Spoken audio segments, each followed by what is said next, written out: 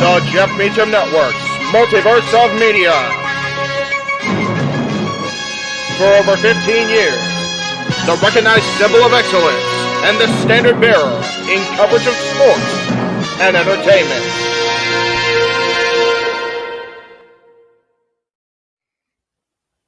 JJ, Jeff, you want to kick this thing off? Because I'm still trying to process everything here. Yeah, it's like, who wants to go first? Yeah, who wants to go first? Well,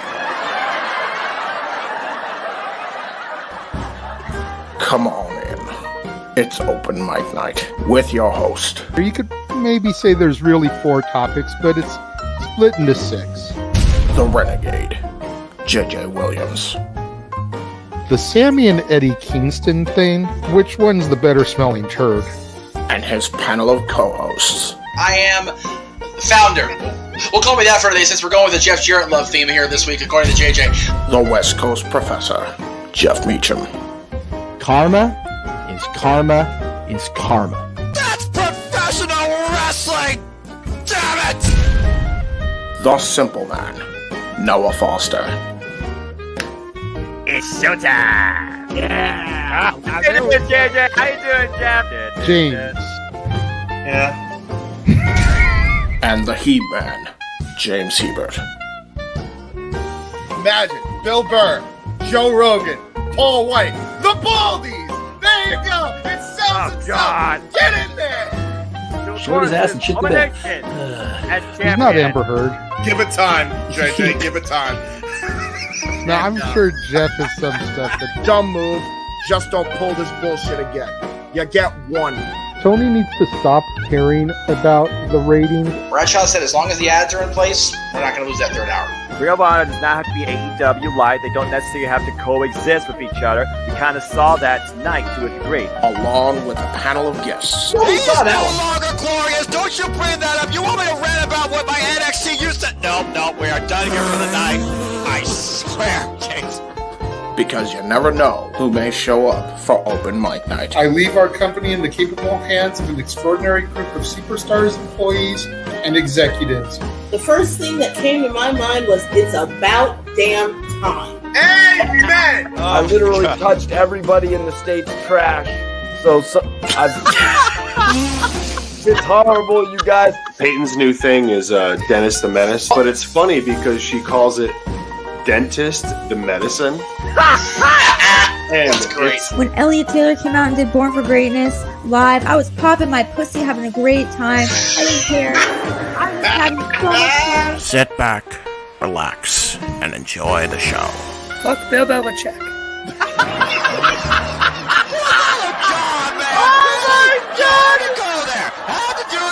Football thing. We had it on wrestling, and then you bring in that shit. That's just how the thing goes off the damn rails. Brilliant, bloody brilliant.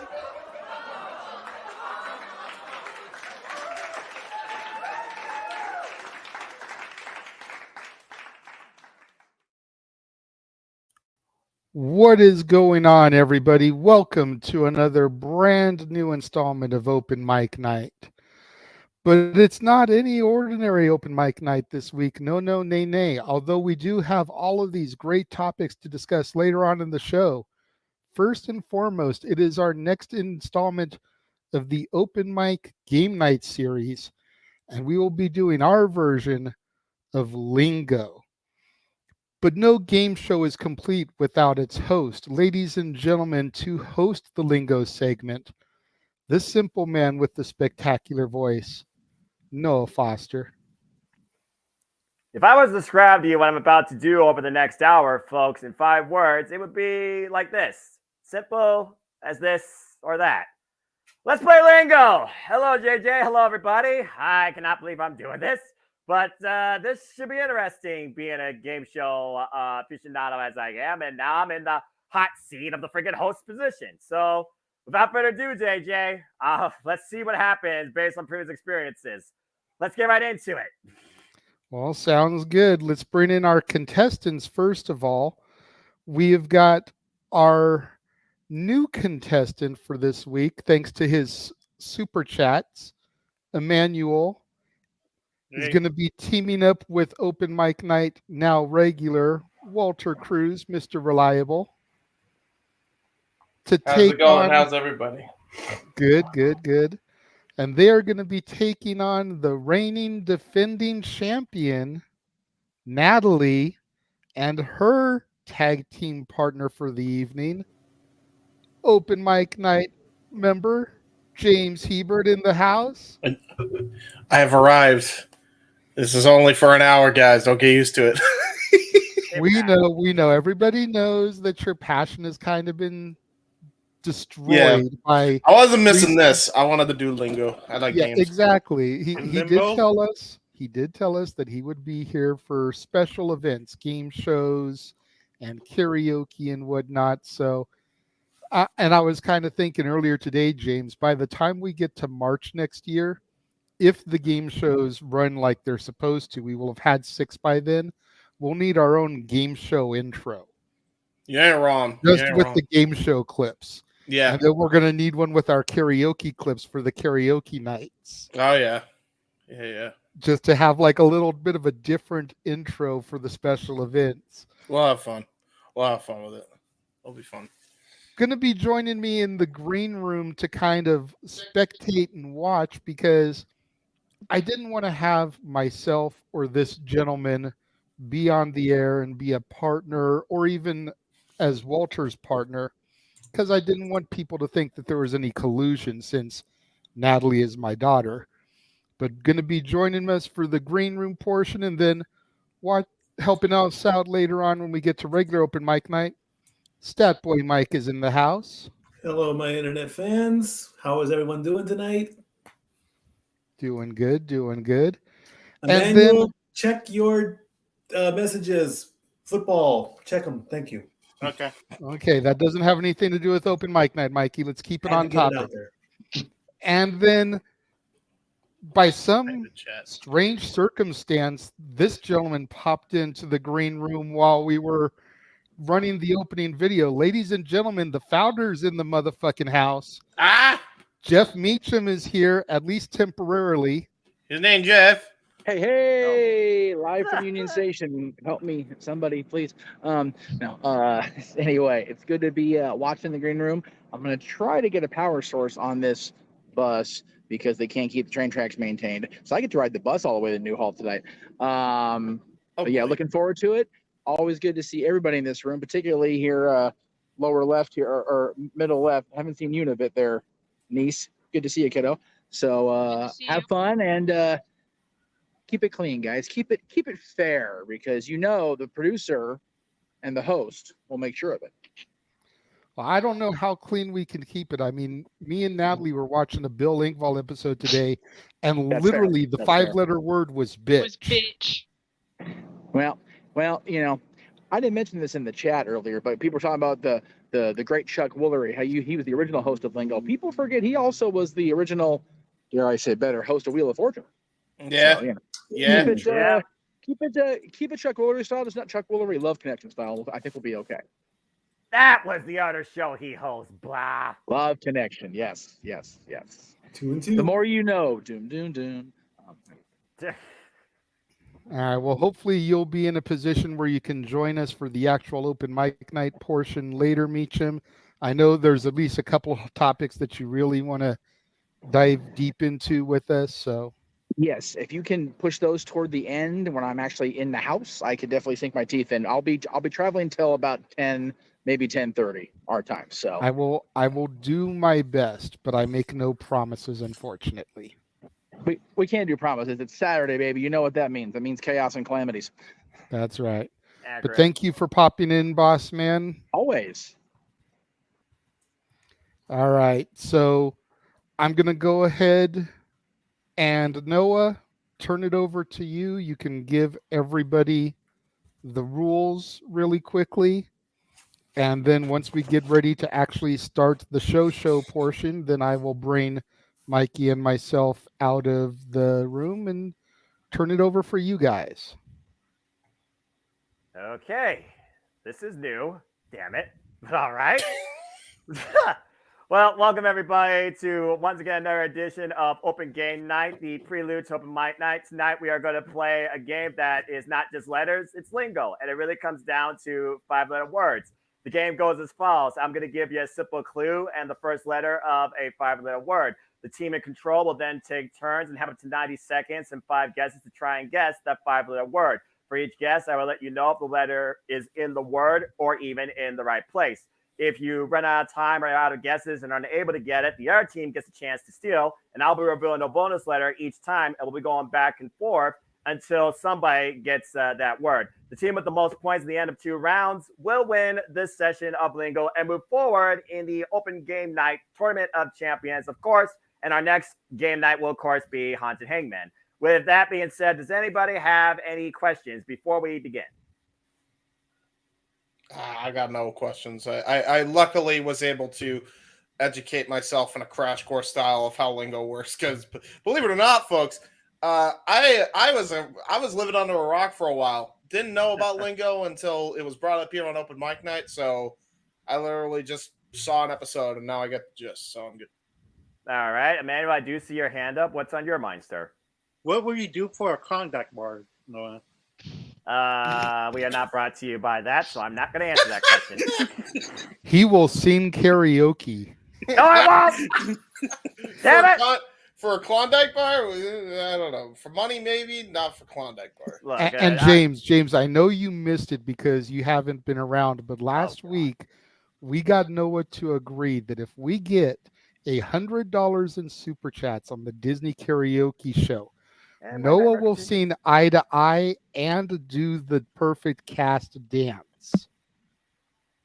Good job, buddy. Noah, why do you put yourself through this? Good job. He's taking one for And the what team. was the? He is taking one for the team. What was the amount for you and me to do the Joya dance, Noah? I forgot that one. Oh yeah, that was a thing. It was freaking. He did it on the last show. It was freaking 25, and me and Attila did it. There you go. Lord help me. Because all right, well, here at the Multiversa Medium, it's not about Joya. No. Oh God. It is about Nola. Noah and Attila. Yeah. Nola. There you go. All right. So enough of that shenanigans for right now. Let's go in. We're gonna bring me and Mikey out of the room. Who is going to go first? Do we know? How are you going to determine that? I don't think your team predetermined it, but since the classic proverb goes ladies first, I will hereby say that Natalie and James, you'll kick things off. Okay. All right. So, JJ, if you want to go ahead and get the feed up for a share screen type of visual here. He's scared. Is he scared? Yeah. Why is he scared? Well, he's got no reason to be scared. It's because I'm new. There we go. My fault. Sorry. All right. Well, so again, Natalie, James, you're team 1. Emmanuel, Walter, you are team 2. Natalie and James, you have 90 seconds. And audience, feel free to play along too. Let's see how well you can actually get lingo. Here is your first letter and your first clue. What an individual. All right. You have 90 seconds. And James, you start off. It starts now. An individual, you said?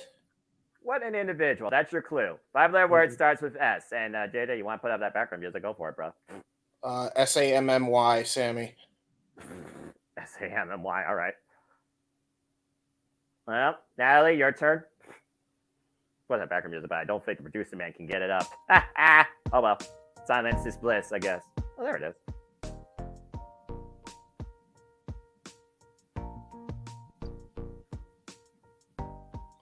Uh-oh. I have no idea. Oh, no. I mean, hey, you already got the S and the A. You're just 3 letters short. This is fun. LLY, maybe? You can try and help her if you want, James. She just yeah, LLY, Natalie, go with. All right, LLY. Sally? All right. Nope. James, back to you. Okay. Did I get Sammy, Sally? Oh God, this why? Why did you have to pick this? Yeah, I thought that was easy. Sandy, S-A-N-D-Y. Oh, all right. Sandy, yeah. Got Natalie. It's play. What you say? Go ahead, Natalie. Sandra. That's no, 6 letters. 6 words. Yeah, all right. That won't work. I thought that too. We. All right. Well, James, Natalie, you ran out of time. Let's go ahead and bring Walter and Emmanuel in, and they are going to get a bonus letter and get a single guess at the word for half a point. And here's your bonus letter, you two. And again, the hint: what an individual. Walter, Emmanuel, you got anything? Saint. S-A-I-N-T. You got it. All right. Nicely done. I was lost on that one. Good job, man. All right. Well, after one word, and so far, the shenanigans are definitely heavily ensuing, and so are the headaches. Team 2 leads, 25-0. Now, Emmanuel and Walter. Almost got your names wrong. That would have been a botch and a half. You guys are in control, so you guys will kick off with the next word. Starts with an E. Here's your clue. Soaring high. Walter, we'll start with you. I'm sorry, you said soaring high? Soaring high.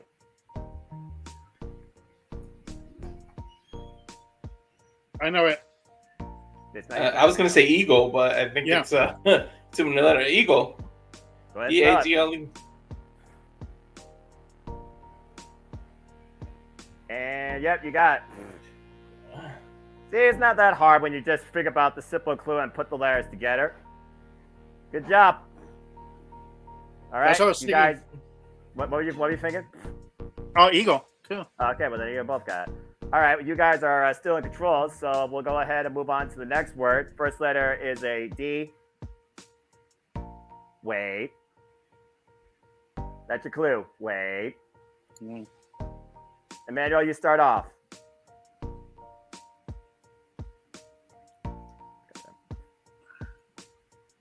Just guess anything if you don't know anything.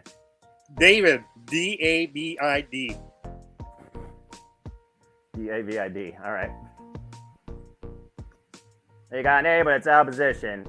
Walter, on to you.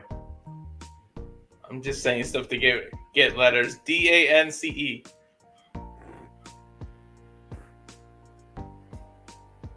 All right.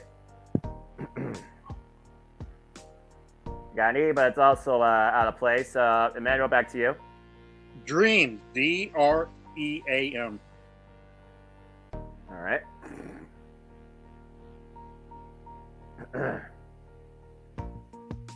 You got the A in place, but you still have the E out of place. And Walter, it's back to you.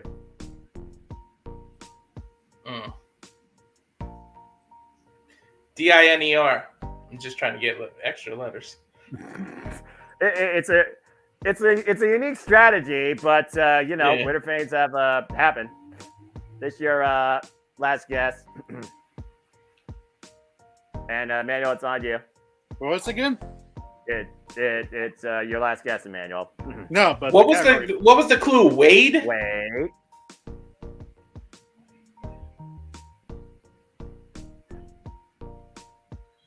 I got no clue. Yeah, me neither. All right. Well, y'all ran out of time, so we'll go to Natalie and James, and they will get a bonus letter. Okay. Again, guys, your clue is wait. Okay. And there's D-E. And there is an A as well, but... Okay, so there is an A as well. Yep, okay. And the A is in the fourth spot to help you out there. Okay. Wow, I would have no idea. It seems like it's like some French word or something. Honestly. Like, this doesn't seem like an English thing. All right, let me think. Wait. What is a simile for wait that starts with the letter D? That's what y'all have to figure out. Just for something. I mean, you might give the other team a bonus letter, but hey, you might be right. I mean, And there is an A. Keep that in mind. There's also an A in the fourth position. Huh. Yeah, dude, I wouldn't have a clue. There's no Don't way. get anything? I have nothing. Like, absolutely nothing. All right. Well, Emmanuel, Walter, they passed the buck to you, so you guys will get a bonus letter. Why? I said that before you get the bonus. I think I know. Delay. DELAY. And you got it. Should have thought of airport. As soon as he said wait, and I saw the D again, it popped in my head. I don't know why. I was like, oh, I know what it is. All right. Well, Emmanuel, Walter, you are still in control after getting that, so we'll keep moving forward. Here is your first letter for your next word. And here's your hint. A little hot? A little hot. And Walter, you start off. A little hot.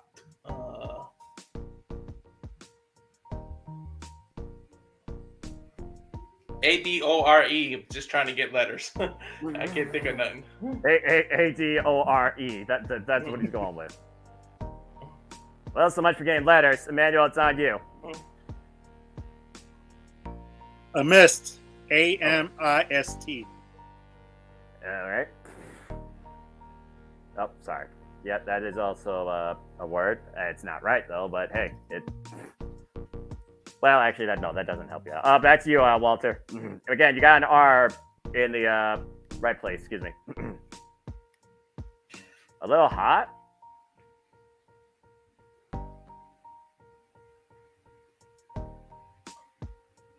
I got nothing, man. Oof, a little hot. No, I'm a little hot in this suit right now. And in the seat. Dang it, Jeff. I got nothing. Just say a five-letter word then, man. Just say a five-letter word. Your time's ticking. Annoy. No.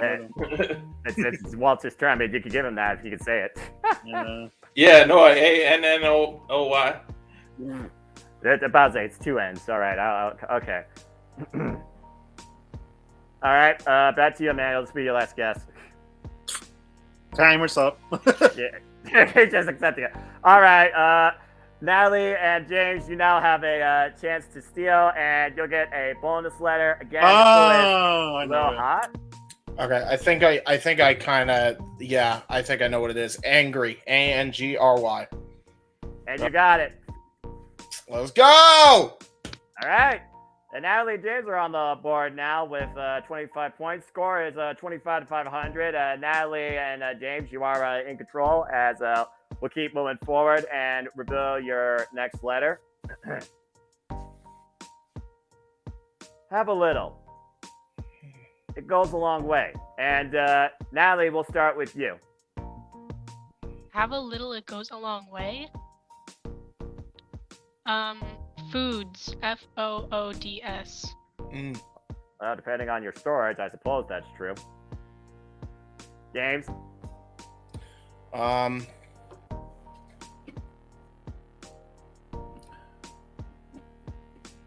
man, I wouldn't. I'll just pick a random word just so we can get some letters on the board. FATAL, fatal. And that's a Mortal Kombat reference, right? Yeah, I don't know. It was like the first word that came to my head. Okay, so we got... You got the F, the A. T is there, but it is out of position. Natalie, back to you. So FA and there's a T somewhere. Okay. D not in the third spot.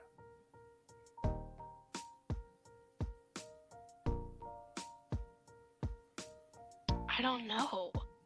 Pick a random word, maybe we can get something. Yeah. One that hasn't had P already. 85 letter starts with F, just say what's on your mind. I'm blanking. Hold on. Favor. FAVOR. Try that. Favor. The J's with the friggin' audible assist. All right, James, back to you. This will probably be your last guess. Remember, you got a T, but it's opposition. No idea. No idea. You got nothing? Yeah, time's up. All right. James, all right. Well, they certainly tried. I expected more from you, but hey, I appreciate the effort. Walter, Emmanuel, it goes to you now, and you guys get a bonus letter. Faith. Faith. And you got it. Have a little faith. It goes a long way. You need more faith in your spelling abilities, James and Natalie. I have faith in you. But that being said, after that, the score now is 25 to 150. Emmanuel and Walter, you are back in control. And Emmanuel, I believe you start off this time. Your first letter is a B. And clue is simply this. Here's the start. Begin. Begin. All right.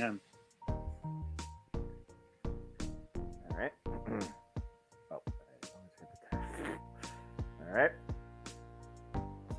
You got an I, but it's opposition. Walter, your turn.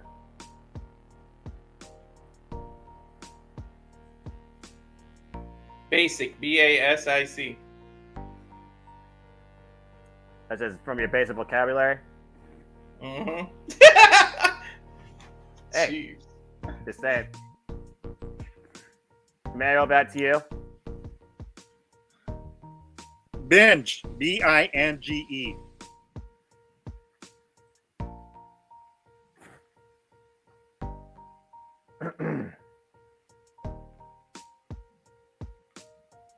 Back to you, Walter. Bagel. Bagel. Binging on bagels. That sounds like a morning. Breakfast. Beginning is breakfast. Well, yeah, it starts your day, but it's also not necessarily the answer here. And your last chance, Emmanuel, on you. What's the category again? The clue category threw me off. Not Will Fortune. Clue is. Let's begin. Or let's start. Excuse me. Let's start. Sorry. Bring. Bring. Bringing your guesses to an end here. All right. Well, that wasn't it. So we'll go ahead and bring in James and Emmanuel. And they now know that there is L opposition. They got the B and the I. James and Natalie, you of course now will get a chance and you'll get a bonus letter. So here you go. And you now know the third letter is also I, thanks to their last guess. And there's an L out of place. Again, clue, let's start.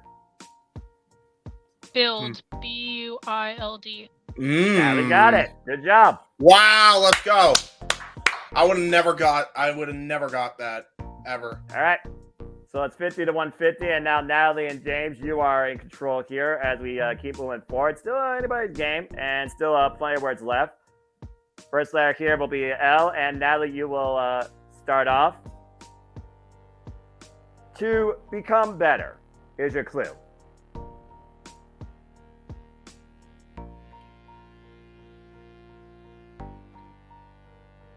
To become better? ELARN.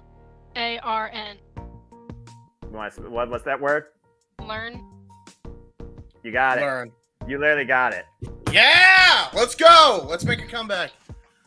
Don't call it a comeback, folks, but it is a tied game now. Score is 150 to 150. James, you kick things off for the next word here. It's Q, and your timer starts now, and here's your clue. Word for word. Quick. Quick.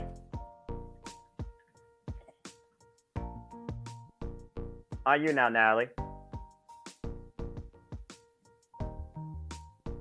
Word for word. I have no idea. Go for a quest. Let's try to get some words on the board. I love this teamwork. That's what you want to go with? Sure. Now, she says with the most confident in her partner. Yeah. Let's see. All right, we have a letter. All right, we got two letters out of place. E what are and T they? out of place. Okay. James, on you. So we're missing one letter. Quet.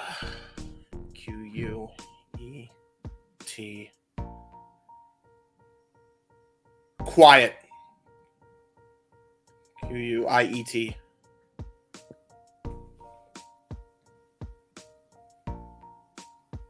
All right. And Natalie, back to you. It's not an I. And ENT's place. But What's the clue again? What's the clue? Word for word.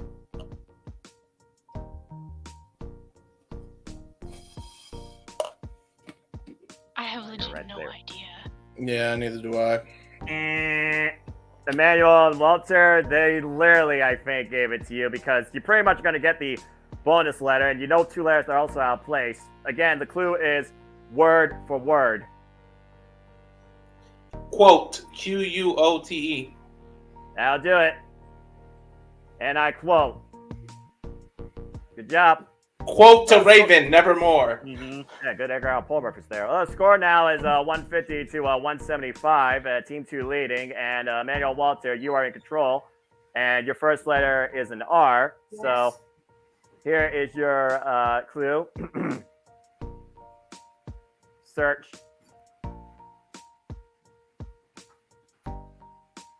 Ready.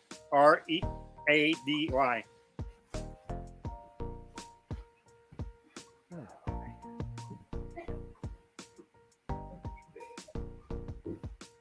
Walter, your turn. R-E-A-C-H, reach.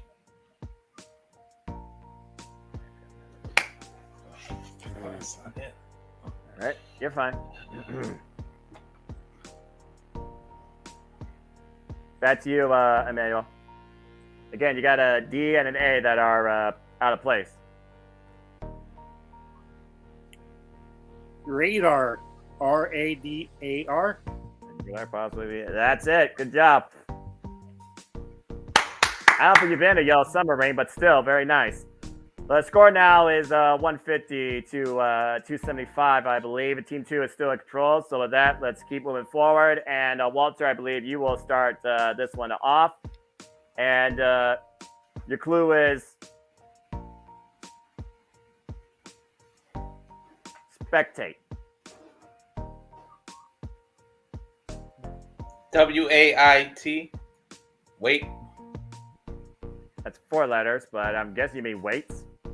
All right, I was about to say.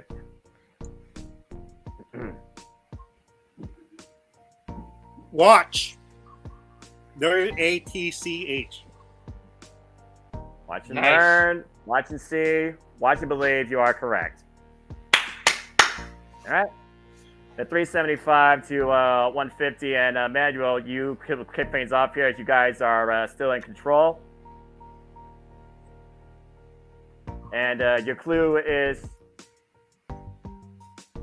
let's transit. And Emmanuel, I believe you kick things off. Motor. M-O-T-O-R.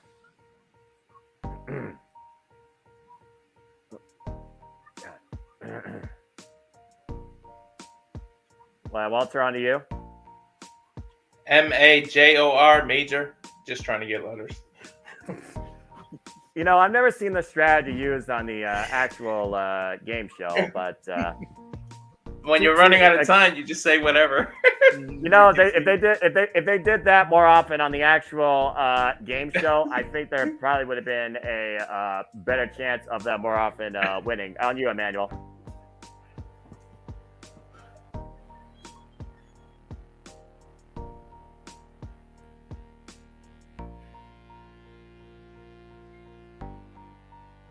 Oh, man.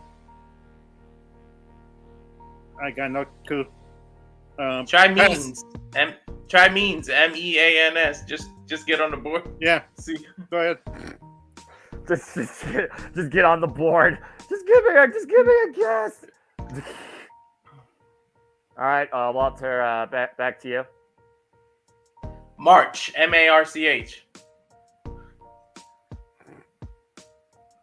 Oh my gosh. On you, man. Metro. M-E-T-R-O. Yeah, that could possibly be it then. Yes, that is it. Very good. Coming into clutch.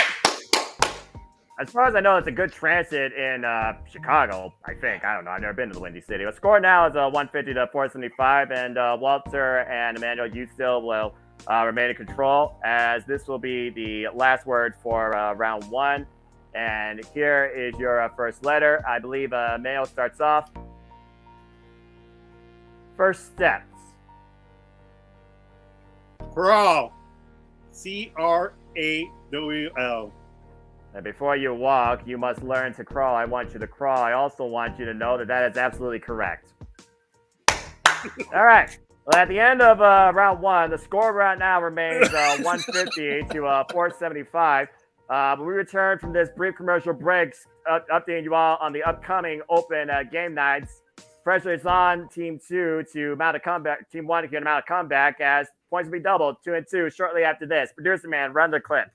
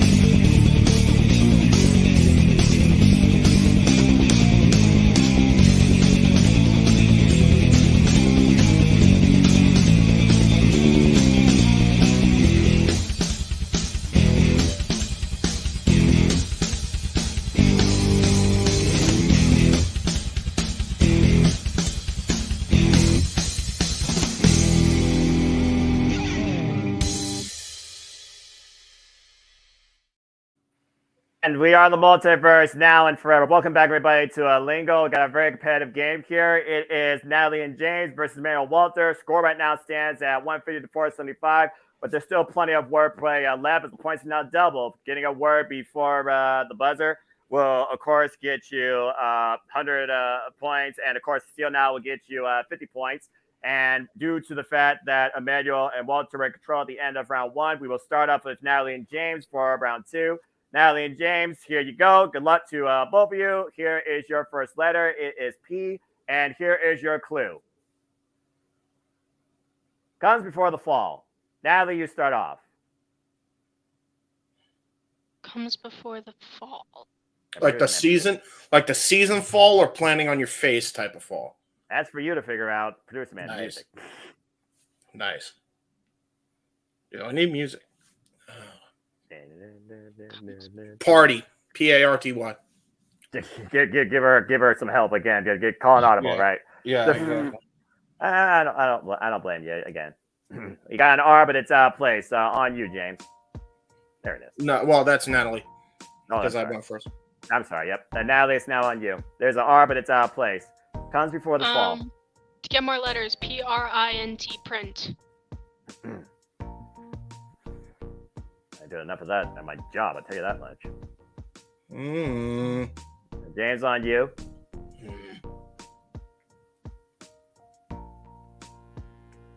P-R-I-S-T, priest, just get letters on the board. That's not how you spell that, unfortunately. Oh, yeah, you're right. Listen to me. Comes before the fall. Comes before the fall. P-R-I. Price. P-R-I-C-E. On you, Natalie. Ooh, okay. This will be your last guess. Damn it. Comes before the fall. And it's time you're out a moment, Natalie. No pressure, but... The timer's up. Yeah, you ran out of time. All right.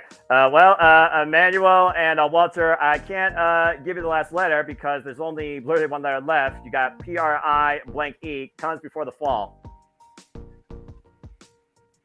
I said pride. P-R-I-D-E. Pride before the fall, and apparently Yep, that I was the thinking fall that. of James and Natalie. You got it. All right.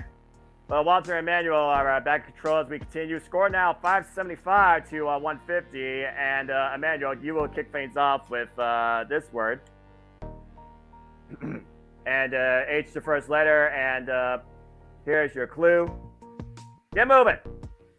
Horse. HORSE. Oh, giddy up. Yeah, Walter, on you. Hurry.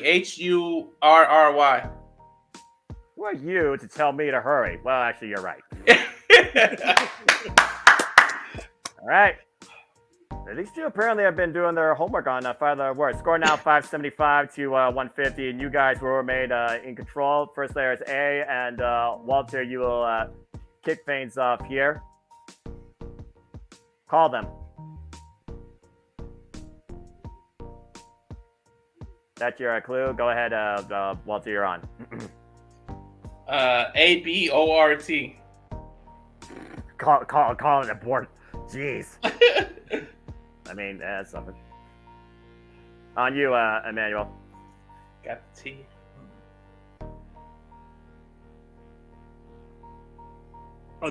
A door. A door? Yeah, a door. ADORE.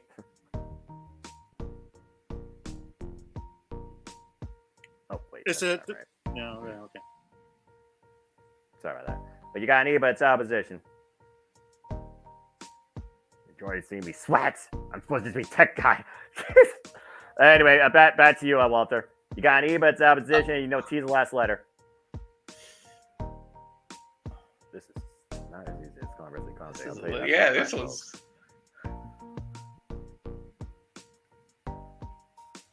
Just say a word, Walter. I'm glad. Wait, AWAIT. Awaiting a response. Emmanuel, on you.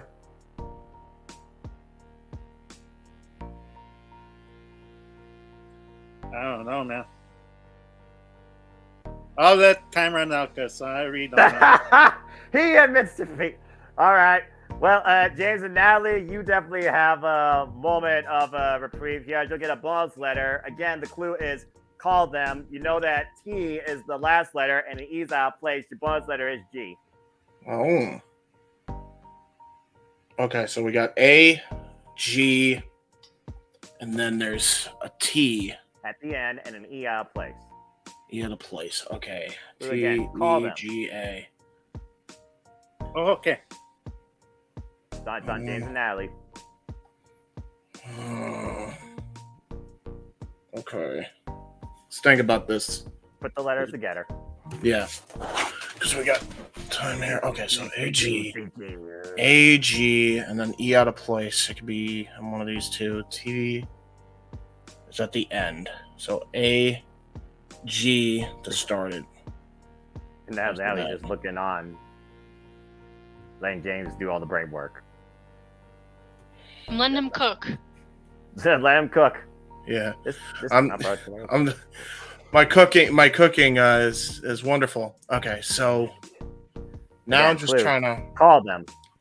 A-G-E. No. A-G blank. I'm gonna give you a few more seconds. A-G. And I don't know. I can't think of the freaking last letter to say in my life. I can't. All right. Well, Walter, Emmanuel, I'm going to give you another bonus letter, and maybe you can put together what this might be. Agent. A-G-E-N-T. I got it. What? Damn it. I should have said it. All right. Well, the score now is 675 to 150. Still playing where it's left. Don't worry, James. Now you still got a chance. But Walter and Emmanuel once again back in control. And your next letter is T. So here is your clue. Style point. Toast. T-O-A-S-T. I like my toast with style, apparently. You got an A, but it's out of position. On you, Walter. A, but it's not. Tally. Just try to get up there. Put a tally in your freaking room. Yeah, let's see if A. Yeah, see how that comes out. A is the second letter. No, but the Y is in there. Oh! Emmanuel, I did something, Emmanuel. I did something. Yeah. You did something.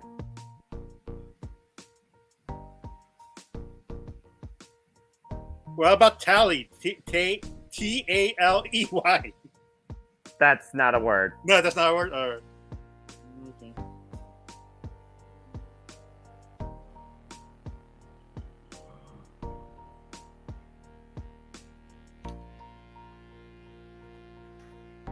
Tames. T-A-M-E-S. Tames the style. On you, Walter.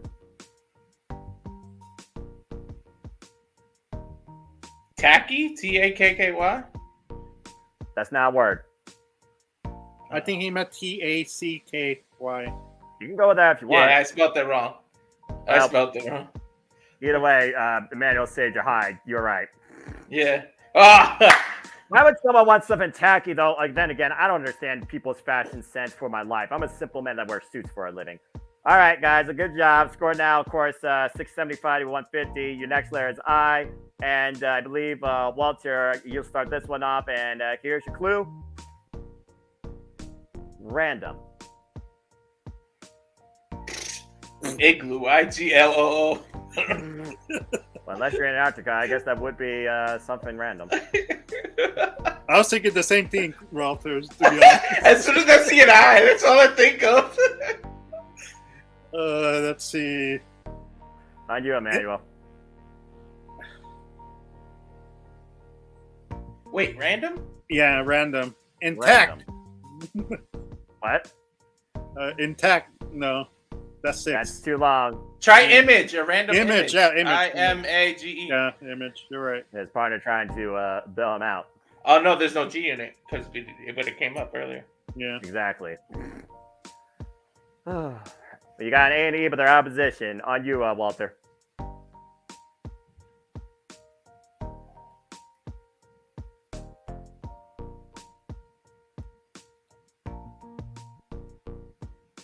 I don't know, man. You could yell something for me because I'm stuck right now. I could sense people in the chat being like, "Why you don't get this?" Again, chat, please do not. Well, chat has no idea what this is. And thank everybody for tuning in to this. I got no clue, man. Input, I-N-P-U-T, just to get up there. Random input. I don't know. He said the chat and made me think, who needs their input? But that was a joke. It's a joke, chat. It's a joke. Well, either way, their input's not going to help you here. You got one last guess if you can. No. All right. Well, once again, James and Natalie finds a chance for a reprieve, and they will get a bonus letter. And again, your clue is random. And you know there's a E out of place and a A out of place. And what was ideas. that? I-D-E-A-S. Yeah, Okay. Random ideas. You got it. Okay, she got it. All right. Yeah. I was gonna ask what the clue was. She got it. Like 4 times. Good job, guys. And if she got random idea, the ideas was the word, and she got it. Let's score now 250 to 675. And again, Natalie and James, you still very much have a chance to get back into this. So let's keep going. Your clue is a Z, and Natalie, we will start off with you. And here is your clue: wild. Zebra. Z-E-B-R-A. And here I thought you were going to say zooms. But yeah, that's right. Yeah, let's go. Sometimes I make it as simple as possible, you know? Again, see how many words can you come up with. Score now 350 to 675. James, it's on you. And here is your clue: taking them. What was the clue again? Taking them. Taking them. Snatch. S-N-A-C-H. I don't think that's how you spell that. I think there's a T, and I think that's too long. Is there? So. Oh, you're right. Yeah, You're right. so that's not a word. I don't know. Smack then to get on the board. Let's see if we get letters. S-M-A-C-K. The smack. Just lay up the smack down on the rock show, and you got nothing. Nothing. Okay. All right, Natalie, on you. Shots. S-H-O-T-S. She took her shot. And she nailed it. Really? Ooh. Very Okay. nice. Score now just like that, getting back into this, 350 to 675. And once again now, it is back to Natalie to kick things off here. Here is your next clue.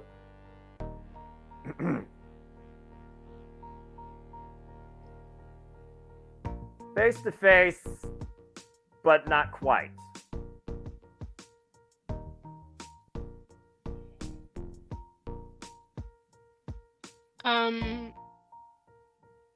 To get some letters, N-A-I-L-S, nails. I don't know if nails could ever be face to face unless she's I don't trying know, to like damn literally letters.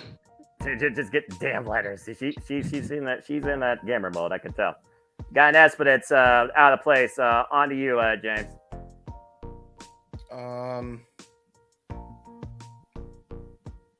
They're face to face, but not quite. Wow. Why am I blanking on 5-letter words with N? This is weird. It's a more common letter. It should. Yeah, you would think. Okay.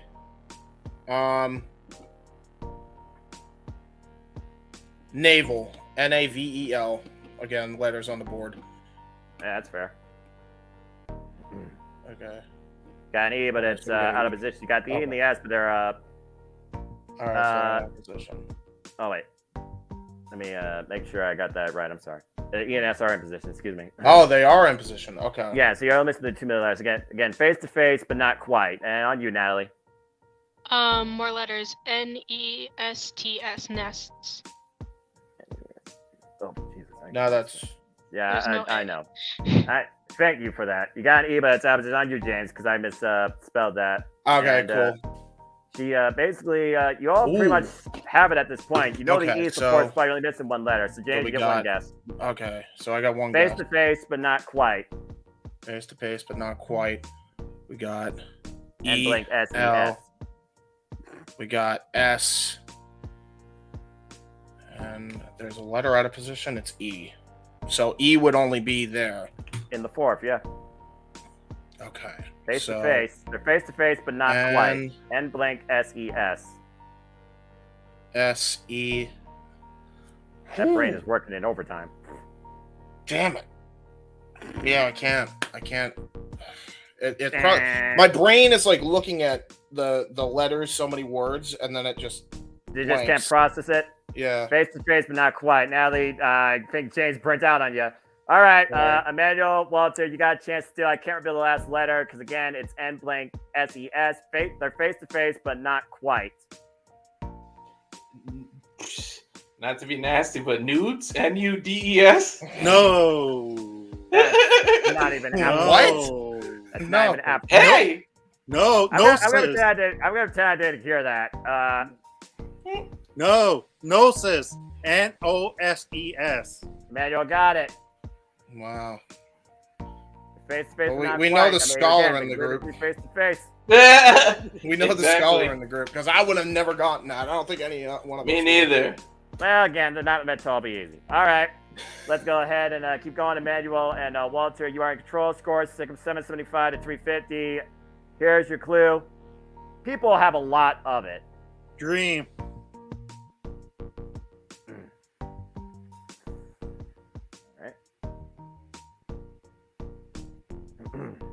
On to you, Walter.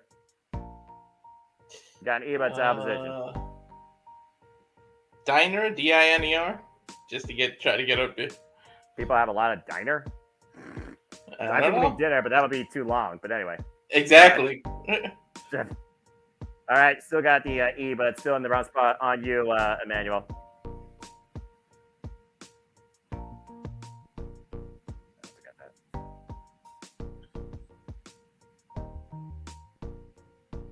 Diets. What? Diets. Diets. People have a lot. People have a lot of diets. There is a lot of diets. I mean, he's not wrong. On you, Walter.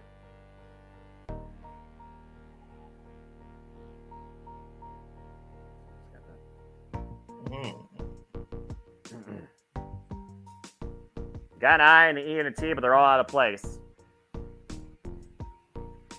Yeah, what the heck do you have a lot of?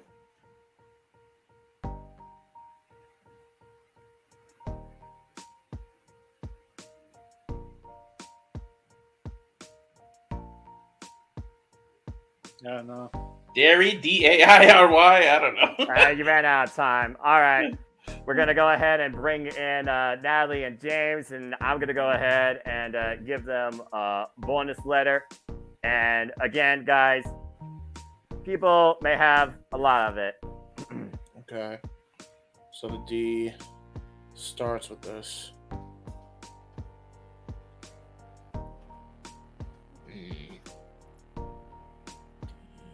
Again, keyword is may in this clue. Anyway, it's on you two to try and guess What? it. What was the hint again? People may have a lot of it. Noah, make sure that they have 2 guesses in this one. Well, again, it's one Yeah, guess. We go back and forth. So. No, give them 2 in a row because of what happened with me. Because of what JJ said in the chat. Yeah. Okay, that's fair. That'll balance it out. guesses. Yeah. That's fair. Okay.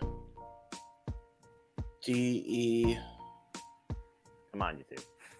No idea. Put it together. I'm trying to think. I'm don't so have lost. At Well, least, yeah. If it helps rest both of your brains here, we'll go ahead and call this a draw on this word. But as the timer expires, the winners of the first ever open game night lingo is Emmanuel Walter with 775 as the time has expired. Congratulations. Yeah. Natalie and James, you put up a great effort. Again, people may have a lot of it. The word was debit. Wow. Oh. Thank you all for tuning in to this open mic night prelude, open game night special. And remember, if you don't know, it's not just words, it's lingo. We'll see y'all next time as we prepare for our open mic night. Thank you to everybody that has tuned in so far, and thank you to everybody that has played along. And stay tuned for the Renegade to be back in the hot seat once again so I can breathe and drink a Mountain Dew. Thanks for tuning in. That was very cool, you guys. I think that went very well. Congratulations to Emmanuel and Walter. Emmanuel, you will now get to come back next month for Haunted Hangman. That'll either be against your sister if she is able to, since she super chatted a while back, or if she's unable to, whoever the highest super chat that we can get will be your opponent. But all right. And then since it's Wheel of Fortune style, there won't be teams. It'll just be one-on-one. And no Will. Natalie, valiant effort. Sorry to see your championship reign get dethroned. You can blame me. It's fine. I bombed. I bombed so bad. That was so horrible. She came to a boss of me knowing the words. You got a couple of good ones though on the I'm first so try. sorry. Yeah, she did. I was very proud. I of her on apologize to those. everyone that I went there with the N-word. So and not that N-word, guys. Walter, Well, you at least it wasn't that N-word. Well, there's at least that. Exactly. Yeah, it wasn't South Park with Randy on Wheel of Fortune. I was gonna say I saw that clip. See, here's where they won. They got like 3 in a row that were like easiest words to ever think of. Yeah. Like Natalie and I only get like one that was actually like, oh, zebra. Yeah, no shit. And he and I got one. I got one on the first try, and then he did too. Yeah, you guys got lucky on 2, and then like easy. You guys got lucky also on 2. I kept track, but then some of them you're like, We got all the complex ones. Why you gotta give the autistic kid complex 500 words? It's never gonna end well. I don't know what's complex for an autistic kid. Listen, I am the autistic kid in this equation. Okay, here's a problem. My brain's more complicated than starter map. All right.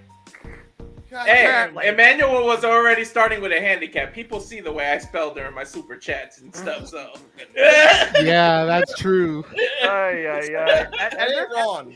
And this proves the point that all correct is bull crap. Once Walter said the N-word, I was, no, I know the word, Walter, what are you doing? Yeah, I'm gonna go with the N-word. Everybody collectively. Nudes?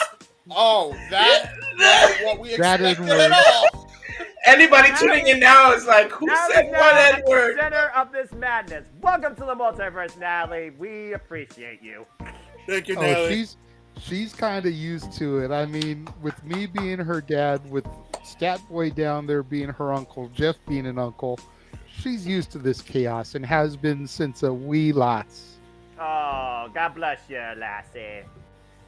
I think you did a good job, Natalie. You know I love you. You actually did way better than I did. You And the carried one my that you fat got on the ass. very first try, I mean, well done. You carried my ass for sure. Like I wouldn't have guessed like half the definitely words.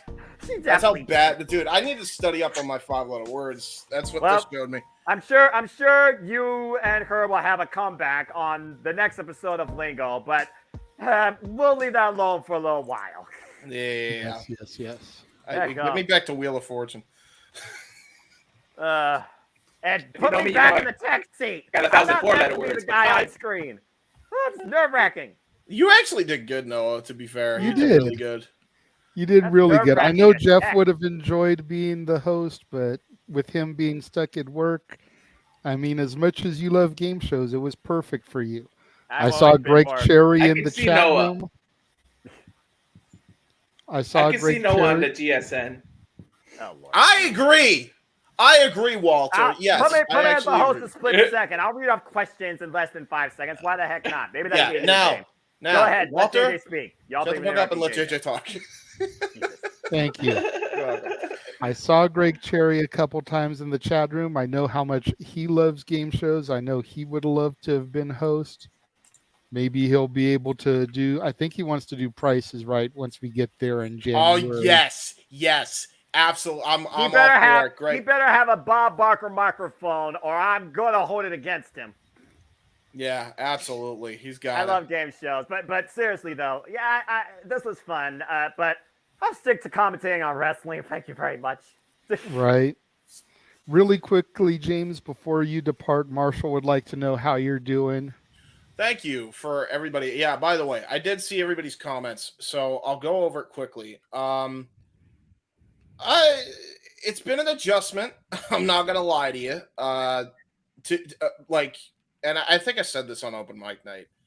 When you leave something because of just how ridiculous it makes you feel for so long, and it's been overload. 2 decades of your life, it's definitely an adjustment period you go through. But hey, there have been some pretty good days. I've actually been kind of getting back into some other interests that I haven't really had the opportunity to really get back into. NASCAR is one of them. Hi, Step Boy. How are you? Yeah, like just being able to kind of get back into that swing of things, and just in general, getting into other interests, like really delving into stuff I just haven't been able to in a long time. Which I'm not going to reveal all of my interests, because there may be series on the way that don't pertain to wrestling that may involve some of them. So wink, wink, nudge, nudge.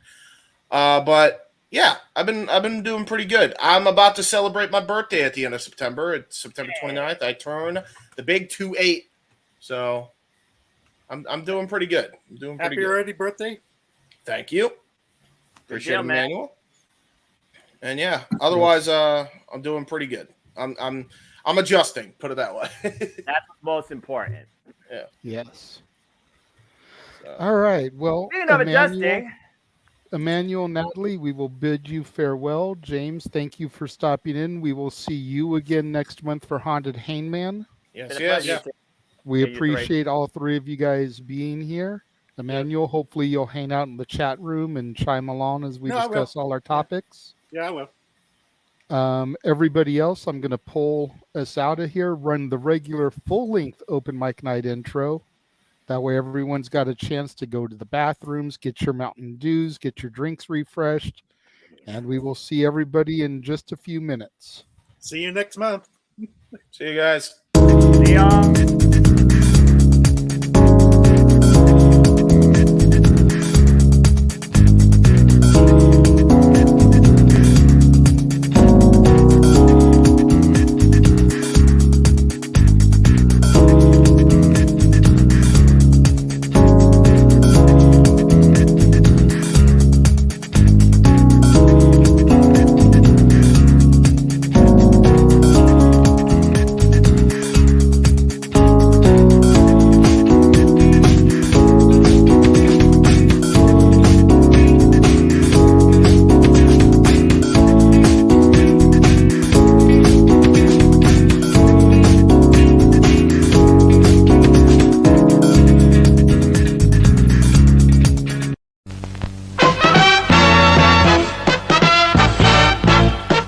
And now, preview time. So let's take a look at what's coming your way.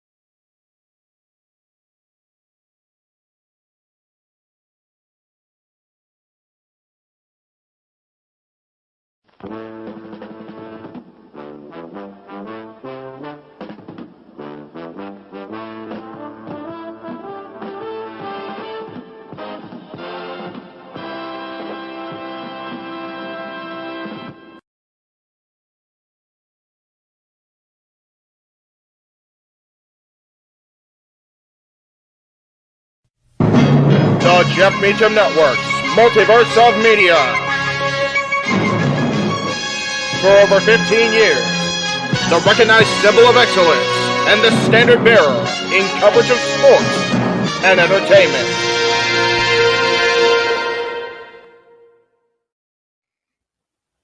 JJ, Jeff, you want to kick this thing off? Because I'm still trying to process everything here. Yeah, it's like, who wants to go first?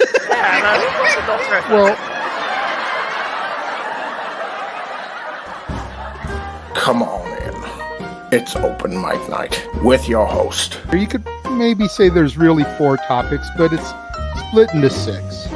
The Renegade, JJ Williams. The Sammy and Eddie Kingston thing, which one's the better smelling turd? And his panel of co-hosts. I am founder. We'll call me that for today since we're going with the Jeff Jarrett love theme here this week, according to JJ. The West Coast Professor, Jeff Meacham. Karma is karma is karma. That's professional wrestling! Damn it! The Simple Man, Noah Foster. It's showtime! Yeah! How you doing, JJ? How you doing, Jeff? James. Yeah. And the He-Man, James Hebert. Imagine Bill Burr, Joe Rogan, Paul White, the Baldies. There you go. It sells itself. God. Get in there. Too Short his ass and shit the bed. He's not Amber Heard. Give it time, JJ. Give it time. No, I'm sure Jeff has some stuff. Dumb move. Just don't pull this bullshit again. You get one. Tony needs to stop caring about the ratings. Bradshaw said as long as the ads are in place, we're not going to lose that third hour. Ring of Honor does not have to be AEW light. They don't necessarily have to coexist with each other. We kind of saw that tonight to a degree. Along with a panel of guests. He is no longer glorious. Don't you bring that up. You want me to rant about what my NXT used to... No, we are done here for the night. I swear, James. Because you never know who may show up for open mic night. I leave our company in the capable hands of an extraordinary group of superstars, employees, and executives. The first thing that came to my mind was, it's about damn time. Amen! I literally touched everybody in the state's trash. It's horrible, you guys. Peyton's new thing is Dennis the Menace, but it's funny because she calls it Dentist the Medicine. That's great. When Elliot Taylor came out and did Born for Greatness live, I was popping my pussy, having a great time. I didn't care. I was having so much fun. Sit back, relax, and enjoy the show. Fuck Bill Belichick.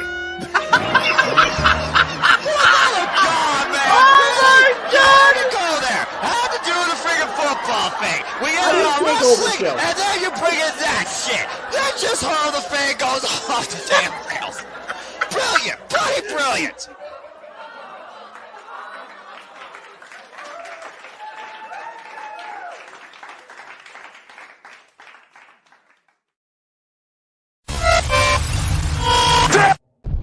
We're here. What is going on, everybody? Welcome back to Open Mic Night, the Saturday Night Shenanigans. It is I, once again, your host and moderator, the Renegade of Wrestling, JJ Williams. That was a fun... I lost it for words of what to call it, but that was definitely an experience. We'll say that. Noah, I know that you are the simple man. You like to stick to commentary and technology, but yes, the panel, everybody that was here, everybody in the chat room seems to think that you did a hell of a job, sir. So, round of applause for you and your hosting duties for the game show nights. Thanks. Again, I'm happy to help whenever I can. I always flex the dynamic, and the fact that I had to become the Bill Ingram format of lingo 5 minutes prior to showtime and pull clues straight out of my you-know-what just comes to show how much I handle pressure and can adapt on the fly. But it was fun. I hope everybody did have a good time. Looking forward to whatever's ahead tonight and the next game night as well. And again, congrats to Manuel and Walter, Natalie and James. Great job. James, take care. It was a pleasure, JJ. Absolutely. Well, first person we'll bring in is one of the contestants, or was one of the contestants' partners who's hanging around for the show. Walter, well done on the show, sir. Good job. Thank you.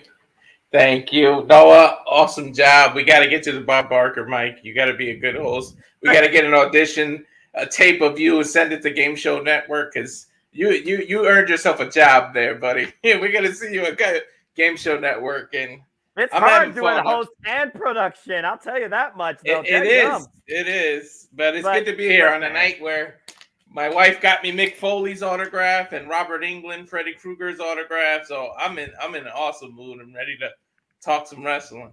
Damn it! But I digress. Matt, good to see you. Matthew, thank you again, chat. And I was scrolling through during the intro. Greg, I'm glad you got some of the words as well. And I hope again that the chat enjoyed that. Stay tuned for more of that. And yes. I'll do this little tidbit from now on. If people want me to come into the light like I did last week at the premiere, super chat for it, minimum $5. Then I'll turn the lights on. Anyway, there you go. And again, if you enjoyed Open Mic Night and you would like to face off against Emmanuel and Haunted Hangman, which is basically our version of Wheel of Fortune, just with no wheel to spin, the highest super chat will get that honor. We do have his sister Arlene waiting in the wings. She super chatted a while ago for the opportunity to be on a game show. However, her work schedule has kind of been up in the air. So if she's able to make that one, she will automatically face off against her brother. If she's unable, the highest super chatter will get the honor. If Arlene is able to make it, then whoever submits the highest super chat will just move to the January one, and they'll get to face off on The Price is Right against the winner. So whatever happens, you'll still be locked in as a contestant, able to compete, whether it's October or if you have to hold off until January. There you go. I'll come in as Rowdy. I don't have a freaking bright jacket, but I can definitely do that. God bless that man. That's one of the most immortal voices in game show history announcing. I don't care what you tell me. Next to Johnny Olsen. Anyway. And Emmanuel says he wants to cut a promo against his sister if he wins. Oh, God. Awesome. Here we go. The madness begins.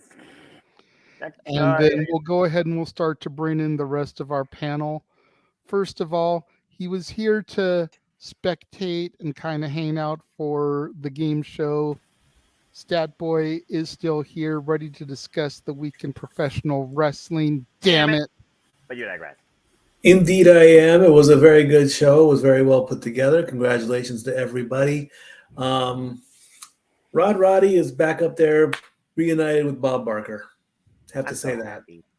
There you go. Mansfield says the next team game night, Noah and Arlene need to team up. I haven't participated in a game night because I'm the guy that's always producing stuff, but hell, I've already done every other role. Why the heck not? There you go. See what happens. What game that's going to be. And then speaking of the Meltzer of the multiverse, the Cleveland combatant, let's go ahead and bring him in as he is here. Josh is here on the panel this evening. I am an exhausted cripple. What an oh my God! What an opening statement. I did not expect that. No, I've been up in Cleveland for most of the afternoon. I didn't get home till about 10 o'clock my time. So I left here around 3, so I'm a tired boy. Well, at least you're honest. And I'm still thriving off a Browns win last weekend, looking for another one on Monday. Save it for the sports bar. Oh, wait, you haven't shown up yet. I haven't seen a link, so there has not been a link posted. You cannot, no. You cannot talk football unless it's in the sports bar. That's a rule. Show up on Tuesday and praise your team then. Put the link in the chat then. I do. You always come up with excuses not to show up. Okay, children. Okay, this is not Stat Boy Sports Bar. Flag on the play. 5-yard penalty. 2nd down. Red flag. I challenge it. That's a tough shit. Sport. This is my show. Challenge it on your show. Are we talking football or football? All right. The JJ, only real football, American football. Damn it. God, but you digress. All right. Enough. Hey. Enough We have madness. European fans. Shush. Enough madness from the peanut gallery before we get the woman that needs to say the classic line. All right. Give JJ back the damn mic. Thank you. Jesus. There you go. Love you, JJ. So, whatever, Mansfield. Stop using my stuff. I used my brother first. All right, JJ, what's up? Give me 1 second. I am sending Datilla the link in case she wants to join us. The mighty Datilla, as always. Please follow her at Rangers of Wrestling for all your latest in wrestling reviews and Power Rangers content. Yes. Starting right off with the $2 super chat from Emmanuel. Now that AEW versus WWE has officially started, I don't know if they call it AEW versus WWE, but we will definitely get into a little bit of talk about both of those, Emmanuel. Because we've got as you saw in the graphic, we've got a lot to get through. We're going to be talking about the TKO merger and what it means. and kind of how things have gone with the first shows under the TKO banner, which were Tuesday's NXT and yesterday's SmackDown. We're going to talk about the return of Nia Jax and the departure of the Dyad, or as some people know them, the Grizzled Young Veterans. Thank you. Jade Cargill, what is going on with her? Is she gone from AEW? Is she WWE bound? Will she sign another deal with AEW?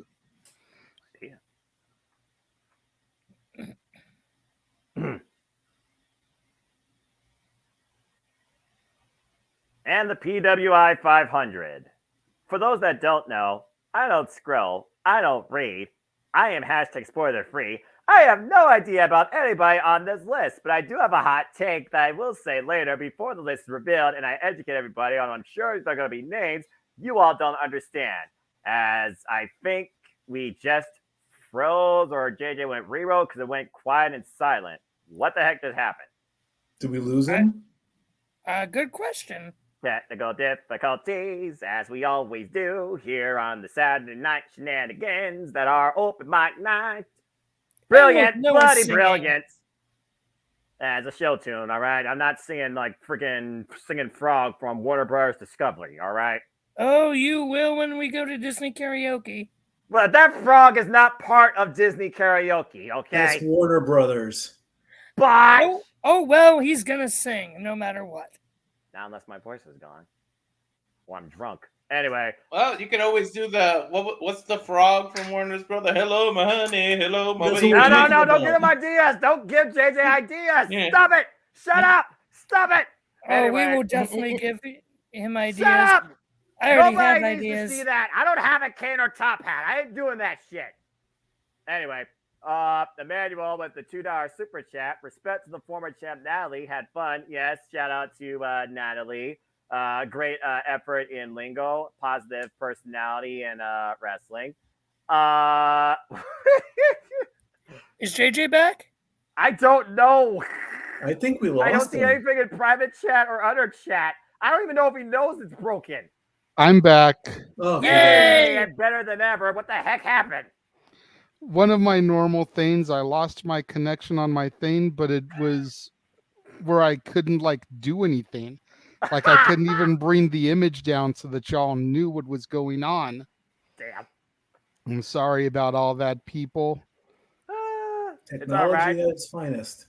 We just turned to an audio podcast. We need to upload this thing to Podbean. Anyway, Emmanuel with another $2 super chat, as he always likes to even things out. Respect to the former champ Natalie. Had fun. Awesome. Emmanuel says he blames himself. He broke things by donating.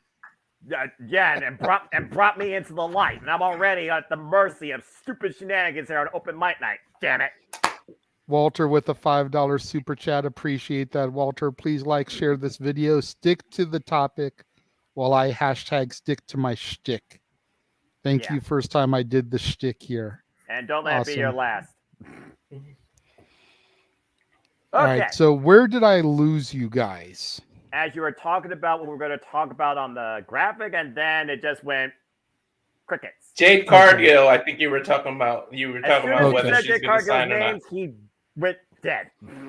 Okay, so we're going to be discussing Jade Cargill. Is she WWE bound? Is she going to re-sign with AEW? Blah, blah, blah. And then we're going to discuss the top 10 of the PWI 500. We're definitely not going to go through all 500 because that'll take forever. I'm sure I could educate you on probably half of them, but I would do, if you were going to do honorables, just do top 15. And you know, I'm just going to say this right now. I'm just going to say this right now, just so it's out of the way, because he's the host, but I'm just going to give this simple take. I don't look at the list. I don't know anything about this list in advance. I'm hashtag spoiler free. I don't scroll. I don't feed into, I don't read into this nonsense. It only comes up discussion here. It's a completely subjective list. But I am going to say this as a fan. A certain individual does not need to be number one this year. Okay, let's keep going.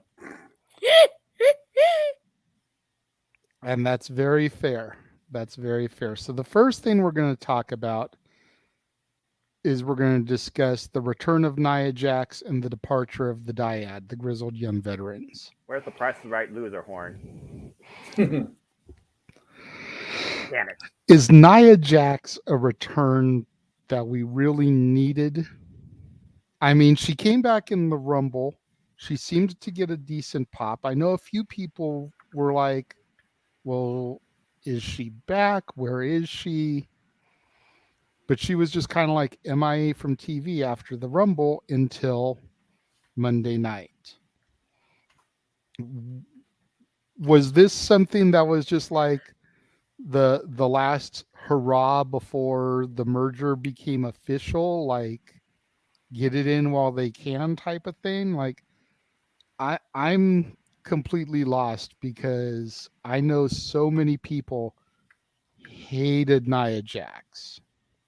Not necessarily the workers, but the fans just seemed to like really loathe her because she was accident prone and injury prone.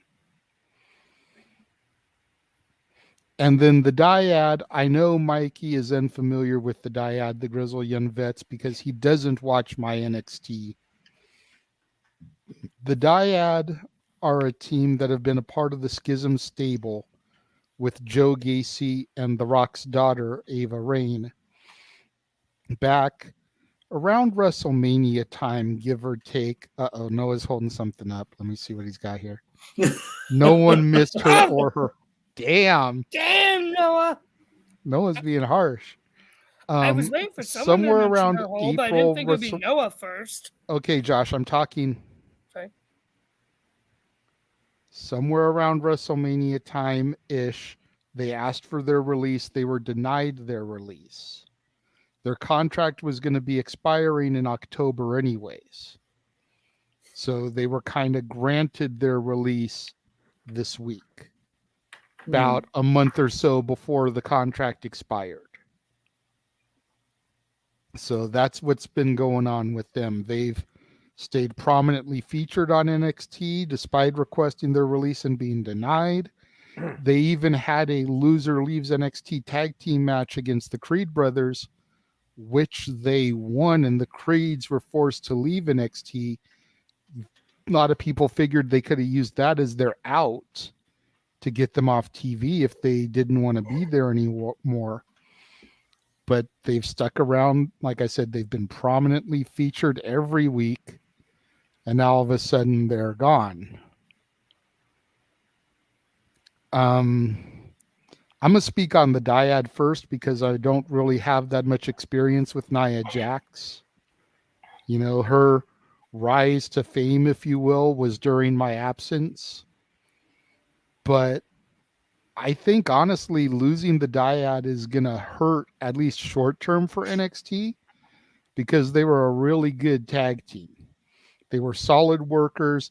The gimmick may have been stupid, but they were really good workers. They could have great matches with anybody. And as me and you have both admitted, Noah, the tag team division on both sides of the gender spectrum is way better defined in my NXT than it is on the main roster.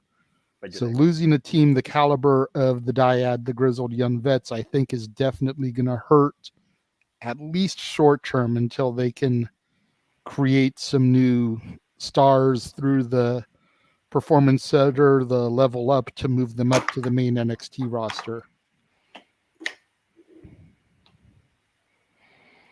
Yeah. Noah, I'll go ahead and go to you first.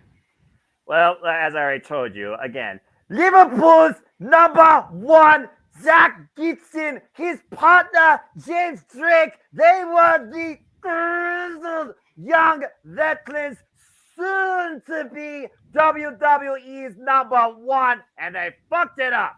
Anyway, yeah, they had a gimmick on your NXT, not my NXT, but I digress. And yeah, there could have been a very valuable part to the tag team division. But now, I guess, you know, where do they go from here? Do they go back to the UK, whatever's left of that, with Progress and ICW? Do they maybe become part of Impact Wrestling for a short stint like Subculture did? For me, I didn't see much come out of them as the Dyad. in your NXT. It just gave them a bit of a role, and they didn't get like a real opportunity to even show what they could be as a tag team. They were character filler.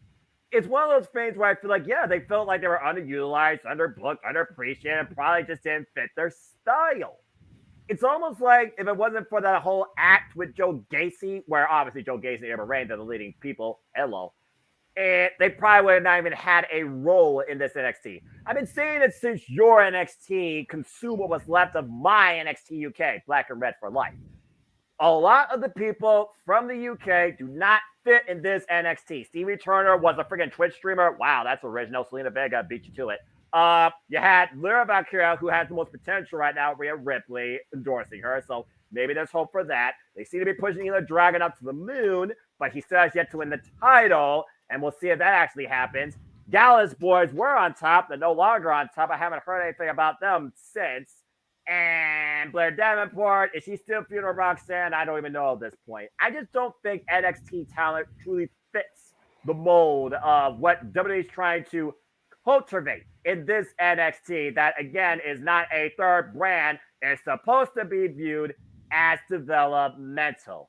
I never really bought into the whole Dyad thing. Again, when the grizzled young veterans lost what made them that in the first place, to me, they kind of lost their way in WWE, and I think WWE lost their way with them, or didn't have a way with them in the first place. I hope to see them move on to brighter things, go back to the UK, or show up in Impact, or the one place that knows how to handle tag team wrestling to the highest degree on platform, whether you want to admit it or not, AEW. That's fair. To answer Marshall's question real quick, is the current NXT your NXT? Yes, Marshall, this is my NXT. It may not be Noah's NXT. Damn it. It may not be Walter's NXT, but it is my NXT. Look, like I said, I recognize it's not Skittles anymore. It's better than what it used to be, but it's still not my NXT. It never will be. And no, I did not see Nia Jax returning. Go ahead, Walter. What's up? I'll admit this past Tuesday, it was my NXT. I wasn't missing that Becky Lynch match. There you go. See, and we'll get more in depth to that when we get to the TKO portion, because part of me wonders if that was part of the TKO merger. But again, we'll get to that momentarily. Yeah, the Nia Jax thing, I didn't see coming. I never would have guessed that would have happened in a million years. Me neither. I am completely indifferent about Nia Jax. Josh, Mikey, anything that you would like to say regarding the Nia Jax return or the Dyad departure? Go ahead, Josh. I'll finish it up. Okay, so I saw Nia Jax, and my first thought was, are you fucking kidding me? Damn it! That was literally my reaction when she showed up on my screen. I'm like, well, it was rumored for months. There she is. And yeah, I wasn't the biggest Nia Jax fan towards the end of her run, for sure. I liked her when she had her feud with Alexa Bliss and won the title from her, but she really was not that good afterwards, honestly. But despite what us fans may think of her and her character and in-ring work, etc., the fact remains that she still does have friends and support in the back in terms of the locker room, and we've seen that in recent months, and we've seen that when she returned. So I am willing to maybe try and give her a chance based on that. We'll see if it's deserved or not in the long run. In terms of the grizzled young veterans, oh my gosh, how the fudge nuggets sorry, could they get wasted like that in stupid Schism? Like, I'm sorry, Schism's stupid. It just did not make sense. Grizzled young veterans had so much more potential. They should have been main roster bound and tag team champions by now. I would have loved to have seen them against Pretty Deadly at this point, but we're never going to get to see that because instead of just saying, they wanted their release. Why? Because Schism's stupid. So why don't we just get them out of Schism, send them up to the main roster? But no, unfortunately not. And this is nothing against Joe Gacy or the Rockstar. It's just the whole entire thing is just you're trying to make it Undertaker and Bray Wyatt combined 2.0. It doesn't work. Like, I'm not sorry. So good luck to them wherever they end up. AEW probably, let's be honest. And we'll probably see them feuding with the Young Bucks eventually. Or the Hardys. I'd like to see them against the Hardys, not gonna lie. So good luck to them, and hopefully they do come back one day. That's it from me. And people will have their shoes up in the air. I miss that gimmick. I don't know about AEW. AEW has already been criticized for taking too many of the WWE rejected talent. Yeah, that's true. And with the Punk situation, with the potential Jade situation, I don't really know if they need to sign a whole bunch more people. And again, we'll get into that when we get to the Jade topic, because I feel like it's all going to kind of thread together and get related there. But they've already got more people than they can manage in AEW. With the potential max exodus from WWE with the merger, and again, that'll be coming up in the TKO portion. I just don't know if they need to be signing more people. They don't need to sign them, but it wouldn't be a bad idea to showcase them, like if they're trying to do just some sort of like international like tease again, or do some with Ring of Honor, like you see people now Ring of Honor. But honestly, at this point, like I said, Impact's probably the best bet. Plus, they are going across the UK next month. Just saying. That's fair. That's fair. To Marshall's point here, there is a Billy and Chuck type tag team in the modern era. They're either called the Acclaim or Pretty Deadly. I go with the Acclaim. Yes, boy. Both sides have one. The difference is that the Acclaimed actually has one member who is legitimately homosexual, unlike what Billy and Chuck pretended to be in Anthony Bowens. And Pretty Deadly, at least to my knowledge, neither one are legitimately gay. It's all just a shtick, much like Billy and Chuck. So, I mean, Who's you're your better own. in the ring? You're your own person. You're your own choice. The bottom line, to wrap a bow on this for Statboy, I'm sure is going to give us a good old rant. Dyad was a waste of two great talents, and many people outside WWE did not miss seeing Nia Jax in her glory hole. So there you go. No. Really quickly, Statboy, before you bring it home, I do see Walter with his hand up. Did you want to touch on the point that you made here, Walter? Yeah, I was gonna. You wanted to go last, that because mine's is quick because I don't watch NXT like that. So all right.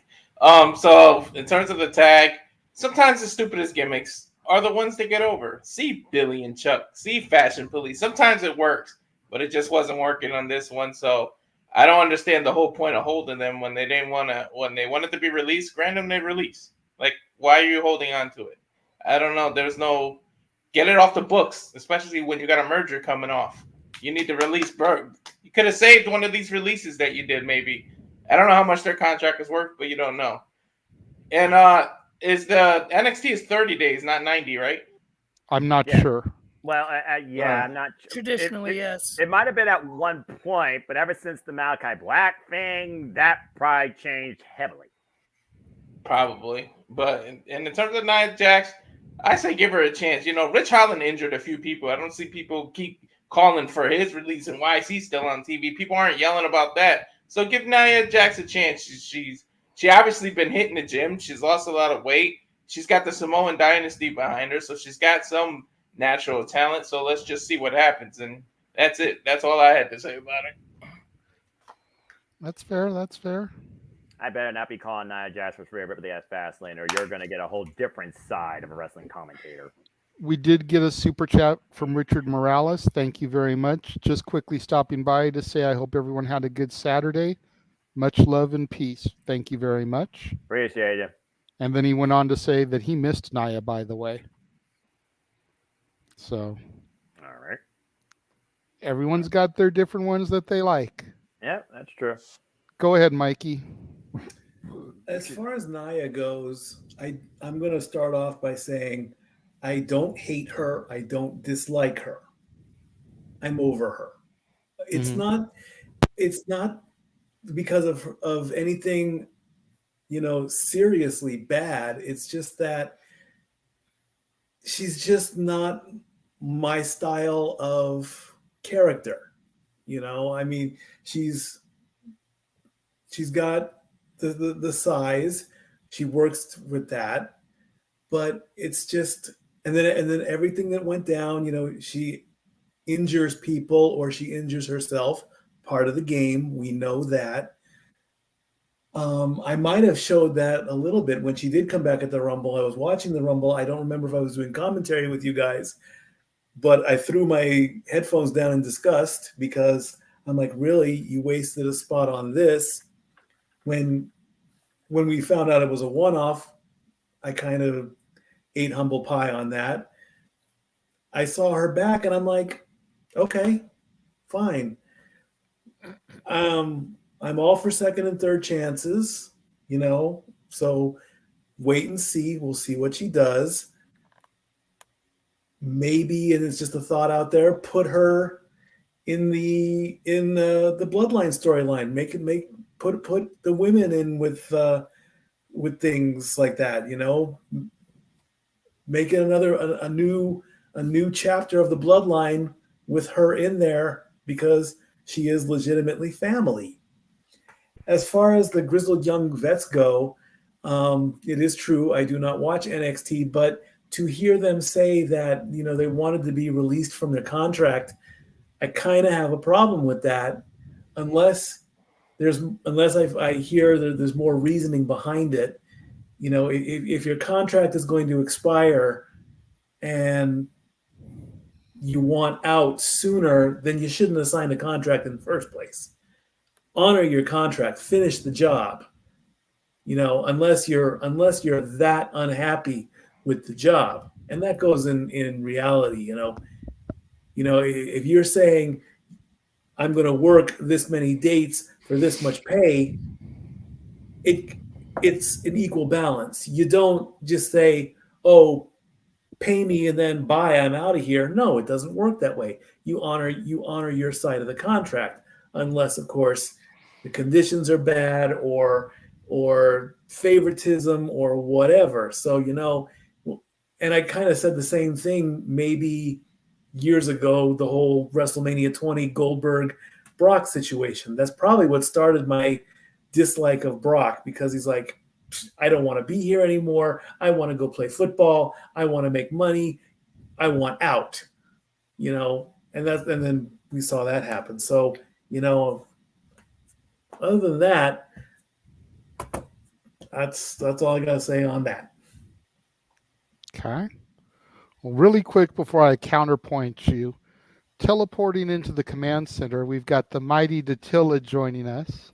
Hey, everybody. Welcome to the party. The Morphin Grid. I just got back from saving Angel Grove. There you go. But to counterpoint you, Mikey, would you say the same thing to William Regal,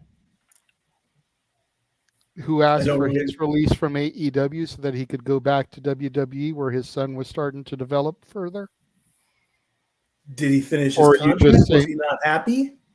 If it's the same situation, it wasn't that he wasn't happy. He just asked for his release. And he was granted it by TK under the stipulation that he not appear on camera for WWE until his AEW contract would have expired. He was allowed to go back to WWE. He was allowed to basically resume his position. He's just not allowed to be an on-camera figure until his contract with AEW would have ended. It's a good reason still. I mean, that's the good side of business. That's when people can agree. He had a good he wanted to work with his son. You're not going to deny that. That sounds like the evil boss not letting you go to your son's wedding or something like that. You know, that's his son. That's family. That's for business, damn it. Nah, not really. And as far, let me say this also about Nia. If Nia is coming back, and you know she took out Rhea Ripley because that's why she wasn't on Raw this week. Would that be considered like feeding Nia to the lioness because Rhea's just going to plow through everybody? Can Nia be the one to somehow get a grasp of the women's title because you know she's bigger than Rhea, she might be stronger than Rhea, but Rhea's smarter? That would look good on paper, you know. You kind of have a battle going on here, but Rhea will find a way to win along with Judgment Day to back her up, of course. You know, I mean, because let's face it, Rhea is stoppable. Nia is not, character-wise. The unstoppable force, meeting the immovable object and that kind of stuff, you know. Just a thought.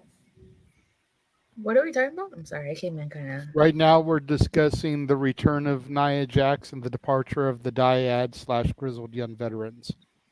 I know you're probably not that familiar with them because it's not your NXT. You don't watch NXT, but the return of Nia is still something you can touch on if you would like to. First off, I may not watch NXT, but I'm fully aware of the Dyad situation. I know they asked to be for their release and they weren't granted. And I heard that I think that their contract is up or it's almost up. And that it was they kind of supposed to expire in October. Mm-hmm. You know, I feel like WWE should have just granted them their releases and their 90 days would have already been up. Yep. You know, I feel like that was the right thing to do. I don't know why they didn't grant them their releases. Maybe they're trying the AEW approach where instead of releasing them, they're just letting their contracts expire. You know? But I don't know. I just feel like they should have had their releases granted from the beginning if they asked for them. All right. It's fair. I mean, I don't know why you would want to keep someone around from a business standpoint that just doesn't want to be there. Exactly. You know, whether they were able to make the best out of the situation or not, if someone just doesn't want to be there, then okay, you think you can do better somewhere else, go. Yeah, exactly. I really don't get why they just didn't grant their releases. So, Well, go ahead. And then I know they did that whole loser leaves NXT storyline. You would have thought that would have been a perfect opportunity for them to be written off, but they still weren't written off. So I don't understand. So. Yeah, we touched on that also. Yeah, I was gonna say, if you hold somebody against a contract like that, you're gonna bring down the morale so bad. That's such a bad thing. If somebody asks for their release like that, whether you agree with it or not, granted, because then you bring down everybody else with you. You don't want that kind of morale issue in the back of, especially with younger people and NXT people that are just developing. It could take one simple incident to just ruin somebody else's confidence, and you don't want that morale issue in the back. Domino effect. Yeah, absolutely. Okay. Yeah. And as far as Nia Jax returning, like, I was surprised by that. I really was. I was not expecting her to come back. But I guess the question is now, what are they going to do with Nia Jax? Put her in the child picture. It seems like it after what she did to Rhea Ripley. It's not like Rhea Ripley has any other competition because they haven't built any. Exactly. Yeah, I mean, you've had the whole Raquel Rodriguez thing, but how far is that going to last? Did last time I checked, she's in a tag team again. Think so. Raquel Rodriguez is the only person they built up that's believable to beat Rhea. I mean, you can make the same argument. Like, if they would have built Shayna Baszler up, you could totally make the argument Shayna Baszler could take the title off Rhea Ripley. I mean, don't Shayna Baszler and Rhea Ripley have history? Yes, they do. But they keep forcibly trying to put Shayna into tag team. They never want to give her too much of a solo run, and I'm getting tired of that. And I think Shayna Baszler and Zoe Stark are the newest tag team on the scene. I have no idea why. You would think that after Shayna beat Ronda, that would be like, you know, for her to get a solo run, but it doesn't seem that way. Well, I mean, if you're not going to make a round wheel, let's make a wheel that looks like an octagon, and let's see how well it works. 598th time with these tiles that are cheaper than any Mattel playset accessory you can get for a damn action figure. I do think kind of like Sapboy was saying, I do think that Rhea will face Nia, but I don't think Nia is winning. I think that Judgment Day is going to get involved in that because I don't see Rhea beating Nia clean. Oh no, it won't be clean. No, not at all. No. I will say there's a rumor of an Australian stadium in 2024, and if you're gonna do that, you need to keep Rhea as the damn champion. If you're gonna go into Australia, Yeah. That much I do agree. Would it be better to have her be face and have her re-win the title in her home country? She'll be face regardless. Yeah, but let's be honest here. No one's going to boo Mommy, and they damn sure aren't going to boo her in any capacity in her home country. I guess it depends. I guess that's fair, but I guess it depends when that show is, because if we're talking about the middle of like after WrestleMania and like towards this time of the year, she's going to have to hold on to that title for more than a year. Hey, Charlotte Flair did it. Yeah, I'm fine with that. The rumor that I'm hearing is January. So it wouldn't be the Rumble, but it would be like between maybe the Rumble and Chamber. Just after. Instead of Country Redacted, they go land out on that. Okay. Would they do a day one, you think?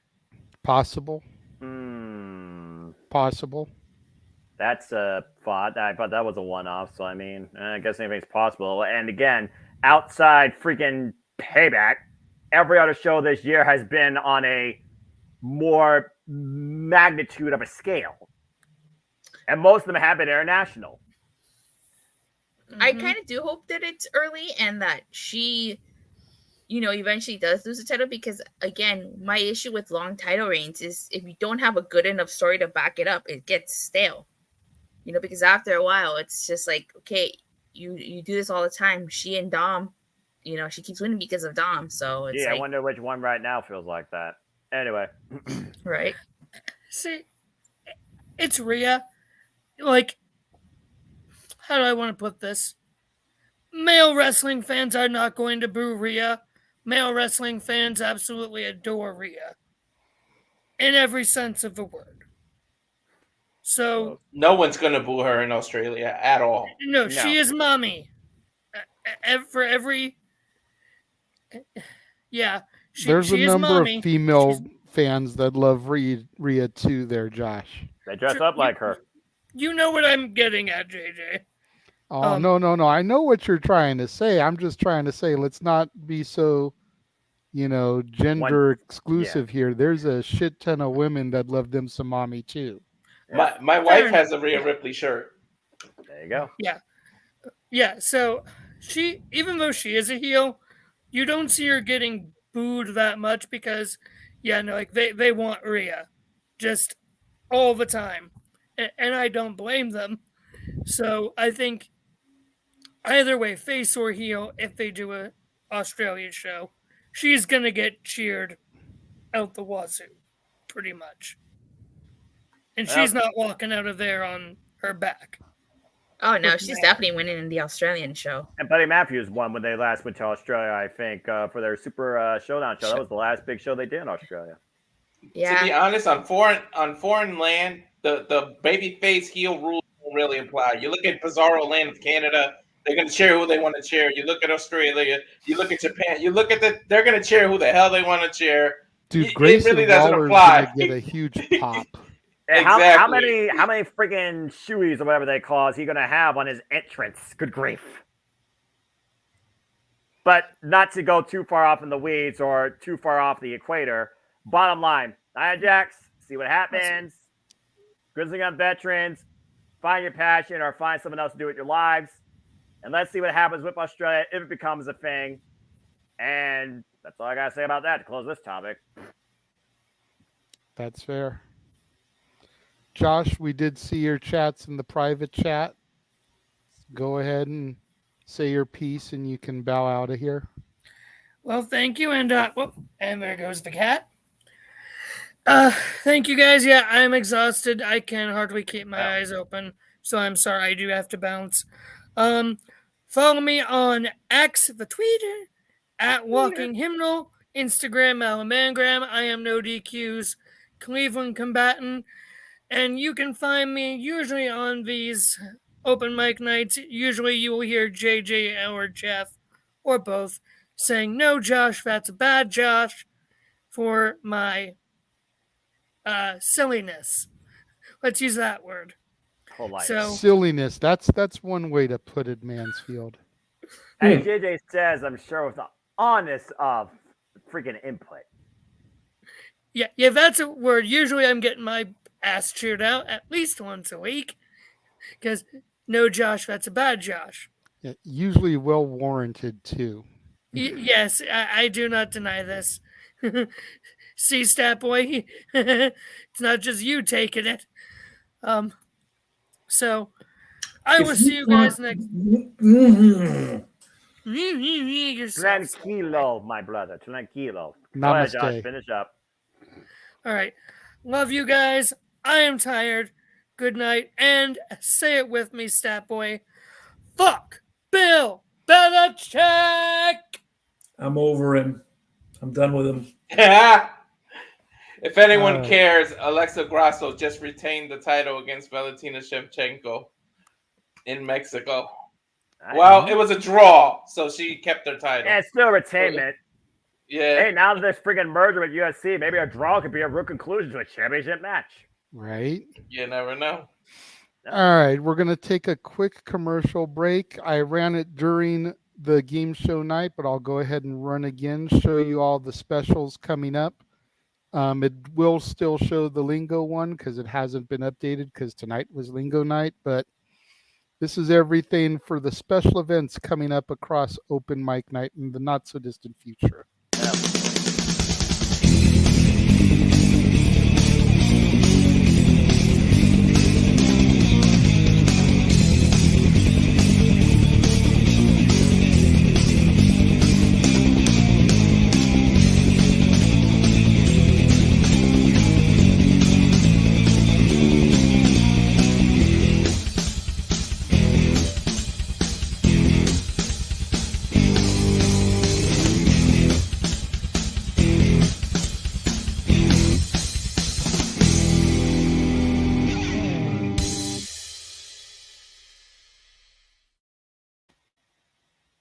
So that is all of the special events coming up soon on Open Mic Night. Again, we've got Haunted Hangman coming up next month, and if you would like to be a contestant on that one, the highest super chat will get the honor. As it stands right now, it is going to be Emmanuel, the defending champion from tonight, against his sister, but Arlene's schedule has been kind of fluctuating in her availability, so if she is unable to appear, the highest super chatter will get to take on Emmanuel. If Arlene is able to appear, then the highest super chatter will get to play Price is Right in January against the winner of the Dominguez siblings. And again, Haunted Hangman is just basically our version of Wheel of Fortune with no wheel to spin. Which means no one can Still go back. basically the same thing, go just like you'd play Hangman. You give, a subject, give you all the spaces, and you have to guess the letters to fill in the words. So Yep. That sounds like fun. It should be. It should be a blast. Hopefully, it'll be as good as tonight's festivities were. Oh, God. The lingo went off beautifully. You ought to go back and check that out if you didn't see it already, Datilla, when we're done. Noah was the host with the most. We had my daughter and James as one team, Emmanuel and Walter as the other team. My daughter came in as the defending champion, having one match game, got dethroned by Emmanuel. She was a little bit bummed because I told her if she could last through WrestleMania as the defending champion, I would get her a championship belt. Oh, you're making me feel bad, JJ. Oh, man. You know what? Number one, she's 14, so we don't even know if this is going to be a fad or something long term. That's fair. So I was like, you know what? We'll see how you're feeling come Christmaka, your birthday time. There you go. And if you're still into this, then maybe it's something we can talk about a Christmas, Hanukkah birthday gift. So there you go. Yeah, again, the teas don't just be officially yes or no. Because if I knew it was that with the caveat, I would have been like, okay, maybe I should put more fun on these clues. But again, you told me about give clues 5 minutes before we started. So I was like, okay. Anyway, because I was Chuck Woolery era lingo all the way, not to go too far from the weeds. But yeah, that's I was not only Mr. Technology, I was the freaking guy that was hosting the dang thing. Oh my God. Jesus. I didn't want you to throw the game, Emmanuel. I wanted you to play just like you would play. I mean, this era of everybody gets a participation trophy and there are no losers, everybody is a winner, just honestly makes me want to vomit a lot of the time. So it's like, she lost. She needs to be able to deal with losing. You know, you're not always going to get what you want. You're not going to get the job that you want. No. You're not going to get the promotion you want. You're not going to get the part you want when you audition for a play. No. You know, you've got to be able to get okay with losing and taking that L. Exactly. And she handled it like a champ. I'm so proud of her. There were a few words that she got, you know, without anything other than the first letter that was given. You know, the first guess, she got them. So I'm very proud with the effort she put in. I'm glad that at the end of the day, she had fun. And it's also one of those things that, yeah, this society needs to learn what it means to not always get what you want and how to bounce back, or more often, learn from it. For a loss, it's just a learning experience. There's a reason why I said there are no winners, no losers, no betters. We're just all fans. It's a matter of what capacity your fandom is at and how you choose to showcase it. Anyway, a loss can be very, very motivational. Yeah, and the Rolling Stones said it best. You can't always get what you want, but if you try some, Heinz, you get what you need. Fair enough. There's a saying that goes, you win honorably and you lose gracefully. That I've heard of that. There you go. Yep. All right, so what's the next topic? My girl lost gracefully tonight, so I'm proud of her. And she fought like a champion. Respect.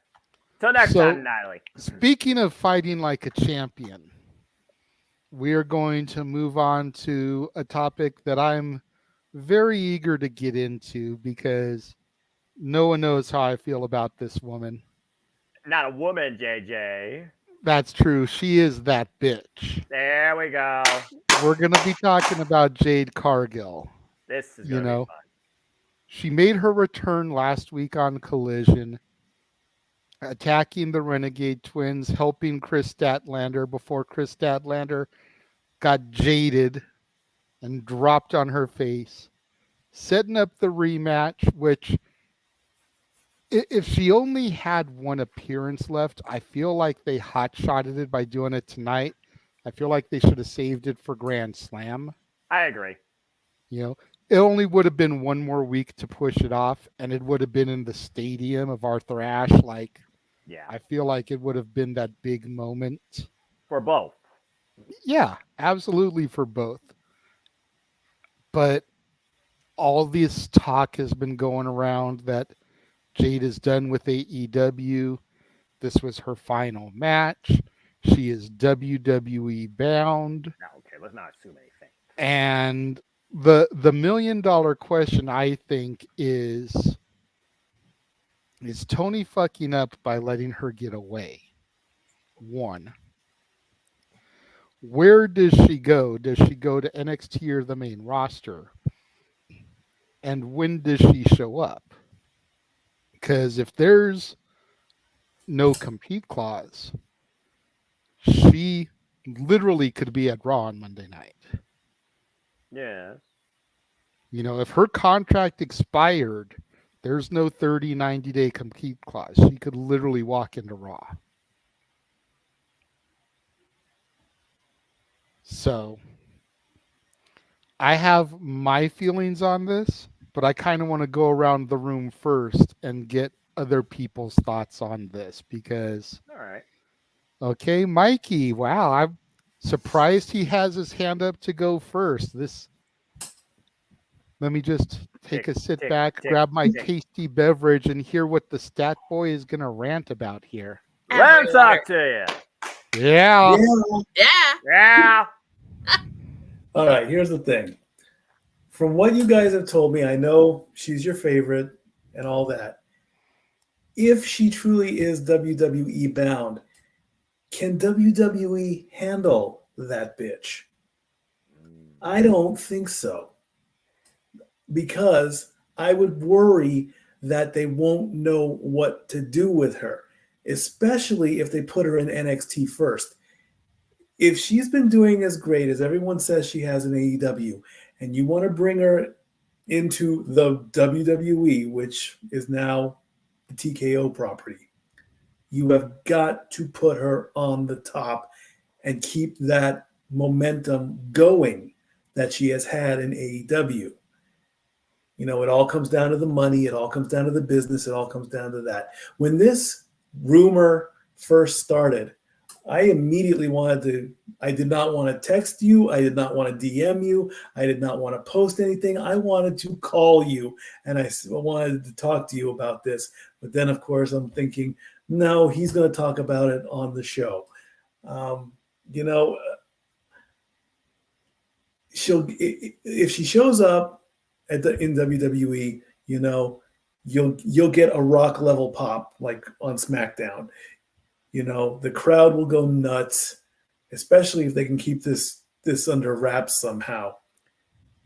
But I would be I would not want her to change her character. Don't change her gimmick at all unless the world just starts crashing down on her, because this will flip the IWC and WWE completely over to have a star from the competition coming into WWE waters, because it's usually the other way around. It's usually WWE going to AEW. Let's reverse it and see what happens. If she re-signs with AEW and stays, that's fine. Where else can she go? Japan? Perhaps. She might be big in Japan there. There was also talk that, you know, Mercedes and Jade together in New Japan. Those two would tear the house down, literally. Put them in a tag team. Two bad women back together. Watch out, world. I would welcome her with open arms. I would actually sit and watch. I'm like, okay, let's see what you're going to do. And if they bring her in, they better not drop the ball on this one, because from what I've heard, what you guys talk about, she is the top draw. She makes the money. She puts butts in the seats. This could be a gold mine for this business. And if something goes wrong, they're going to have egg on their faces. So if you're going to do it right.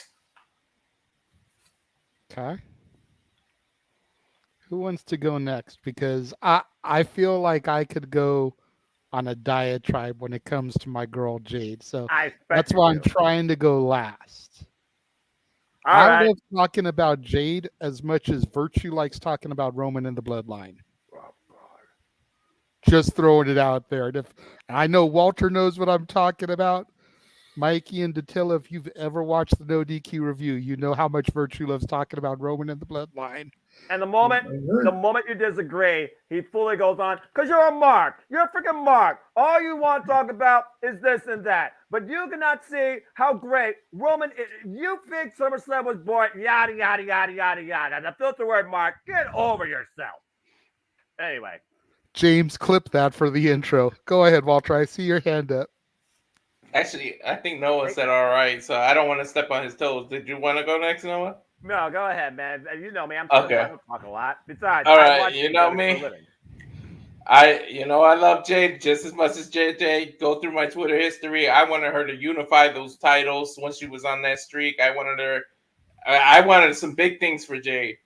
If Tony Khan F's this up and lets him go, you just did two big back-to-back dropping the balls. You let CM Punk go, and now you're letting one of the best, the best woman on your roster that you have.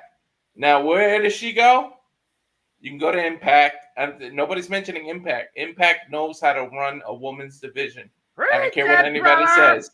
I don't care what anybody says. Impact knows how to run a woman's division. I know people are like, well, who's there? It's not about who's there. It's the booking. They give everybody a chance. They know how to book people. They know how to make people strong when they need to. And they know how to gracefully have somebody lose. Sorry. Right, you know. Impact. You can go to Impact if you want to. Now, if you go to WWE, please don't mess this up. I would have her go to NXT. I know she's a big star, but who's the champ right now? Becky. If you have her dethrone Becky, you just made an instant star in the eyes of WWE fans. Some people don't watch AEW. They won't know who she is. You have her beat Becky. Instantly, people go, who is this? And they will be interested. So as long as you don't mess it up, I'm fine with it. And don't do the Asuka thing. Do not feed her. I'm sorry, Jeff. I love you, Jeff. Do not fucking feed Jade to Charlotte. Do not do that shit. Don't make her run through everybody and then Charlotte all of a sudden stops her run like you did Asuka. I love and respect Charlotte, but no. If you're going to go against Jade, you need to lose too. I don't know if you want to repeat the Goldberg-esque streak because they might say you're copying AEW, but damn it, why not? You screwed up Goldberg when you brought him over to WWE too. You made him lose that chamber match, so here's your chance at redemption. You want to make her undefeated and get her straight to one of these titles. That's why I say go the NXT route. I mean, you make an instant star. You beat Becky at No Mercy, or it depends on if nobody knows. It's a rumor. Tony Khan will not answer the question of if there's a why am I drawing a blank? If there's a contract, if there's a no compete clause, that's what I was looking for. Yeah, he will not answer it at all. So we don't know. So I can't say she'll be there as soon as No Mercy or any other future pay-per-views, but I would show up on Impact so she can get used to the WWE style. You don't want to throw her in deep waters to have her swim with the future, even though I think she can handle it. And she's doing this for fun. You don't know her husband's a damn professional baseball player. She doesn't have to do this shit. She really could just chill with her daughter, hang out, and not do anything. So I'm glad I saw her. But I don't know why Tony. This is the other mistake Tony did. If her contract was done and she's leaving, why would you put her on TV to show back up just to get people talking about her? And you just gave ammo to a whole nother company. Like, you just made a big mistake because now she's fresh and everybody's head. Look at that. She's a main topic on our show here. You just have her fresh in your head and she leaves. People are going to follow her where she goes. You just drew a little interest. They might follow her, what she did in AEW for a little bit. Look up YouTube. Look at that. You might get those hits. But then she leaves and she gains fans. Where the fans going to go? They're going to follow her right into whatever company she goes. So you just screwed up 3 times, Tony Khan, if you did that. Don't bring somebody that you don't have secure back on TV. I don't know why you would do that. You have to secure the bag, as they say, secure people first, then put them on TV. Why would you have somebody that's like people competing without contracts? It's like, I don't know what you would do that, but I'll keep going like JJ would do, so I'm going to shut up now. I know what it's... Go ahead. Oh, Jesus. Or go ahead, Noah, to take over. I was going to say Dattila or Noah? Yeah. go if you want. No, but all right, fine. I guess, ladies last. So first off, don't simply rebuttal a conversation by calling somebody a mark. If you know, you know, especially if it's surrounding one guy and a one-sided opinion. Now, that being said, Jade Cargill. Okay, so the rumor mill now is spewing the idea of her going to WWE. Who's at the top of the WWE Women's Division? We have Charlotte, who's not a champion, will always be involved in the championship picture. You have Rhea, who has no challengers, except somebody that a lot of people are going to turn face with. Probably will walk out like Samoa Joe, Roman Reigns at Backlash. You got freaking Bayley, who is running away for the sake of her hair from Sachi Blackheart. And you got Becky, who went down to NXT to win the title on the developmental. So you're expecting me somebody that had been endorsed based on Warner Brothers properties, you could say, with her theme, her entrance, her cosplay, and the fact she did voice acting. You're expecting me to believe that WWE will treat this AEW original as a superstar going in. Are you fucking stupid? This is WWE we're talking about. If it's not made by them, they will literally toss it into catering or put them in Jobber Battle Royale, all right? I'm just going to call it Ace of Spades. Now, I understand the aspect, her versus Bianca. Okay, then what? ... I'll wait. Anyway, if Jade Cargill wants to take time away from wrestling, that's fine. And you just literally pointed out what something I was going to say, Walter. Her husband is a friggin' baseball team owner. She can literally just go down to the side right now and relax. And honestly, I don't blame her with the streak that she freaking had, all right? And again, the fact that she literally has been in this business for 2 years and has this sort of stock already in her goes to the testament of the growth and development of her as a competitor and to AEW's booking. Now, whether or not they dropped the ball in her contract or she just got done or whatever, that's on AEW. So first off, Jade Cargill, WWE. Potential? Yes. Ask Jade Cargill? No. They'll reincarnate her like Samantha Jewell or something. I don't know. And then we'll see how far that's pushed, because Lord knows you can't say I'm that bitch on a PG product like WWE, because they'll probably bleep it out on YouTube, or they'll make it seem something less marketable unless you market some third-party franchise that will be more advertising for you than your actual in-ring work. Now, as far as bringing her in, though, maybe a one-off, that'd be surprising. I think Bianca Belair versus Jade is the money program, because I just don't see Jade beating Rhea Ripley, because I don't think they would do that, because Rhea Ripley is WWE original grown since the Mae Young Classic. So again, potential, maybe. Fuck up, highly possible. If she wants to take time away, I don't blame her. What a beautiful, and I would say her best match of her career, passing up the torch, mutual respect moment with her and Chris Statlander on Rampage. If y'all didn't watch that match, you owe it to yourself as a fan of women's professional wrestling and really seeing Jade Cargill at her finest. She proved tonight she was that bitch in defeat, and still is. I don't trust WWE in grooming properly AEW originally, might I add, grown talent. And it's up to her if she wants to take that pursuit. Same thing with Camille in the NWA. Even she said she would like to showcase her on the bigger audience. WWE, all they see is dollar signs. Do they see dollar signs in the right way with every individual? Get back to me on how the WWE roster's balance sheet is when it comes to how many are on camera versus how many are on screen. Just saying. I fear for her in WWE because I feel like they would change her. It's not like they're going to keep AJ Styles as AJ Styles with her. They know AJ. They just know Jade from, oh, okay, she's from AEW. Oh, okay, she did some Warner Brothers stuff. Do we have a partnership with Warner Brothers? Well, I mean, we do have a WWE Studios, but I don't think we've done anything with them. Well, no, we work with Scooby-Doo and Fred Flintstone. Oh, maybe there's something there. We can give her like a voice acting thing. If they already underbook 80% of the women's roster and can't come up with a damn original new challenger or a top star, then why the fuck would I believe in them building an AEW original into a WWE superstar? Just saying. I say, see what happens, seeing is believing.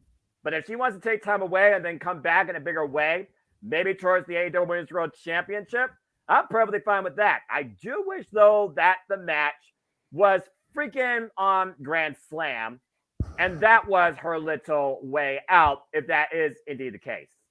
I think Jade would be underappreciated, underutilized, and eventually underbooked in the WWE system. We'll see what happens, though. Brings us to you, Datilla, before I let loose. I like Jade. I really do like Jade.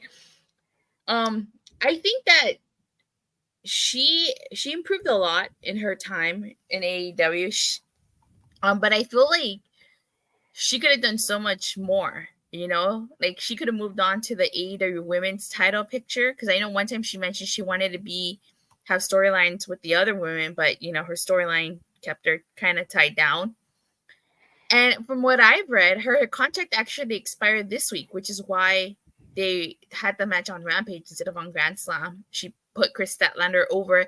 And if you haven't seen it, at the end, they're hugging, and it looked like she got teary-eyed. So it kind of does think that she is leaving. Now, if she goes to WWE, I think she should go to NXT. I think that she would greatly improve going to NXT. But if they put her on the main roster, I think that they need to put her in a faction to kind of so she might be the muscle. So, like, for instance, the Bobby Lashley Street Profits faction, if you don't want to put Bianca in there, put Jade Cargill in there. I think that would be a good thing for her.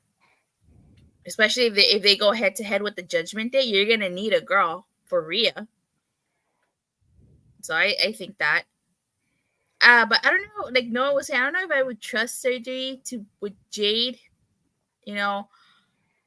But the one thing that WWE does have, that AEW does, is they know how to market their wrestlers. They know how to push them forward into the spotlight. So maybe if she's going, maybe that's why she's going, because WWE has more of those connections than AEW does. But I'm just waiting for the next PLE me and JJ call. What match will be brought to you by insert brand name here? Don't get me started on that fucking Cinnamon Toast Crunch bullshit. This match, it's a taste you can see. This match with Sheamus and Rey Mysterio brought to you by Lucky Charms. Right. Now, the Chips Ahoy Championship match. Now, I don't know. As long as there's not a title belt for it, like the Texas Chainsaw Massacre belt. Oh, God. Hey, you know what? I'm just going to say this for record. We're never going to talk about it again. It was for charity. Now, I don't know when she would debut. I don't, unless they hold off until like January in the Royal Rumble. But I don't know. I mean, if her contract has expired, there's no compete clause, so she can debut pretty much whenever. And if she does go to WWE, I hope she does well, and that WWE uses her correctly, and they know what to do with her. Because they may want her, but they may want her and not know what to do with her. So exactly. I wish her well, and I hope things work out. If Just she goes be happy. to WWE. Just be happy in what you choose to do, in and out of the ring, in wherever place of business you choose to pursue. Yeah, exactly. And that leaves the man that has been following that bitch since day one. Well, at least since day one of me watching AEW. No, that's fair. That's fair. I forgot. That's right. I don't go back to day zero like you do, Noah. Okay, I've only been watching for a little over a year. We'll call it a year and a half just for argument's sake. Yeah, that's perfectly fair. Go ahead, JJ. Bring it home. Well, I feel like I need to start this by saying, let me talk to you. Yeah. Yeah. I have thought long and hard about this since I first heard the announcement and the potential of her coming to the company. And let me just first of all say that last night, between the main event of Rampage and the opening segment of SmackDown, are why I fucking love wrestling. But you digress. No, I don't this time, goddammit. I don't digress. From the minute that they came out to start that main event last night, And you could see on her face when her music hit and she came out that she knew it was over and she was getting emotional. You got to figure, aside from her return on Collision, it was the first time she got a babyface pop. The fans were loving her, and she was loving it as a result. And then you watch the match, and then you watch the show of sportsmanship at the end, and Chris Statlander helping her to her feet, the handshake, the hug. I'm not ashamed to say I was on the verge of tears. And then SmackDown started, and The Rock showed up, and I was in tears. That 1-2 punch just was everything I needed to remind me of why I became a fan in the first fucking place. Love it. Even though I knew, and I won't say I knew, but I had like a 99% feeling that The Rock was going to be there after seeing him on Pat McAfee's show earlier in the day on Twitter, like knowing he was in Colorado, knowing SmackDown was going to be in Colorado, knowing that SmackDown is the people's show. Something in my gut told me he was going to be there. And then when Pat McAfee came out to start, I was like, okay, they were just together. They probably rode to the arena together. But back to the Jade thing. I've been thinking long and hard about this. And what I think I would do is I would have her report to the PC, but not put her on TV right away. Because everybody's biggest complaint about Jade Cargill is that she's green in the ring. Being as how she's only been wrestling for a couple of years. People call her sloppy.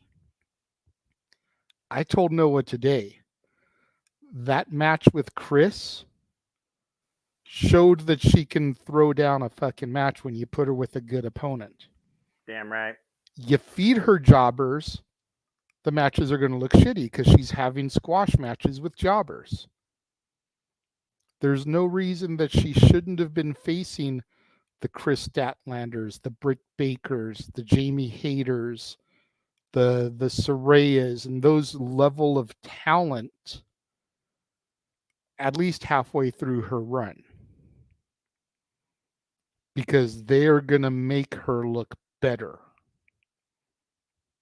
Me and Jeff have a joke between us that the Kings play to the level of their opponent. If they play a shit team, they play like shit. And the shit team usually runs all over them because they're taking them lightly. If they play a top caliber team, they play to a higher standard. And they may win, they may lose, but at least they play to a higher standard because they're playing a higher caliber team. By 30-40, Jade should have been fighting top caliber talent. Agree. I still feel that come 50-0, she should have exercised option C and been at least given an opportunity to unify the titles. Who the fuck else was there for her to beat at 50-0? Seriously, she had ran through everybody they were willing to feed her, but they weren't willing to give her the top tier talent. So exercise impacts option C. Turn in the TBS title. Even if she lost against ex-champion, AEW Women's Champion, she still looks strong in defeat. And the TBS title still looks strong because nobody was able to beat her for it.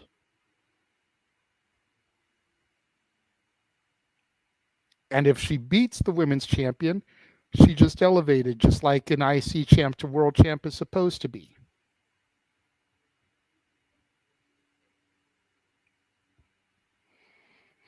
So I say have her show up at the PC, but not put her on TV right away.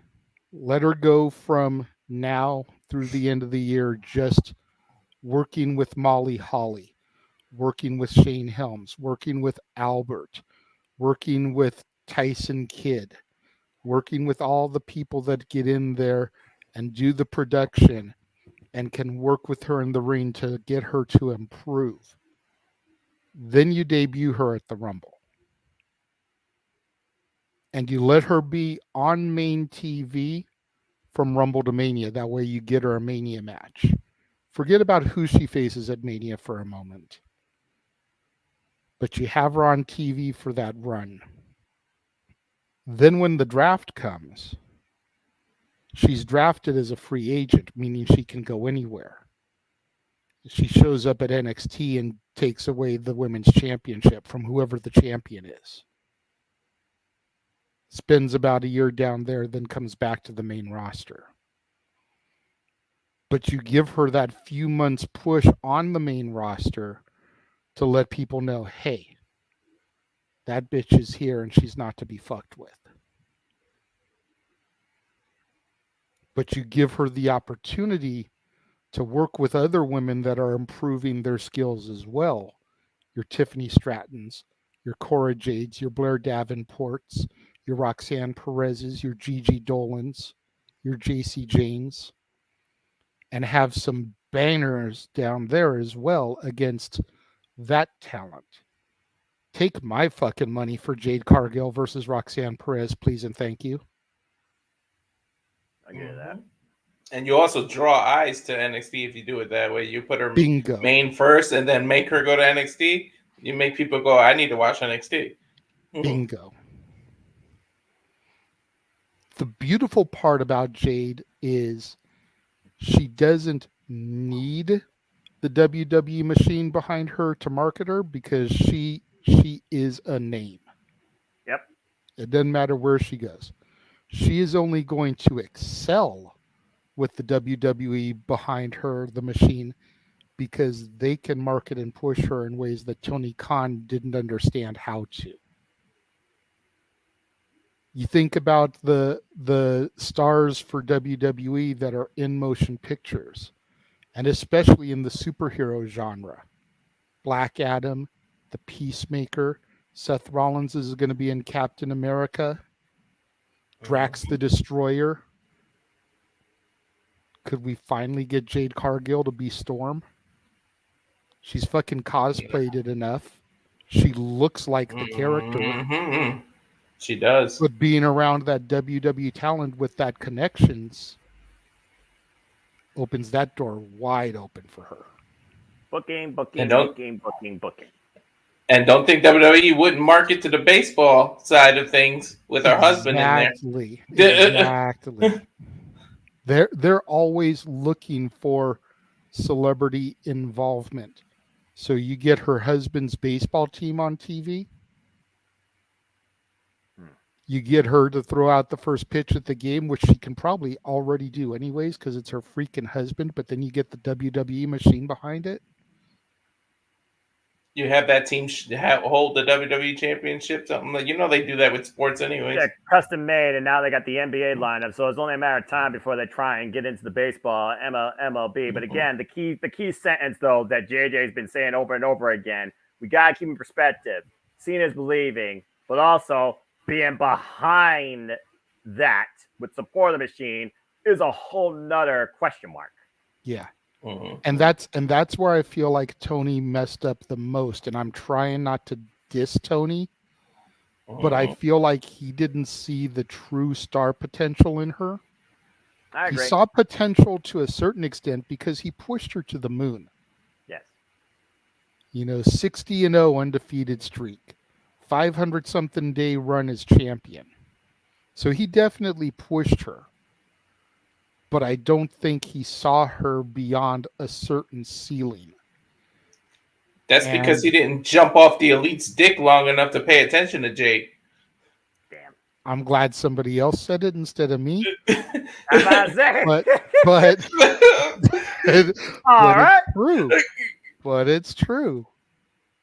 I feel like if he had seen her true potential, then she should have been dethroning whoever as the women's champion. There was money to be made. Britt Baker. Britt Baker would have been the one because I remember the teases with the whole Twitter thing, and it was there. Again, like I said, it comes down to the support and why Tony Khan may have dropped the ball. He still supported that bitch all the way to the end, every day possible too, when she wasn't even on screen. Treat her as an individual, not just a number, and that might be something else WWE may want to consider if they choose to discover and market her, not exploit her, because God knows I don't want to say that about WWE, although I can say that for past misdeeds. But again, if they get behind it, sky's the limit. And I know Mercedes Moné is a whole different question mark, but hey, she's already been through the machine, and we saw what it did to her. And I agree with everything, but a part of me would love just to see what would happen if she went to Impact, man. And to Matthew's point, that's part of my point, is that so many of the people that they fed her were jobbers that there weren't memorable matches. Her best match was the match against Chris Statlander. The only other ones that are most memorable to me are her pay-per-view ones, and more so was her entrance versus her opponent. I mean, the pay-per-view matches were Nyla Rose, Ty Mello, and give me a moment. What was the one where they were fighting over stealing her move? Taya Valkyrie. Ty Valkyrie. And Athena was another one after she defended successfully against Anna Jay. So, to your point, the list of memorable challengers is very, very minimal. But Chris Statlander was truly her best opponent. Mm-hmm. So again, though, comes down to support and booking. Can't stress it enough. Booking defines somebody in this industry. It fucks them or it makes them. It's as simple as that. And as one of the words in lingo, somebody's just got to have faith in her. That's all you got to do. Amen to that, brother.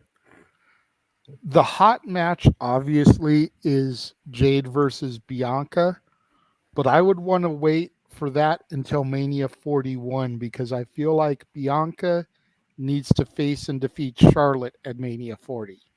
Again, though, JJ, unless Charlotte's going to be on a minimal hiatus, can you put realistically anybody overcoming the Queen? I don't know. I want to see Bianca. Yeah. She I want to see defeated Sasha at Mania 38. She defeated Becky at Mania 39. Yeah. She defeated Bayley at SummerSlam. Yeah. All she's got left to conquer is the fourth Charlotte.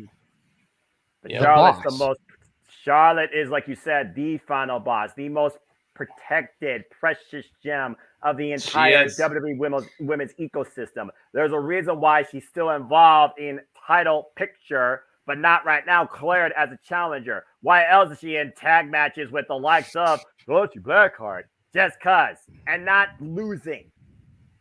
That's why I said keep Jade far away from Charlotte. I don't want to see that. So and I would. Oh, sorry. Yeah, I just want to see Bianca versus Rhea. And if you do the Bianca joining the Profits and Bobby, because if you do these two factions go at it, you need the two women, and you do Bianca and Rhea, take my money for that too. Just don't bring up the faction literally about the moment they're at their highest apex. Insert name here. Anyway, to tell you have a point. Yeah, they teased me Rhea and Bianca before WrestleMania, and then they just switched gears all of a sudden. Yep. And then so I guess that would mean if we're going to do Charlotte versus Bianca at WrestleMania, I'm assuming Charlotte's going to have to win the title one more time for that match to happen. So Bianca goes in as heel. Charlotte Flair is booked as a babyface. Charlotte Flair goes in as the champion. Yeah. Well, considering Charlotte is SmackDown and so is Bianca, that means that Charlotte would dethrone Io, which, let's be real, no disrespect to Io Sky, but do you really see her making it to Mania as champion? No. So I feel like, since we're in September, I do think that Charlotte would be the one to dethrone Io, probably at Rumble, I think. At this point, Every team of Money in the Bank winner that was not named a freaking 4 Horsemen of my NXT was an afterthought as champion after they got their moment. And one of them went heel because of it. I'll tell you what will say a lot. If she goes to WWE and her name is still Jade Cargill, that will say a lot right there about how much they got in her. That will make me a believer. Nothing else besides that. If they don't remove what that bitch is, then I will actually believe that WWE will actually book her efficiently. But again, that's still a high risk, even in sentence, for me to say. That's the first telltale sign. If her name remains the same, that's the first telltale sign. Yeah, because WWE didn't make this. AEW made this, but we are going to elevate it to greater heights. You know, though, to go with JJ saying, I think that she probably would keep her name because, like JJ was saying, like she has that connection to baseball. She has that connection, and they would probably want her husband to be happy. So hashtag Jade Grant. Anyway. Yes, Mikey. I don't think that she should change her name at all. Look at John Cena. That's his name. It's perfect. It's the perfect name, you know. Just if you want to clean it up a little bit, lose the name of what she's known for, because that's the only part that could not be proper, PC, polite, whatever you want to call it, family. Yeah. I have a feeling they would just change it to that chick, Jade Cargill, instead of that bitch. I could see that. Yeah. But to be fair, John Cena, you know, made his name in WWE, so that's why he's John Cena. You know, AJ Styles, I heard from AJ, I think AJ Styles said that they were going to change his name, or they wanted to change his name, but they kept it because of the giant AJ tattoo that he has. So I think he said he was afraid they were going to change it, but they just let him be who he is. Yeah, imagine getting that laser removed. Jesus. Yeah, so. Comes down to booking, JJ. Comes down to booking for that bitch to see what's next for her. But the sky's the limit if booked properly. Yeah, I definitely do agree. I just hope they don't do a PG thing and just put "she's it" or something stupid like that. She's it. You just put that out in the ether. Thanks, Walter. See, I want to see her. Excuse me. Yeah, right, brother. I want to see her backstage cutting her promo and pull her, cut the shit. Please and thank you. Don't censor it. You freaking. I'm not going there. I mean, The Rock's promo was censored. It was like you could barely hear what they were saying. So she would. That was on Fox though. Like she would have to be on Raw. If it was on USA or on PLE, they'd let her get away with it. Yeah, she has probably fair to say. Does NXT censor a lot? No, because it's on USA, right? It doesn't over. Yeah. Is NXT actually edgy like it used to be? I don't know if it's as edgy as it used to be, but they occasionally let them say like bitch and stuff. Like, I think I've heard shit once before too, but I could be wrong. All right. I don't know, because Corbin and Baron looked like they were kind of holding it in, and Baron edited himself a few times. It kind of sounded corny. Like it looked like he wanted to cuss and then he caught himself. Well, as long as they put that warning up, you know, then like Pat McAfee does, then they can then it should be okay. I mean, he tells people we might slip up, we might say something. There's your defense right there. They don't even do a disclaimer like that. Tell the fans, hey, we've got this person. This is her name.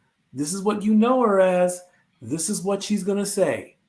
If you don't like it, change the channel now. I was just saying, hey, it's a female dog. You apparel. Anyway. How about no español? But anyway. Español. All right. Good talk. Very good talk. I'm surprised how long we went on that bitch. Well, with me and you, because we know how fans we are with her. I didn't know you were as big a fan as I was, Walter. So that kind of realize. Hard.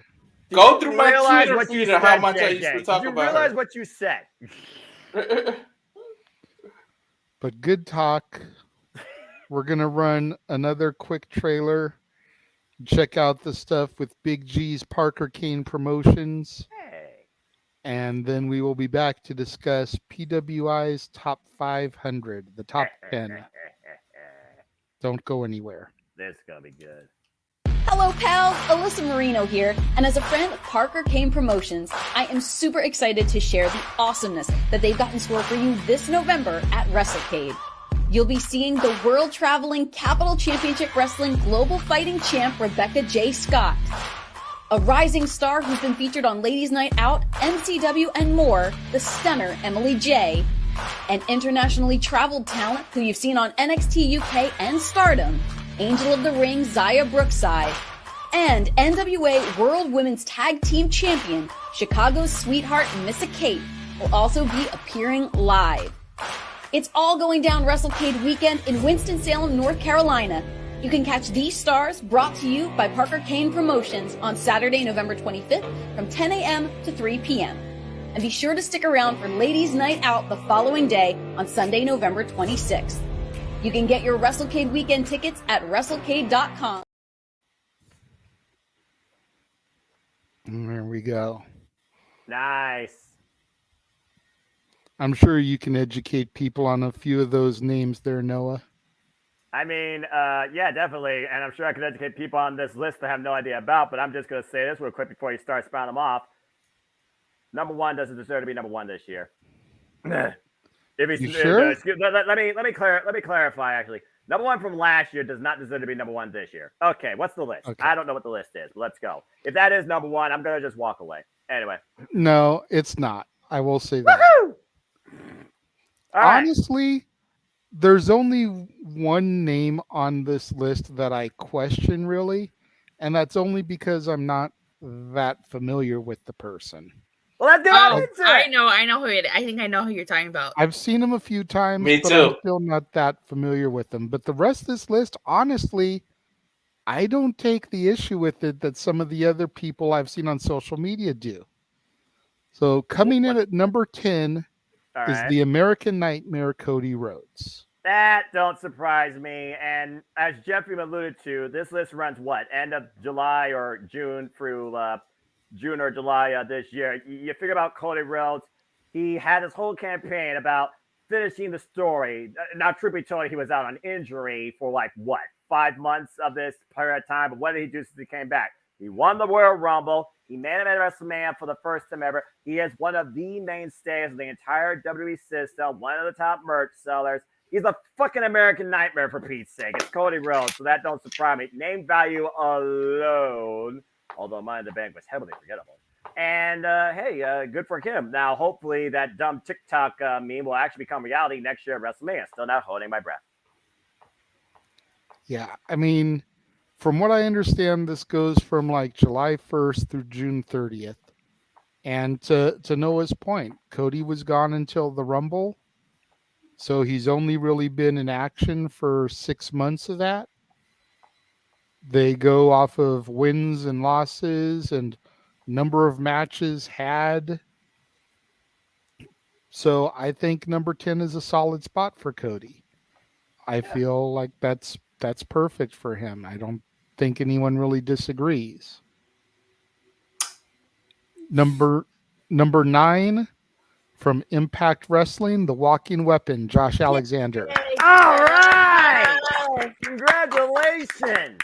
Absolutely deserves it. Bangers that went to a near 60-minute draw with people Mike Bailey. Classics with Frank Azaria and Alex Shelley. Only been out literally for 2 months during the period. The longest reigning Impact World Champion in the company history. He is the Iron Man of Impact Wrestling. Don't Damn forget sure deserves to be on this his list. match with Tomohiro Ishii.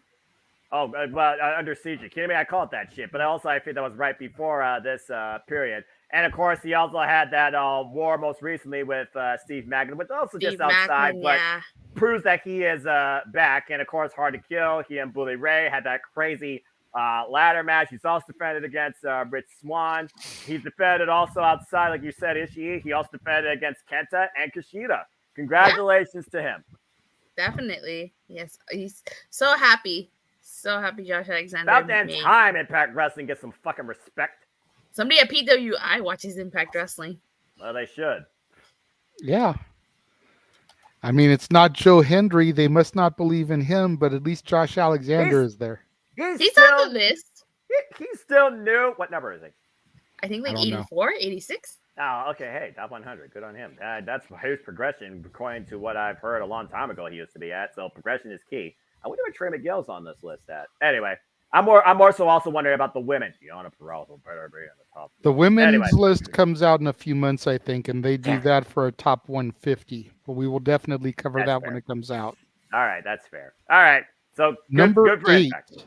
Number 8 from All Elite Wrestling, the man affectionately referred to as Pockets, Orange Cassidy. Now that is rightfully deserved. Again, respect that championship run of 31 defenses in and out of AEW competition, alongside talent out of New Japan Pro Wrestling, from Delistico, Katsura Shibata, Zack Sabre Jr., The Butcher, Lance Archer, only to fall finally to AEW original world champion John Moxley. Got to get the people what they want since being Pac last year. Non-stop passion, weekly showcasing defenses.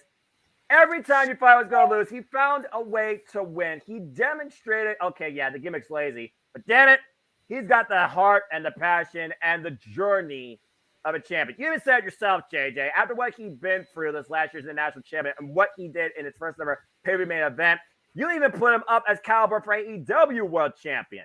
So kudos to him, even though I'm sure he's still going to say, whatever.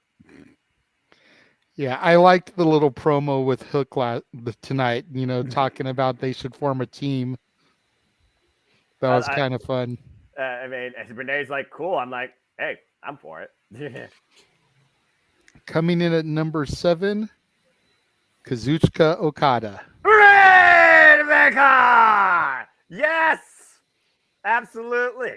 Former IWGP World Heavyweight Champion, won it this year at Wrestle Kingdom, lost it to Sonata at Scourge Genesis. Of course, though, has been a mainstay still one of the greatest professional wrestlers this generation. I think James put it best. He's the best worker since Ric Flair.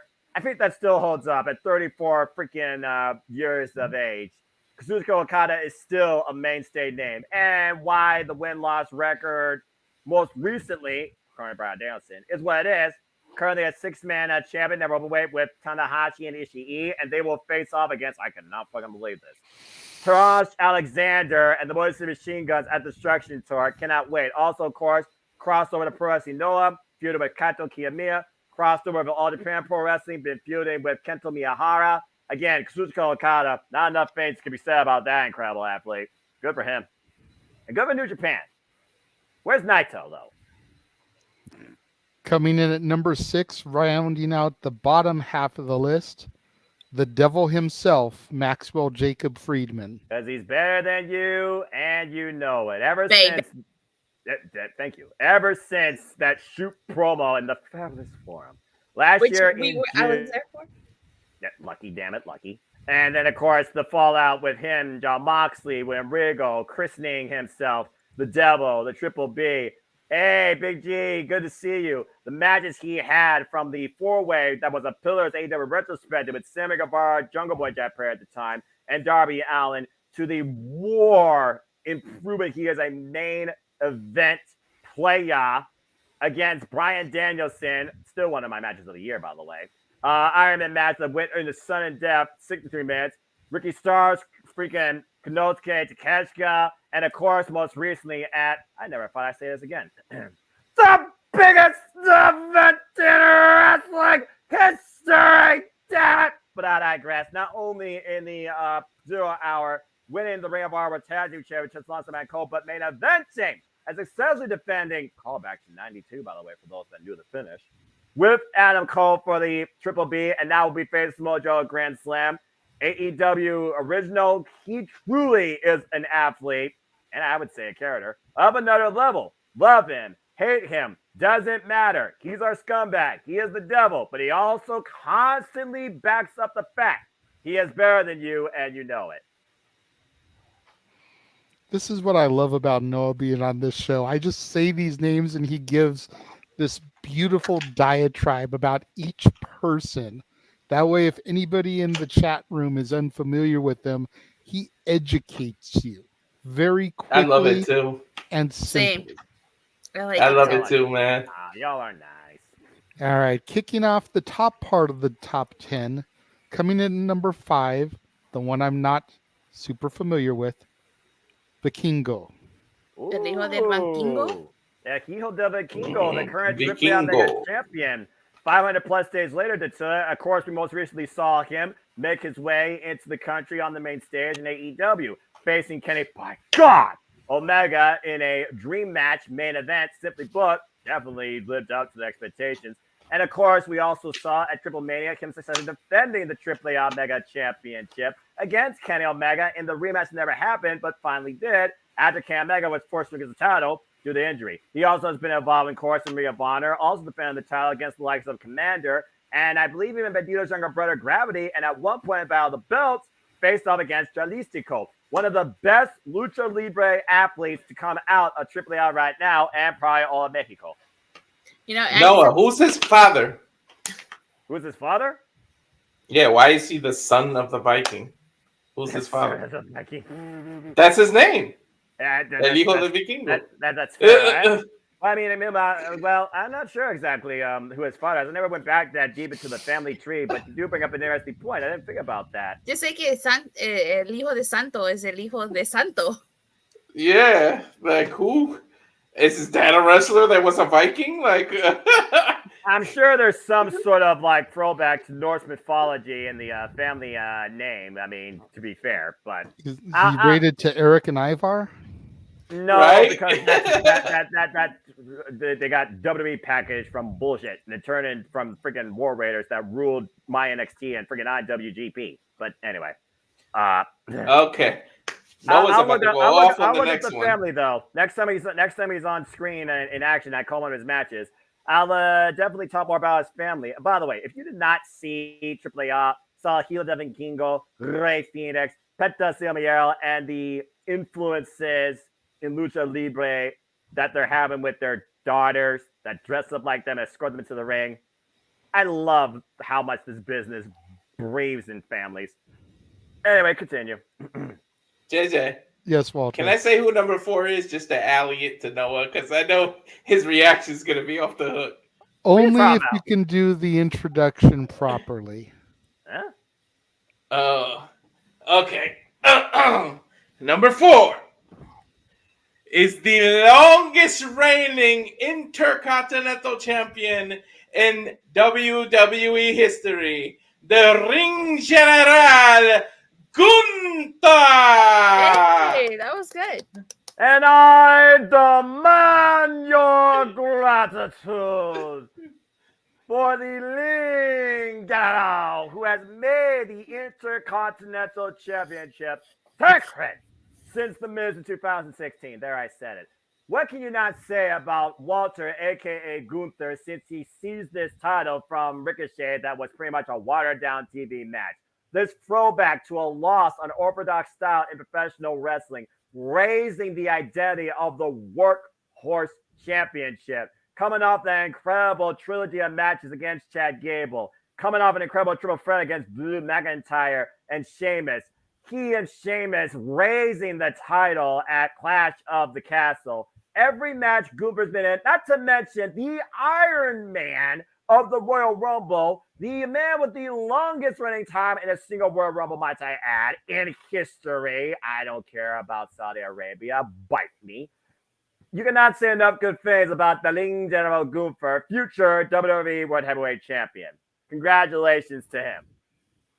For he is the Ring General.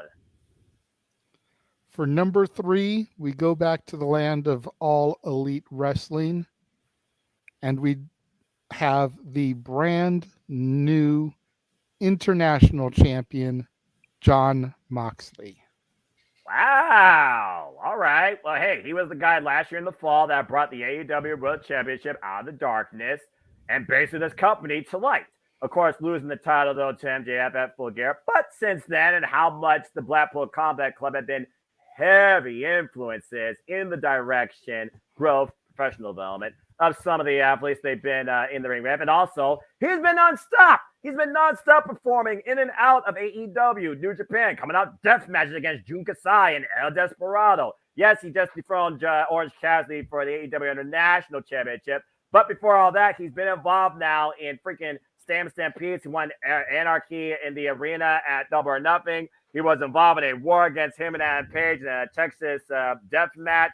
He has one of the highest win-loss records in all of AEW just in his performance this year in and out of singles and tag team action. I would say he's truly one of the original faces of AEW. So good for him. You can't argue with that man's passion and work ethic, even if it is bloody insane, bloody in quotes.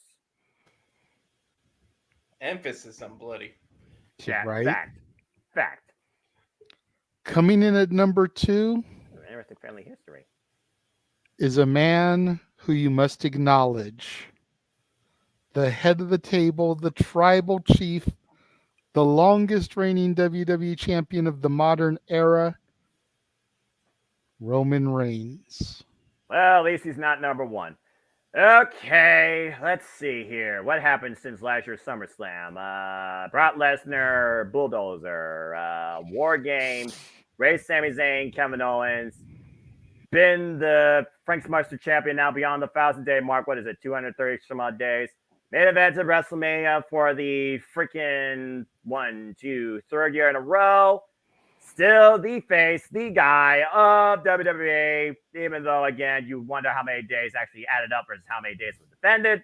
But he is still that predominant presence in the story that it has right now, more directions than a freaking 8-way intersection.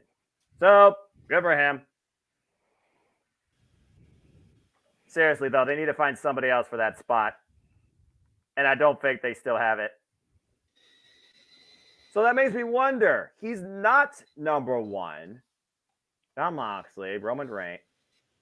Oh, wow.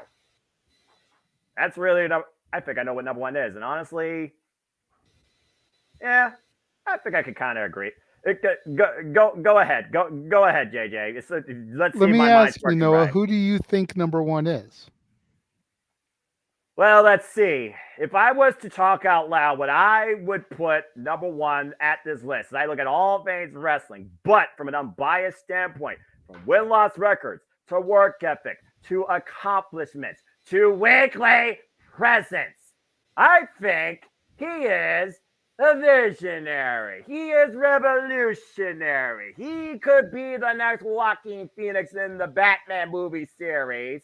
And he has more drip, even if I don't understand it for my life, than RuPaul and any other person in the fashion industry. I'm guessing it is the maniacal Monday Night Maestro Messiah, current WWE World Heavyweight Champion himself, Seth freaking Rollins. And you would be correct. The guy that won the newly christened, continuing the legacy of the old Big Gold 2.0 belt, the WWE World Heavyweight Championship, but has been a mainstay on Monday Night Raw every damn week. Has made it once again Monday Night Raw's incredible defenses against Shinsuke Nakamura, and of course, Finn Balor and that trilogy. There's no argument when it comes to that man's passion and work ethic. Former United States champion, also during this, till he lost to Austin Theory last year at the Power Series. We try to forget about that. And again, Seth Rollins, I gotta give credit due, especially with the guy, kayfabe to a degree or not, been working with a compromised back now for 4 damn years. Seth Rollins absolutely deserves to be recognized as one of, or according to this list, the best performing sports entertainer, professional wrestler in the industry, bar none. Go ahead, sing his praises, or sing his song and just put a screenshot up. Burn it down, Noah. Burn it down. That's the old thing. But So no, that he still says is- it at the beginning. So that is the top 10. Now, before we start going around the room to discuss and see approval, I just want to address Emmanuel here. How is Reigns not number 1? Lack of matches. Ding! You can count on both hands the number of matches that he's had in the grading period. Yeah. That's not enough to get you to number 1. between that and probably the 2 losses that he took in the tag matches, that probably is what did it in for him. But yeah, the Shield rule the top 3. The Shield rules the industry. Believe that. And Seth Rollins put the Shield on a tweet recently. The fist bumps. Yep. He was the architect. And Matthew feels Ospreay should be in Orange Cassidy's spot. You know, that's debatable. Again, I don't have the rest of my list handy. I just focused on the top 10 because if we started focusing on the top 20, top 50, top 100, oh God, that's a 4-hour show in of itself. Yeah, and while I could probably educate you on all that, even I have my limits. Yeah, top 10 is more than enough. Mikey, I did see your thing in the private chat. Go ahead and address what you want to address so that you can bow out, sir. PWI is like the wrestling Bible. Whatever they say can pretty much be considered the law, minus whatever when the fans come together. So if I would every year the PWI Almanac, that was my Bible before the encyclopedia came out. Same. Oh yeah, I wish I had copies of that, but I digress. Fair enough. I would love, as Stat Boy, I would love to go in and deep dive and look at everything, because them saying that Seth Rollins is the number one guy, you know, they'll say PWI will say it's fact. That's what they believe. That's their truth. Wrestling fans will say otherwise. There are tons of fans of the wrestlers in the top 10. Cody, Seth, Roman. You know, I'm surprised at MJF. You know, he's won the most hated award the last 2 years in a row. There are other awards that come out. You know, they have. You could almost call this the official wrestling Oscars, because this is as high as you can go in print, I believe. Sure, all the other journalists have their say and everything, but PWI, in my opinion, is the top, the cream of the crop, rise to the top, Mount Rushmore, all that good stuff. So they believe that, you know, and there were there were times where you would see WWE stars with their PWI awards, but WWE would not recognize them. That's where I have a problem with this. If a company like this is saying, hey, you're the best, you're the number one guy, then they should say it on their programming. You know, MJF getting in the top 10, you're going to add fuel to his fire, and he's the next episode of AEW, and he'll call them out as himself, even though we'll all think it's his character. They'll say, hey, I piss off more people than Seth Rollins. I defend my title more than Roman Reigns. I'm better than Roman Reigns. I should be number one. And the AEW crowd will back him up. So, you know, I mean, and this also leads into the debate, you know, is he the best, leading in the greatest of all time? WWE just sent out a tweet literally asking the universe, is John Cena the greatest of all time? That debate will never get settled no matter what. People will say yes and people will say no. So, you know, me personally, would I rank Roman over Seth? No. Now, I'm not denying what Roman has done with his title runs, you know, but again, the lack of availability and showing up on TV every week, that hurts. You know, you gotta show up. You gotta come to work. He's not doing that because of the business. So congratulations, Seth. You deserve it. but you've got a lot of people in the top 10 that are probably going to call you out or something. Some of them will be fans. Some of them might be your peers. But as far as me, you deserve it. Thank you for having me on the show. I love my family very much. It's way past 2 a.m. I'm turning into a pumpkin here. See you all on Tuesday in the sports bar. We got lots to talk about. I love you all. Stat Boy out. Bye. See you, Stat Boy. And then the what for? All right. I mean, this list could literally make or break a person's mentality based on just the reception of this self-proclaimed internet wrestling community and their bullshit. Yeah, and that's the thing. I mean, as me and Jeff always say when we do dads, everything is subjective. Ding. This is one magazine's opinion. But for the most part, I think that they're pretty spot on here. You know, I know a lot of people that are upset about this list. You know, there's AEW fans that feel like WWE dominated the top 10 and some of their guys deserve more spots. There's WWE guys that are like, who the hell is Vikingo? Why is Orange Cassidy on my list and this guy isn't? Mm-hmm.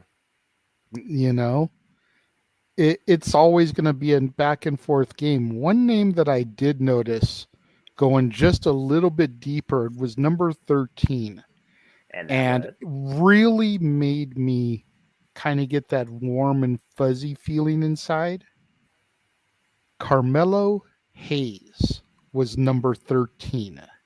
Wow. Wow. Impressive. Former. That just shows how good his booking and his matches have been, because he has been a champion pretty much that entire year. Former NXT North American champion, of course, until Halloween Havoc last year, where, of course, Wes Lee won. And since then, Carmelo Hayes not only has risen to the occasion, not only previously challenging for it and being part of the first ever Iron Survivor match, he, of course, now is your NXT champion. Successful defenses against Braun Breaker, Grayson Waller, and also, most recently, Ilya Dragunov, and they're about to go round 2. When it comes to him, he doesn't miss. He's been straight up balling. Definitely deserves his spot. Respect. I was a little shocked that Bobby Lashley was as high as he was, because he's barely been on TV. 19? I mean, again, he's a former United States champion. He also was involved in a feud with Brock Lesnar, and that's got to speak to your values, too. He also has been a mainstay on the WWE product, so I can kind of understand why he kind of was involved in it. But then again, he wasn't even involved in WrestleMania. I almost forgot about that, to be fair. That's sad. But that was because of Wyatt. Yeah, I know. It's a whole different story with that. But anyway, yeah, Bobby Lashley, again, he had a good winning record for the first half as United States champion. And then Brock Lesnar cost him. Any other honorable mentions here? That was the main one that like really caught my eye that I wanted to discuss. Okay. Just because, you know, I mean, obviously there was no NXT present in the top 10, but to see that somebody in their developmental came that close that speaks value to cracking the top 10, that says a lot for my NXT. Damn it. And it says a lot for, like I said, Carmelo, his athleticism, his matches, and the way he's been booked. He's been booked that strong that he ranked higher than Braun Breaker, and he was their world champion for almost an entire year. But to be fair, Braun Breaker did lose the title this year at WrestleMania. And when you figure about who he faced in the period, beyond the Halloween Havoc triple threat, the rest of the competition's kind of been subpar. It was Grayson Waller, and it was Apollo Crews, and then he lost to Hayes. That's about it. But I get what you're saying. Also, thank you for that tidbit, Walter. So Will Ospreay was number 17. Well, he did lose to Kenny Omega at the beginning of the year, but he was definitely a main guy prior to this year, especially in the later half last year, being the IWGP United States champion. Had a couple of missteps, but overall, he still has been the main face. But the thing is, also, you got to think about scope He's the main face of New Japan Pro Wrestling, trying to bring back wrestling to the British scene. And while he was involved in the biggest man wrestling history against Chris Jericho, wasn't for the title. Got the win back against Kenny Omega at Forbidden Door. Those are probably the two biggest accolades for him. Prior to that, kind of just been lost a little bit. Besides these 2 months, the early part of 2023 has been a bit more of a wash for Ospreay, especially since losing out on the G1 Climax and the New Japan Cup. Okay. I'm just going to take a look here real quick. Let's see here. Sonata. Again, I could go on and on about a lot. Masha Slamovic! What? Hold the phone here. Well, wait, is that a typo? Seriously? That's fucking amazing. GCW and Impact Wrestling represent. I mean, shoot, that freaking crazy, powerful woman goes up against man and woman, including class against Speedball Mike Billy, now one half of the current Knockouts Tag Team Champions with Killer Kelly. She has been one of the hardest workers in this industry this last year alone with Speedball Mike Billy. So, again, mad respect to her. Brian Dan, Alexander, Hammerstone. That's MLW for those that don't know. Hey, to represent Trey Miguel, Kevin Owens, Sami Zayn, your PWG boys. How did Kevin Owens come in before Sami Zayn? Yeah, I'm kind of confused by that myself. Wasn't Sami Zayn more? Well, he was an integral part of the bloodline, but I guess Kevin Owens had more wins, maybe? Because JJ did say it was about, like, wins. Let's see. Kato Kiyomiya, Pro Wrestling Noah, Face Okada, Drew McIntyre, Hiromu Takahashi, still IWGP. Wasn't KO getting more title shots, even for mid-card titles? Yeah. While Sammy was in the bloodline? Yeah, you're absolutely right. That's exactly probably the reason why. You're absolutely right. So even though he may have lost those matches, he was still getting more high-profile matches. That makes sense to see. Matt Cardona, that don't surprise me. Jay White, Shin Skywalker, Alex Kane, Kino. Okay, we don't need to run through everybody. That's why I didn't. Yeah, I'm just reading. Yeah, that's why I didn't get everybody's name. That's all I'm doing. I'm just reading through some of these names, like which names surprised me or not. Okay, but well, Attila had brought up something to me in a private chat. Attila, did you want to address that? Yeah, what you got? Where'd she go? She muted herself for a moment. I think she said, "Give me a second," and then she did that. But Attila just messaged that's crazy 3 minutes ago. So chances are something freaking came up because again, her family house could be chaos, and prayers for passions. But her that's crazy was to KO coming in before Sammy. Yeah, that's the last thing she said. But again, to go with Statboy's point, because let's bring it back to the topic here. What you read is what you choose to believe. Now, again, these guys, they have their own analytics. They have their own system. They've been doing this for how long? Longer than I've been born, probably. So for this to be used as the measuring stick, metric, the overall outlook on who's the cream of the crop in the wrestling industry.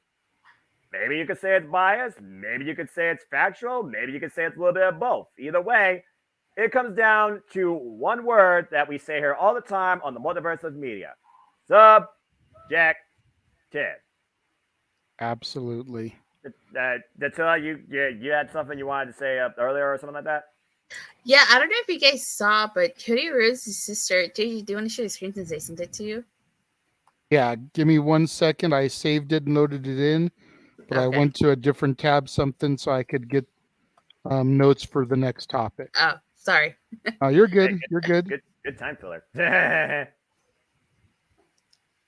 So Cody Rhodes' sister tweeted this out when the PWI rankings were released, that saying someone at PWI has beef with someone in the family and it's really ugly on their end. So that's why I care. They're lucky certain people take the high road because it's cancelable. So I guess she's referring to the reason why Cody made it at number 10 is because somebody at PWI has beef with someone in the family. So if not number 10, where would you guys put Cody Rhodes? Top 5. Yeah. Go ahead. I agree with that, and mainly just because I'm not familiar with Vikingo's work all that much, I would probably swap him and Vikingo. I mean, if they feel that he's worthy enough for a top 10 spot, great. But knowing Cody's body of work, I still would probably put him in the top 5.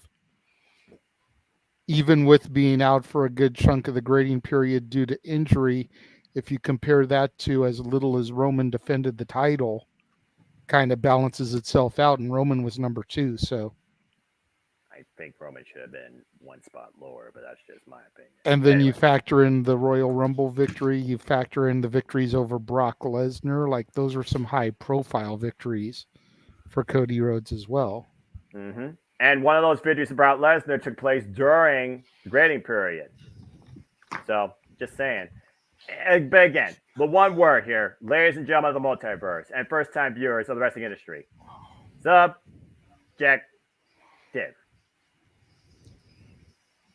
Yeah, I definitely do agree with you, JJ. I feel like I would have switched those two around and put Cody at top 5. Yeah. If I were to just say, in my humble personal opinion, who's top 5 of the industry right now, it would not be the necessary top 5 on this publication. And again, it's subjective, and it always will be. There never will be one actual correct answer, and that's the beauty and the curse of this industry that some people can't wrap their heads around and get butthurt because of it. You're right. It actually, I'm happy to see that all 3 Shield guys are top 3. And it just goes to show they've come a long way since their days of the Shield. So happy for them. 2016. I'll tell you what.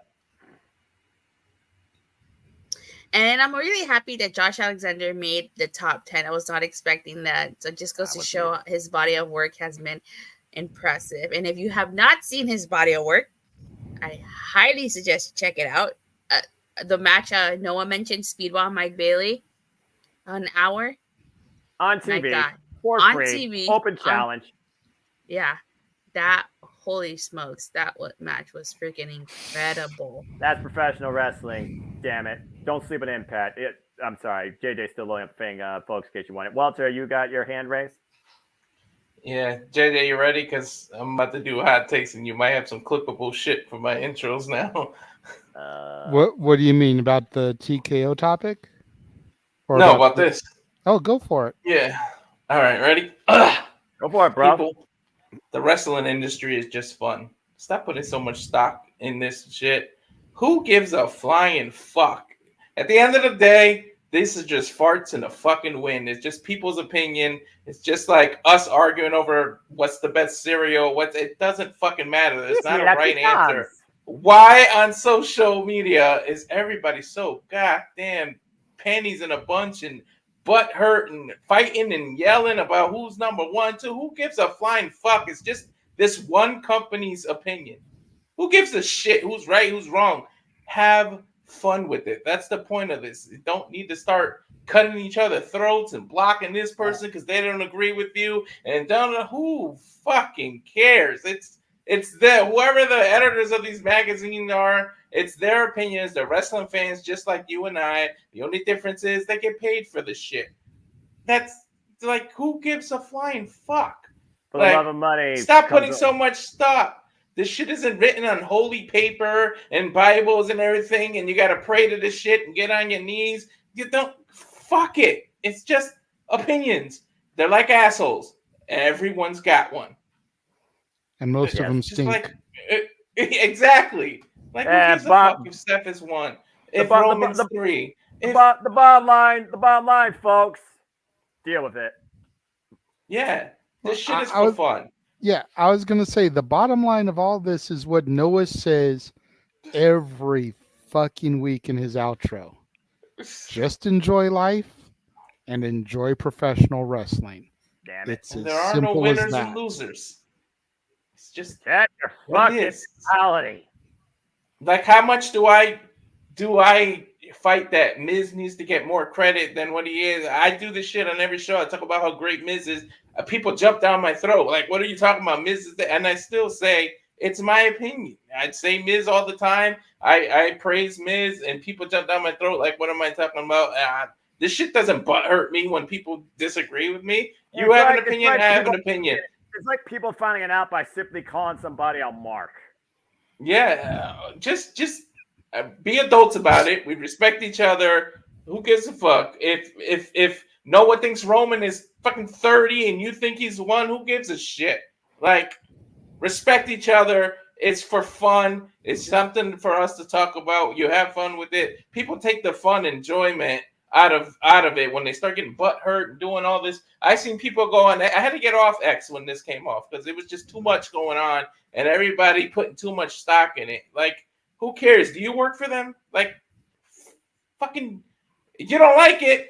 Close the website. Put the magazine down. Don't buy the shit. Close social media. Bro, I didn't like what I saw. I got a revolution idea for you, bro. You see this thing you got in your cam, bro? There's a thing on it. Yeah. It's a little thing on the side, bro. It's really simple. It's not locked down. It just you just do this, bro, and then that's all you gotta do. Exactly. All you gotta do is put the shit down. Like, can we stop being so butt hurt? Look at that. Butt hurt about it. Clip that. I told you I was gonna give you something, JJ. Yeah, you did. I'm gonna make sure James clips that. Butt hot. Oh my god, that's so damn good. Nobody outbutts the butt hut. It's the long lost brother of Jabba. But that's it. I just want to give a hot take on that. Like, that relax, people. It's just fun. That's a spicy statement, but it's a simple fact. Oh my god. Appreciate you, Matthew. All right. Good shit. Good talk. Yeah. I think everybody made their point on the top 10 there. Yep. So we're going to take another break. This one a little bit longer. So if you need to run to the bathroom, if you need to refresh your drink, this is a good opportunity to do it. And then we will come back Mark Henry style for the main event. Oh boy. You ever wanted to come into a sports bar where the barkeeps know their game? Well, the Jeff Beecham Network Multiverse of Media has got a production just for you. Sit down and relax as the Stat Boy and his partner break down the statistics in all things sports. Whether it's football, basketball, motorsports, baseball, hockey, soccer, professional wrestling, mixed martial arts, boxing, and much, much more. All are welcome. Your barkeeps here keep you up to date and in the know of everything going on in sports, while also having a pleasant conversation about it all. Your host and owner of the bar, Stat Boy Mike.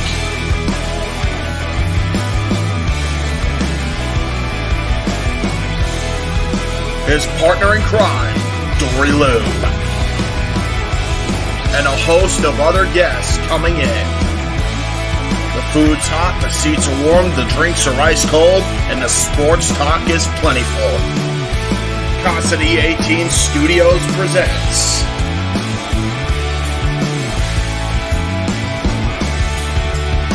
Stat Boy Sports Bar. Take a bar stool and enjoy the show.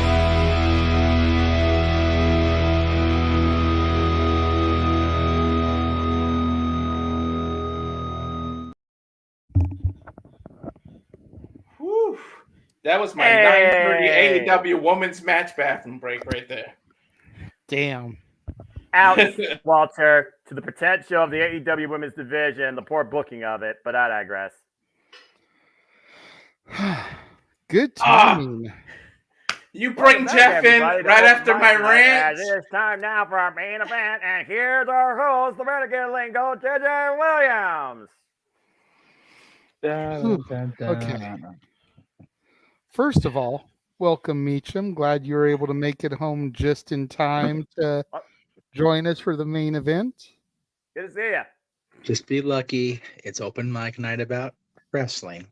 If it was open mic night about the LA County transit system, we would be here until 4 o'clock in the motherfucking morning. Anyway. I feel you there. And please, y'all in Antelope Valley, stop shooting cops. Appreciate you. Thank you. Anyway. No, I mean, honestly, real quick, the LA County system, transit system, is like terrible. Well, no, on a normal day, it's terrible. When they're doing track maintenance, it's more terrible. When people north of my stop are shooting cops, we can't go nowhere. JJ, topic? I'm not sure how to divert from that. That's I like to kind give of them a TKO for being so stupid. That's nice, a nice total attempt to knockout. segue there. Oh God. Yeah, I try. Well, I had to use my imagination. You have missed some interesting discussion, especially when it came down to Nia Jax and Jade Cargill. Yay, Jade Cargill. Most everybody kind of agreed with the top 10 being what the top 10 was. So there wasn't a whole lot of discussion and ranting and raving there, but yeah, I mean, it's like I said on Tuesday. It's a kayfabe magazine written by writers about a predetermined sport, and they're using actual sports stats. Check, please. Thank you. Good night. Yeah. You missed my little rant just now. This poor commercial, Walter had a rant that James is going to have to clip. For one key word. And this man right here, the simple man with the spectacular voice, donned his shades in order to impersonate a certain other moderator from another channel. Oh. So you're saying so what you're trying to tell me, Jay, just make sure we have more prime material for what's coming up here on sale. Oh God. Okay. No, because nothing has been sung. Oh. Bad. So that one. No. Okay. Stop it. That wasn't me that time, Noah. That was all Jeff. Now the come on. No, slow jams. Yeah. And no slow jams tonight. This man's been gone off the damn rails full throttle. No, but again, if we get $100 in super chats during the Disney karaoke, Noah will do eye to eye and will do the perfect cast dance while he sings it. God, no. Can you imagine if I get to show people him doing that while I'm at Disneyland? That'll be the greatest day of all time. Can you imagine if you get to show Goofy him doing that while you're at Disneyland? Find the goof. And you can bring Goofy on camera. I don't think he comes out for the after dark at Toontown, but he might be in Town Square by that point. Hey, maybe Max too.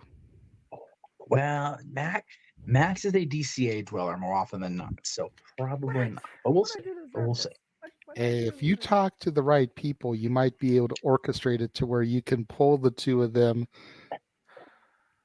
Trust me, I am working on many things before November 18th. Fuck, I need to lose my voice somehow. Full gear, kill my vocal cords, please. But Noah, you don't want to lose your voice. It's a world of laughter after all, and sometimes a world of tears. And granted, it's a world of hope, a world of fears. If you guys, at the end of the day, there'll be so much that we share, and you'll be aware that it is indeed a small world after all. No, Zazu, anything but I'm assuming that you guys are still gonna be live by the time I get back home. So like I'll jump on when I get home. More than likely we will. Oh god. We will make sure. We'll give you time to get off Minglewood. Don't worry. Everyone's fucking wallets are gonna kill me. Oh yeah. Damn it. No. I cannot wait for Disney. No, how do you think I paid for Christmas? What? Ah! Daniel's like, no one could do what the Hollywood writers are doing. Go on strike. Nope. We need him. Damn it! We're not equal. So Hey, the strike got us The Rock and John Cena this week. So. And we're about to get there because the main event, obviously, Tuesday, the merger was official. WWE, UFC, Endeavor coming together under this TKO banner. People, there was a mass termination yesterday yeah. where close to 100 people lost their jobs. which always sucks. It always sucks. When that All happens. office people, no talent yet. But all office people. I do have a list of names. Not that we're going to know who any of these people are personally. Well, I know one. And this isn't everybody, but these are some of the more bigger names, I guess, because these are the ones that, if I'm being honest, certain internet journalists decided that they needed to name on their Twitters and their X accounts. Oh, God. So you figure if they're throwing the names out there, then these are at least some of the bigger names. Yes. So Catherine Newman. Yes. WWE's executive vice president and head of marketing. Yeah, that's a big one right off the top. Whoa. Jamie Horowitz, the executive vice president of development and digital. Which that one surprised me. If I may, let me get through the list, then we can. Okay, I'm sorry. Amanda Bloom, WWE's director, enterprise master data and governance. Andy Levine, WWE vice president of international and platform strategy. Okay, Andy. Alexa Gothard, WWE employee in a digital capacity. And Dana Warrior. Yeah. Dana! Yeah. So, first question as far as Dana goes is, what happens to the Warrior Award? Make it the Shad Gasper Award, please. Well, I was going to say, do we just completely do away with the award? Because there was a little bit of back and forth internally when it was first created as far as being used for what it was created for. Right. Yeah, it's the Warrior Award has always been a lightning rod, shall we say, for polarizing discussion.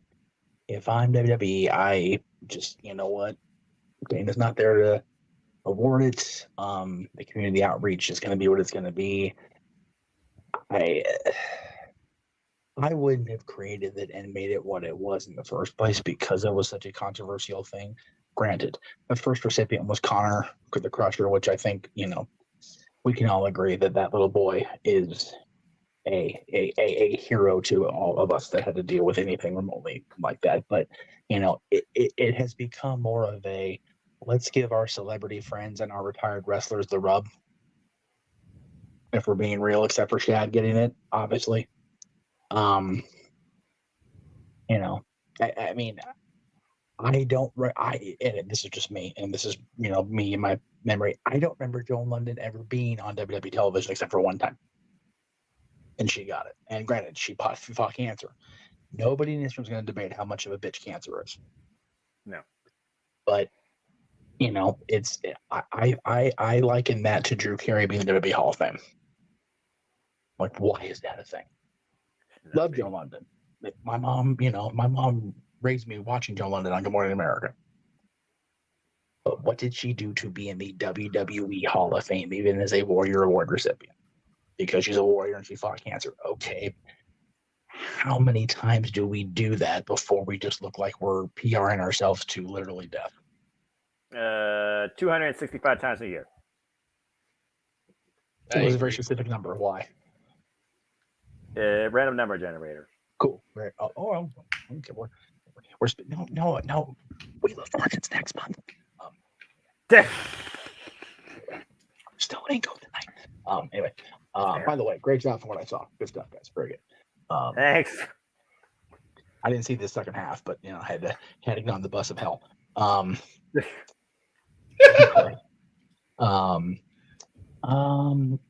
If it's me, I get rid of it. But as far as Dana, people of course are coming in. Oh, well, she only got the job because it was a pity hire because her husband died, and all of a sudden her husband wasn't a piece of shit anymore because he died, and it's like, can't argue with it a whole lot. I do away with it if it's me. The other releases, terminations, whatever I call them. The one that surprised me was the second name, JJ. I always forget his name, so forgive me. The head of digital, because that's basically the social medias and the website. which has been crucial to their presentation, especially post-pandemic. And they just went, yeah, we don't need you, bye. So that was surprising to me. I'm going to do this, and it's going to look like shit on camera, but I'm tired of holding the phone like that. Yeah, it's fair. Be comfortable, brother. Got to. I'm tired. I think we're all kind of tired to a degree. It's been a long day, but it's been a fun day for you guys, so I'm happy. Yeah, Yes. I am always happy to be here. Walter, I see your hand up. Go ahead. Yeah, none of us are for anyone losing their job, but we do understand when companies merge, when things happen, it's part of business and it happens. And Liquidation.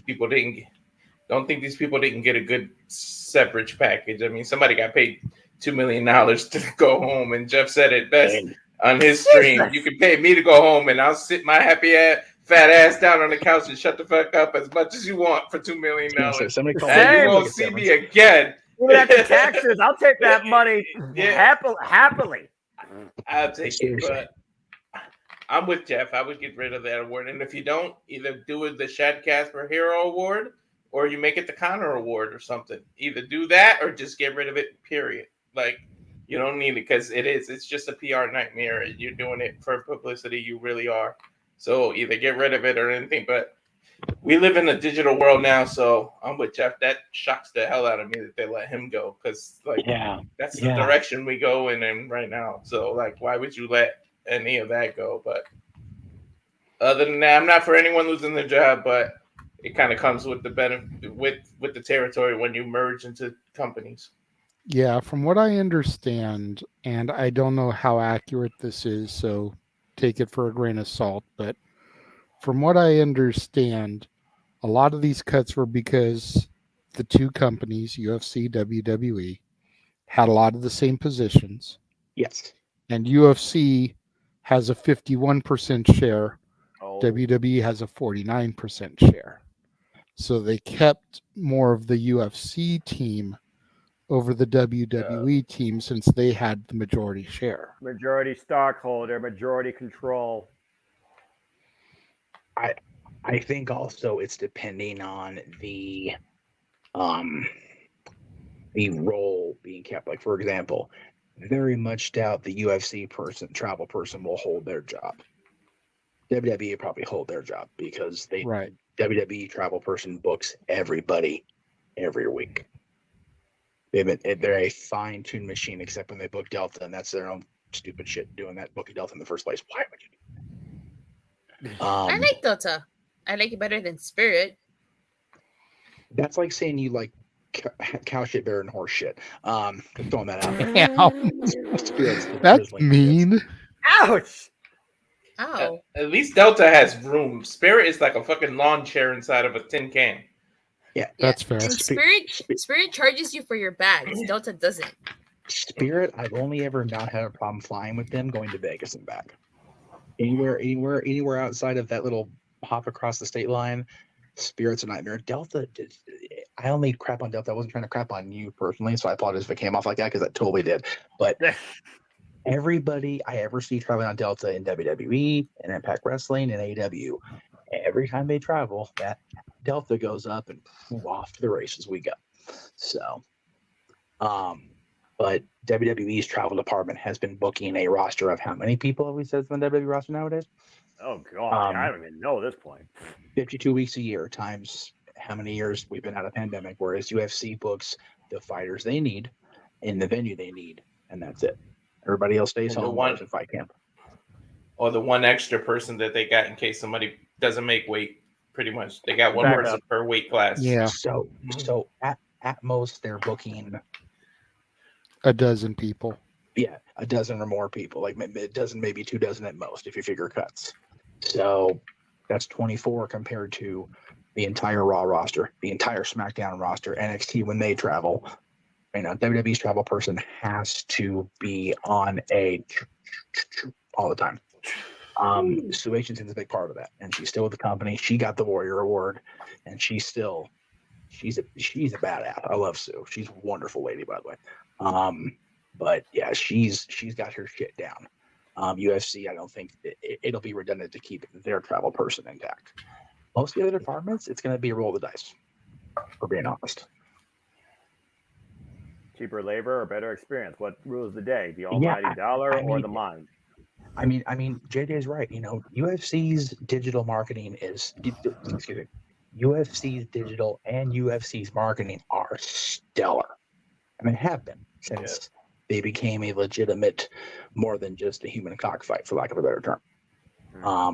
So they should be retained, quite frankly. But yeah, the one that surprises me, honestly, is the WWE digital person, because, as you said, WWE has basically lived on digital, except when you're watching Raw and SmackDown. They have lived off digital for, more than pandemic years. Since WrestleMania 30, I believe, when the network was first incepted, and that was the first WrestleMania showcased on it. Figured the minute they moved to NXT from broadcasting here and there, if you could find the sucker, to every week on WWE Network, they've become we are on digital going forward platform. And you have the network specials that are now turned into Peacock specials, the Peacock original movies, the Peacock documentaries, like everything. If you can't find WWE something on Peacock, you're not even on the damn Peacock app. You're not there. No. Whereas UFC is still their own entity. They have their Fight Pass, they have their own platform, and they're also merged with ESPN, which, again, there's always that talk about ESPN/Disney and WWE still chatting. So that will never go away. The UFC had their own little app before they merged with ESPN. It wasn't the greatest, to be honest. I've had it. Everybody knows how big of a UFC fan I am, but I had to let it go after like 6 months. Yeah, their own network, for a better term, was kind of like WWE Network beta. It was pretty shitty. But ESPN, of course, under the not to toot the horn, but under the mouse, has been very streamlined, and ESPN Plus carries a lot of the King games, so we're on ESPN Plus all the time. And they do a really good job helping out with the broadcasting of the fights. So again, it'll be a matter of redundancy. Who is doing their job effectively? Who do they need to keep around to do a job on one side or the other? And like we already talked about, people are going to get cut bad severance checks the next 2 weeks. And they probably welcome it. They probably welcome it because it's, they're going to get cut enough money where they don't have to worry about working. Some people like to work, and I don't begrudge them that. Some people don't want to sit around. I sat around for 4 months and did this, and I went nuts. And now I'm back to work. My body's going, what are you doing? Sorry. Yeah, he's the one guy I think that if they tried to make him take a severance package, he would probably die from the stroke of lack of work. Because he's a damn cyborg, even now. Yeah. Of course, he's more of a drug lord now than he is a cyborg if you look at his pictures. But Vicente. Hey Hunter, you got the good shit today. Very good, very good. Orale, Holmes, what we doing? Oil the way. I'm sorry. No. That was a bad Kevin Nash reference, but that's okay. Hey, JJ looks like me. Anyway, there's two of me. Run. Where am I stuck in between? I meet you in a hard place. Anyway. Accurate. Which is which? This wall is very yellow. I realized, by the way, I don't know why this wall looks so yellow, and I know it's not. That's kind of, I'm just like, what's my wall yellow? That's weird. Anyway. Yeah, I would be very surprised if the long tenured production people, I'm talking like the Kevin Dunns of the world, get let go. But let's be real, everybody wants to see Kevin Dunn get let go, though. Well, no, that's a fair statement because that bucktooth jackass should have been gone a long time ago. But can we let go of Kevin Dunn and get Jim Johnson back? Can we make that happen? Please. Jay, I have a lot of power these days. With the magic behind me, I don't know if I can even pull that one off, but I can try for you. I'll try. I will try. Let's go to Snow White's well. I want to see what happens. Go ahead, Jeff. Oh no, I was saying I was the wishing well today, actually, earlier today. I want to see what happens with the music because UFC has a lot of licensing. If you look at when they come out, granted the fights aren't that often, but they use real music and they use it. So if they shoving over some money for real licensing music, the music might take a 180 for WWE if they can do that's that. The thing. They're a parent company. How much money does Endeavor have in these music licenses, and how much are they willing to spend? Is the key. And that's the other thing, because music licensing is a hip to bill. Right, Tony? Yeah, isn't that one of the reasons why Tony Khan never got the final countdown by Europe? Because they wanted an obscene amount of money. Yep. So yeah, he basically paid $1 million, or maybe it was $2 million, and he already used it up for the year. Because he used it at All Out and Forbidden Door. And All Out, yeah. Yep. Which I feel like he wasted it at All Out, because with Wrestle Dream going to be in Brian's home, basically. Yeah. Like that should have been where they saved the second run for. Visit GoFundMe/Jeff Meacham right now to raise money to get Brian Danielson for Wrestle Dream for Final Countdown. Did all you guys see the press conference the other day that Dana had? No. I heard the quote. I heard their quote too. A reporter mentioned Vince's contract and what it says in it. I found that very interesting, and he pretty much has control until the day he dies. It's written in his contract about his control, and it's in there. So he's permanently seated in the system. Yeah, Dana, they said it. Dana kind of glossed over it and mentioned it, but it's pretty much worded until the day he died. If you go to NoDQ.com, that the press conference is there, and you could. I think it's at like the 20-minute mark or so, because I watched it. I sat through when Dana was talking live. And the funniest shit when Dana goes, whoever said that about making WWE fans, UFC fans, and UFC, that's the biggest hunk of shit I've ever heard in my life, and you're a fucking idiot for saying that. Who said that? I didn't even watch this, and even I know that's a load of crap. Well, no, but it was one of their one of Dana's EVPs that said it, and Dana's just... Dana said, "You're a fucking idiot. I love you, but you're a fucking idiot." Yeah, it's one of those. I've been to a house, Royal Rumble weekend 2013. I went back to Greg and Jen's house. There was a UFC fight that weekend too. The only three commonalities were Greg and Jen and me. I mean, that was it. And I only wanted to watch it because I was there. Not the biggest UFC fan. No, I don't like UFC. I'm not that big on it either anymore. Yeah, I really got more into it when Ronda was there. I started watching a lot when Brock was first crossing over to them. I did purposely order the first card that had Punk on it because I wanted to see it for myself, and I had regrets. Right. I purposely ordered. Yes, regrets. I did regret it. It was so bad I had regrets, not regrets. That boy got his ass handed to him. He got his face looking like a Chicago-style pizza afterwards. Just poor guy. You guys know how big of a fan I am because you got that clip from when I screamed when Sugar Shane O'Malley won the title. It's one of those things that I also ordered the McGregor Mayweather. Yeah, it's one of two times I paid for Mayweather ticket, but I was rooting for Mayweather this time. Not against the Big Show. I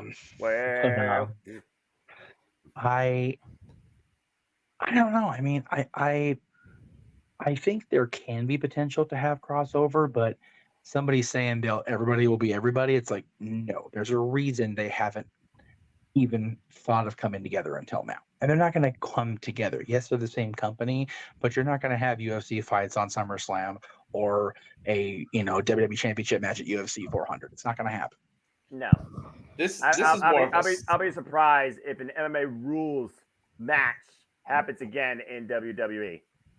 Well, They're probably not going to have the fight pit anymore, which sucks. I love that concept. You're not gonna see the Lions Den anytime soon or any other shit. Because this is like, hey, go watch us instead. This is more of a stock move. They're gonna let who runs each company run the company the way they've been doing it for years. They're both each of them are successful at what they do. They're separate entities, and this is just more of a tax thing and a stock thing about making money. They're gonna let who runs WWE run WWE. They're gonna let who runs UFC run UFC, and they're not gonna mix. That's what's gonna happen. You don't need all that. The number one thing to take away from this: Vince is now permanently, forever involved in WWE. Yeah, and that's what he wanted. That's what he wanted. That's exactly what he wanted. Yep, and the WWE has 49% of the holdings of the company, but keep in mind the breakdown of the stocks stayed in place. The McMahons have that Class B stuff. The stockholders have the Class A. The McMahons are going to be in control as long as the McMahons want to be in control. Period.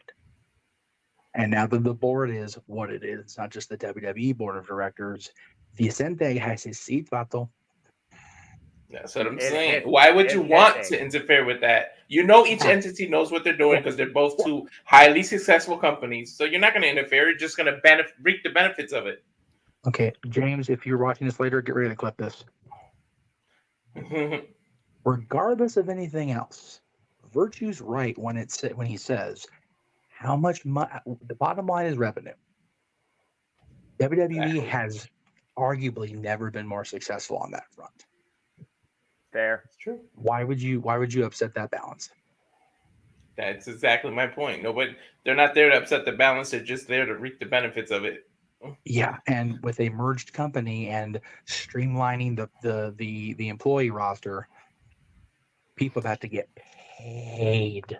And Dana is now a vice president, I believe. He got some kind of, from what he's saying, he's got a new title. He doesn't really give a shit about it, but he does have a new title. Yeah, if you treat it like Succession, it's like Dana's like third, maybe fourth. And I'm sure he's contacting his sniper friends right about now. Yeah. Well, that being said, the digital market's already going haywire as it is with what Elon Musk is doing with the X. X going to give it to you. X going to die while doing it too. So, I mean, the digital thing really is the one thing I do wonder that I could see change maybe the most, if nothing else, from a presentation standpoint. And as far as, the business side of things, I mean, hell, I still have a 403B. I don't have any stock in WRUSC as far as I know on my shares. So if it means just more money for them, then good on them. Well, think about it this way, Noah. You and Dattila both subscribe to the Impact Insiders. It's like you said, it's $1 a month, right? I'm paying $4.99. Same. Okay. Well, you guys get that access. So, if Impact, and I think UFC has some sort of similar thing on their YouTube page, correct? Anybody know? I think so. I don't know. What's to stop WWE from increasing their YouTube presence with a subscription type service? All more channels are doing that now. There's a button for subscribe and a button for join. Unlock emojis and do this stuff. Exclusive chat. Yeah, I have a button for join. What do you know? Feel free to join my channel. You have a button for join. Dattila and Noah are always talking about Joya. They are Nola. It's all synergy. There it is again, Dattila. Give me 5. Where are you? Give me 5. There it is. But yeah, so there you go. I don't even want to talk about Joya because Yuya got a briefcase and I'm so worried because everybody's talking about he's the one. He might be the one getting the pink slip. No, it should be fucking that. You know what? We're not gonna go off. We're not gonna put that out there. We'll save that for our call together once again this Thursday. Oh God, I've got my voice going 3 days straight this week. What the fuck's wrong with me? Anyway. Noah, you've got your voice going for maybe 5 days straight this week. Remember what we talked about in private chat? That's right. No voice for that. No voice for me. No rest in the wallet for UFC and WWE. But we all believe in something of that group. Whether it's we all believe in Joe Henry except for JJ. We all believe in Joe Henry. I believe in It's going to be interesting. This is going to be interesting what the network contracts because they're almost up, and now this merger happened. Yeah. That's the So next big, Fox, that's the next big Fox thing. has a lot of pressure, and you got the Yeah. CM Punk firing. That might be leverage if they want to bring him for Fox to renew it. So we'll see. So I found it interesting. First of all, I mentioned this earlier this year, but the No DQ review didn't want to talk about it because apparently it's not important, even though it's fucking important as hell. What is it? The upfronts didn't, like I said, like I've said it before, there was no mention of WWE programming on Fox or the NBC programmings. Does this merger affect that? Are we going to actually see WWE move to ESPN and fall under the Disney umbrella like we've been talking about? I was going to go there in the conversation. And you know that would definitely raise prices, but people would still flock towards it. So it's like at the end of the day, if it means more money, I can see it happening. Again, I think a lot is going to change heading into 2024. And I think some of the changes are going to really take us by surprise, particularly when it comes to our weekly wrestling product presentation and where we can find it. I do agree with you. You know, I wonder what that means for USA Network as well, because, I mean, I don't know about you guys, but I don't really watch anything on USA Network. I don't. So, does that mean... Law and Order SVU I watch. They can repeat that all they want. Yeah. Eventually, people are going to stop watching the same damn soap opera when they already know the story about who's the most guilty. Yeah, I only watched Barmageddon because it was after Raw and because my buddy Nikki's on there. So otherwise, it's like I'm not gonna watch anything else on there on purpose. I don't watch anything on USA Network. As soon as Raw's over, I'm out.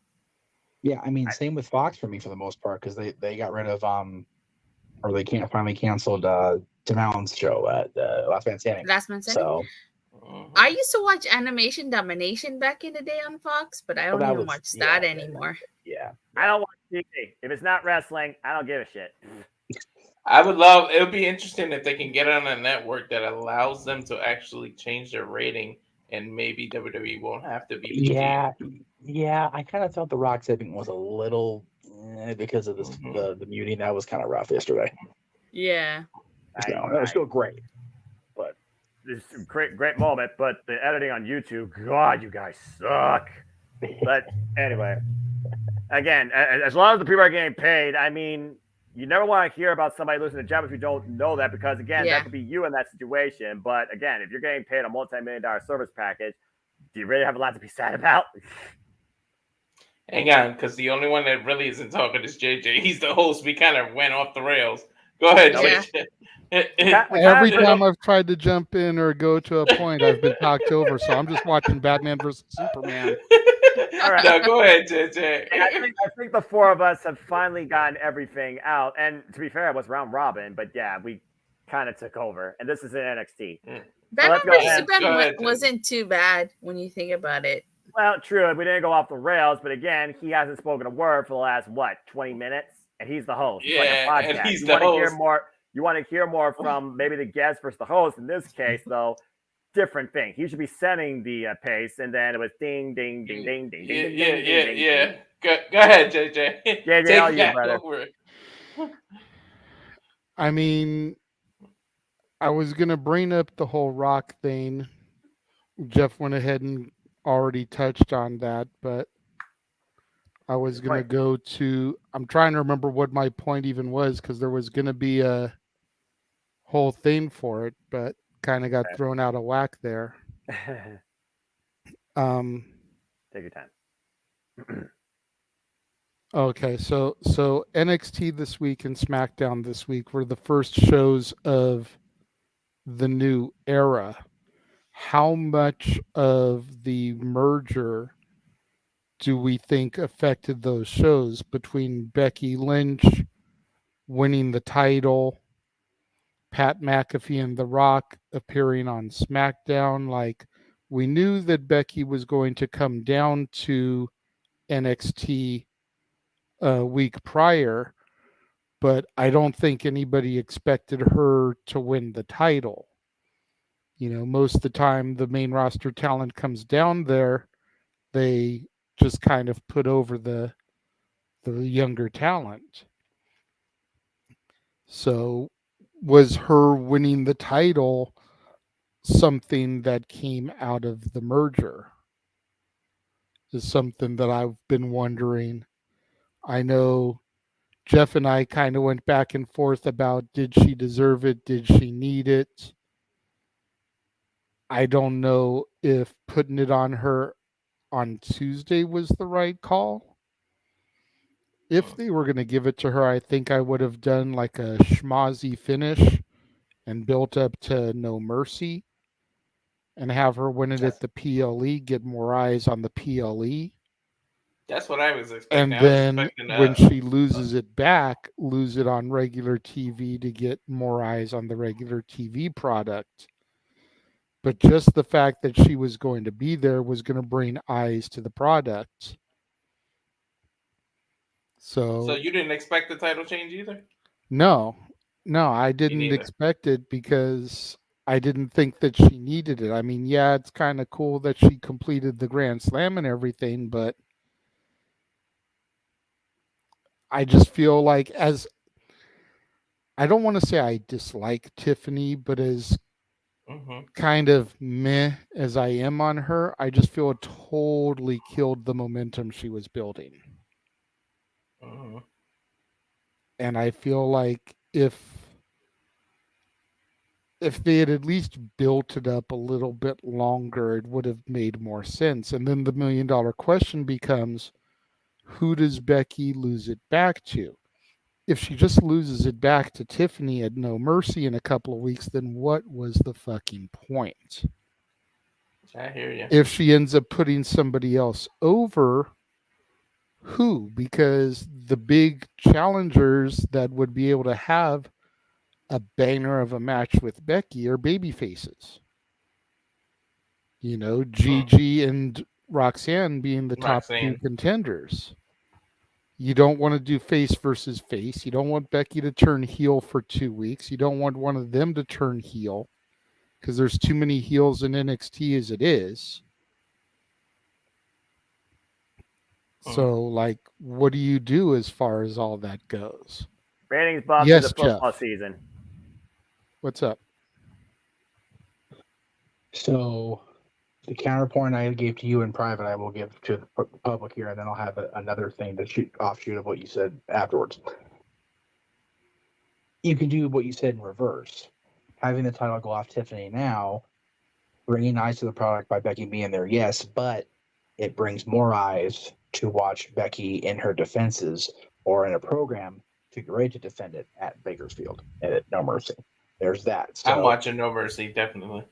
So, you know, I told you, and I'll tell the world, it's becoming very hard knowing I cannot make it to Bakersfield. It's just not going to happen now at this point with the plans.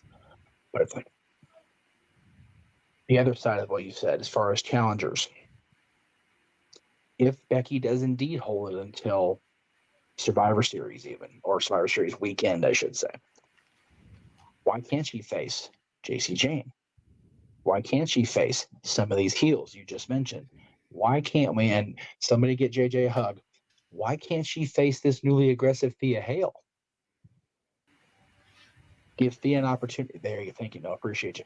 Why can't we give Thea and this badass, apparently going shopping for a new wardrobe self, the opportunity to face the man?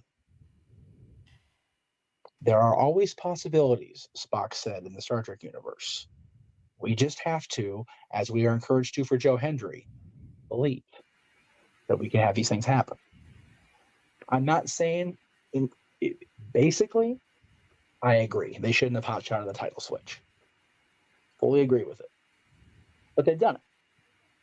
And there are ways to capitalize on it without putting the title back on Tiffany in whatever it is, a few days at this point. Have her defend until Survivor Series. Or if they do have Tiffany get it back right away, have these next 2 weeks of television be strung like bull. Make her look like she's got herself worked into a tiffy tizzy over this. And so just pissed off that, you know, she destroys her own damn beach house just to get the point across. You can make her look strong in this defeat. You just have to know how to book. It's not hard to book. And with the fat money coming in, it won't be hard to finance either.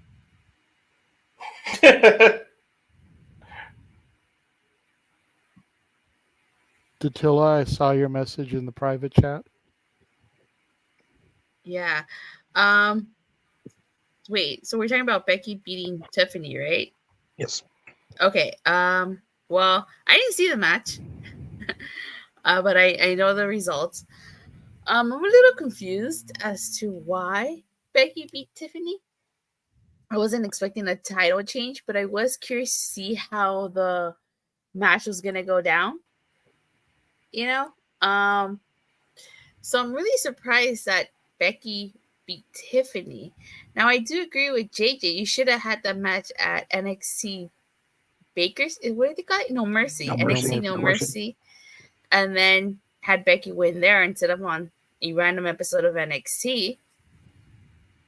You know, but I don't know who Becky could lose it to. Again, I don't know, much about NXT, so I can't say who would be a good feud for Becky Lynch here in this situation.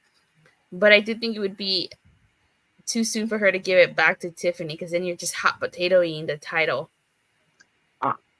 I'm telling you, a JC Jane motivated / coached Thea Hale versus Becky Lynch Survivor Series weekend.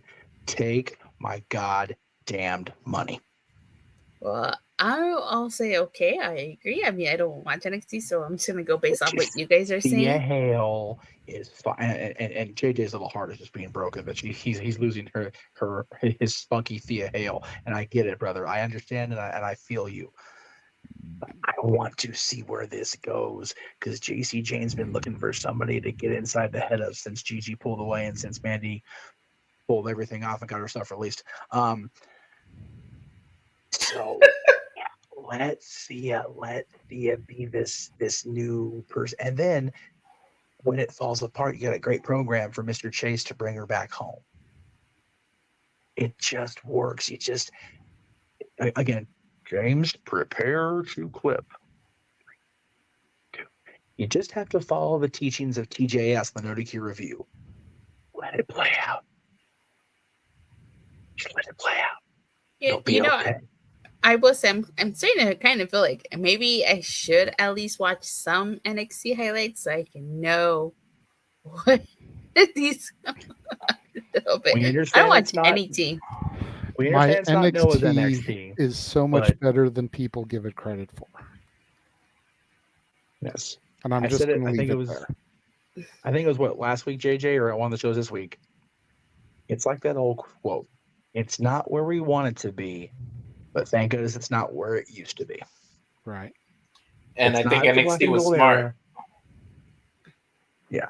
It's not black and gold, but thank God it's not the rainbow bright era anymore. Look, I will say this: when NXT was black and gold, I wasn't watching a lot of wrestling back then. I was literally just watching WWE, so that's why I was watching NXT too. Nowadays, I'm watching AEW, watching Impact. I literally watch wrestling 5 days a week. If I watched NXT, it'd be a straight 6 days of the week.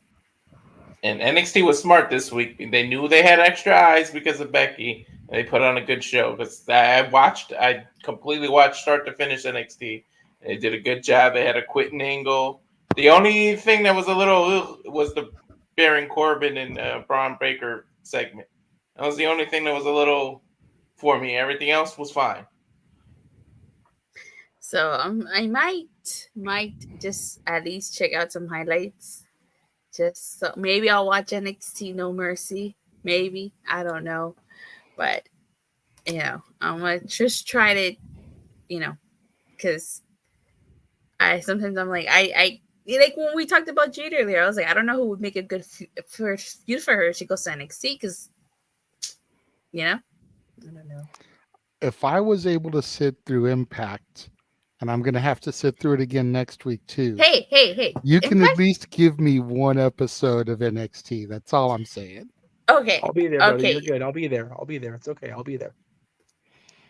Okay, JJ. Since you sat through since you sat through Impact's 1000th episode, mind you, that was a really good episode. Okay, I didn't say it wasn't, but NXT puts on really good episodes too.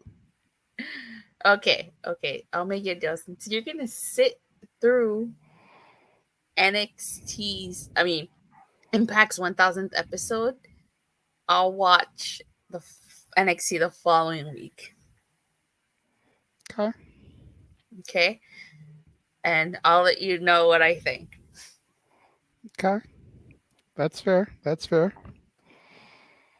But yeah, going back to the original point of the whole conversation was the Becky title win part of the finalization of the TKO merger?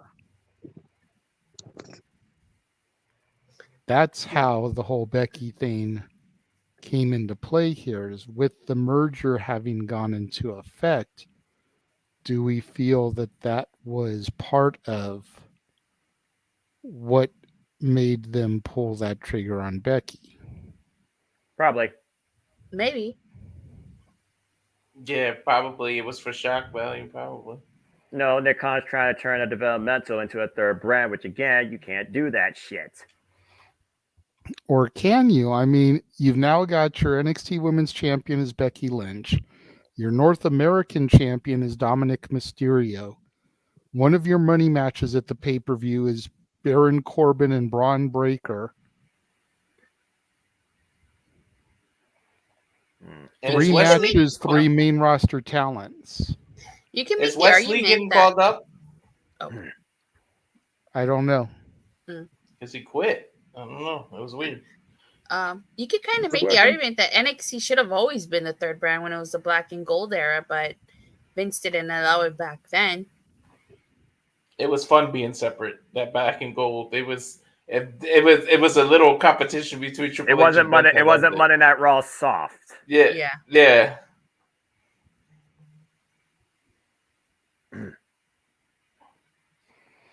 Yes, Jeff.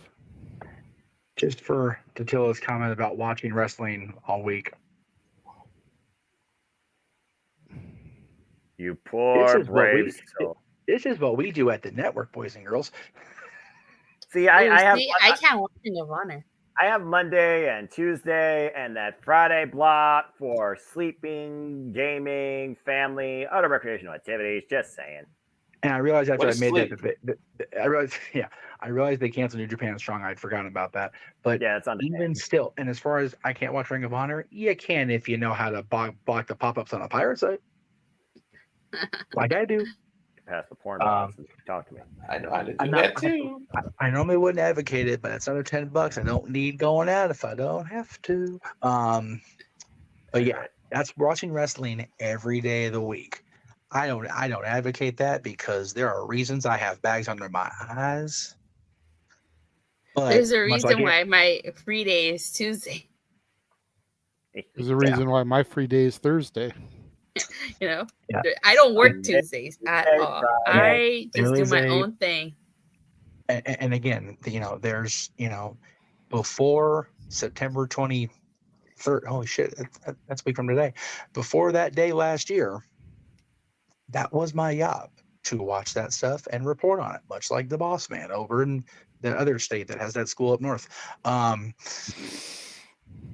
So I got used to that being my job, to watch this stuff and report on it. So it's part of my thing. When I have to miss it to go work for the mouse, I miss it to go work for the mouse. But when I'm home, I watch it. When I can DVR it, I DVR it, then I watch it. See, and that's the thing. Since I'm not making money off of YouTube yet, I pick and choose what I watch, and that freedom is a beautiful thing. If somebody was telling me you're gonna watch NXT or gonna pay you to do a review, I would watch NXT. But since I'm not, I don't watch it. I don't know necessarily that's worth my time if the money would meet my overall expectations. Now, I'm not negotiating.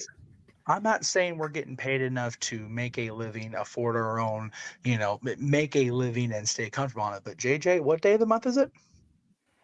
17th. We're just about halfway, or actually, we're just over halfway. We are just over half. No, actually, it's 17th now for you too, because it was the 16th. Yeah. But watch. That's how tired I am right now. It's all good. Fair. And both of us are more than halfway to payday, yes? Mm-hmm. Okay. That happens for him every month this year. For me, damn near. So, yes, there is motivation on the financial front. It's not a lot, but it's there. But at the end of the day, I enjoy watching Raw, whether it's in the 3-hour format and I go take a walk during the commercials, or I watch it the next morning on Hulu. I like NXT. I enjoy Dynamite. I like Impact. Now that I'm getting back into watching it again. Ring of Honor is good when I'm able to catch it. SmackDown's been good. Collision is still. We'll see. Because we'll see. It's been good the last couple weeks without the Philmeister, but we'll see. And then Sundays are the day where I can pick and choose when there's not a PLE. That's nice. I enjoy that. But then the mouse has me, so I don't have a choice. Like tomorrow, I'm not working, but my family's coming in, so I'm working anyway. Either way, WWE and TKO, what an interesting name, by the way. WUFC, they're definitely working on raising their wallets. And it wouldn't surprise me if Nick Khan, if Dana White, if Vince McMahon, if the network shareholders, or whatever it's going to be, had all their fingers in this shared cookie jar of regular Oreos and golden Oreos with these two companies. While we've seen maybe minor changes on the WWE product side, JJ, it makes me wonder if you will see any minor changes of any sort on the UFC side of things. But I do think Nick Khan, more particularly at the helm, has been influencing your NXT product presentation to be more like a fair brand. Thus, you have these main roster talents for a cup of coffee, if not more, coming in, going after and winning freaking developmental level championships. Yep. Walter makes a good point in the chat. As far as Hulu cutting stuff, that's WWE's decision what gets cut on Hulu, Walter. That's WWE telling us this is what's important. Mm-hmm. That's all I gotta say. They don't cut SmackDown that much. It's Raw that they cut a hell of a lot of. Because Raw is 3 hours. Yeah, it's part of our opening. We're not going to lose that third hour as long as the ads are in place. But if you cut out the commercials when you watch it the next day, and you cut out the crap that we don't need to worry about going forward in storylines, Raw is only 90 minutes. All right, I don't mean to interrupt you guys, but I am getting tired. It's almost 12:30, and I am gonna bounce. 12:30. It's 3:20 over here. Well, we're on the West Coast, so it's 12:20. No, I know. I'm talking about me. West Coast, East Coast, we all tired. All right. Well, thank you for joining us as always, Tatilla. Of course, it's a pleasure to be here. Thanks for always inviting me. Of course. Do you want to go ahead and show your stuff real quick? Yeah, you guys can find me on Rangers of Wrestling. That's my YouTube channel called Rangers of Wrestling because I like both professional wrestling and Power Rangers. Wrestling fans are Power Rangers fans, but I don't think all Power Rangers fans are wrestling fans. So, if you want to see some stuff that I've done, it's true. If you've been to Power Morphicon, you can see the wrestling fans. I cover Raw, SmackDown, Dynamite, Rampage, PLEs, Impacts, plus specials, pay-per-views, and then I haven't filmed it yet, but I will be unboxing the Lightning Collection Rita Repulsa act figure that I got. Like I said, I haven't filmed it, so I don't have a release date for that yet. But once I film it, I will let you guys know so you guys can check it out. Sounds good. All right. So I'm gonna power it out now. We'll see you next week, Tatella. Thank you as always. Okay, See bye. you Thursday. Bye. See you Thursday. Yeah, it's Thursday for Impact. There you go. Yeah, I forgot she had Impact 1000 Part 2. And then the wherefore. Back to the salsa chest. All right. Let's see, try to remember where we were that was on the topic. The Becky okay, Lynch, so, whether that affected it. Yeah. Thank you. So if Becky Lynch was part of the merger going into effect, was The Rock's appearance part of the merger going into effect?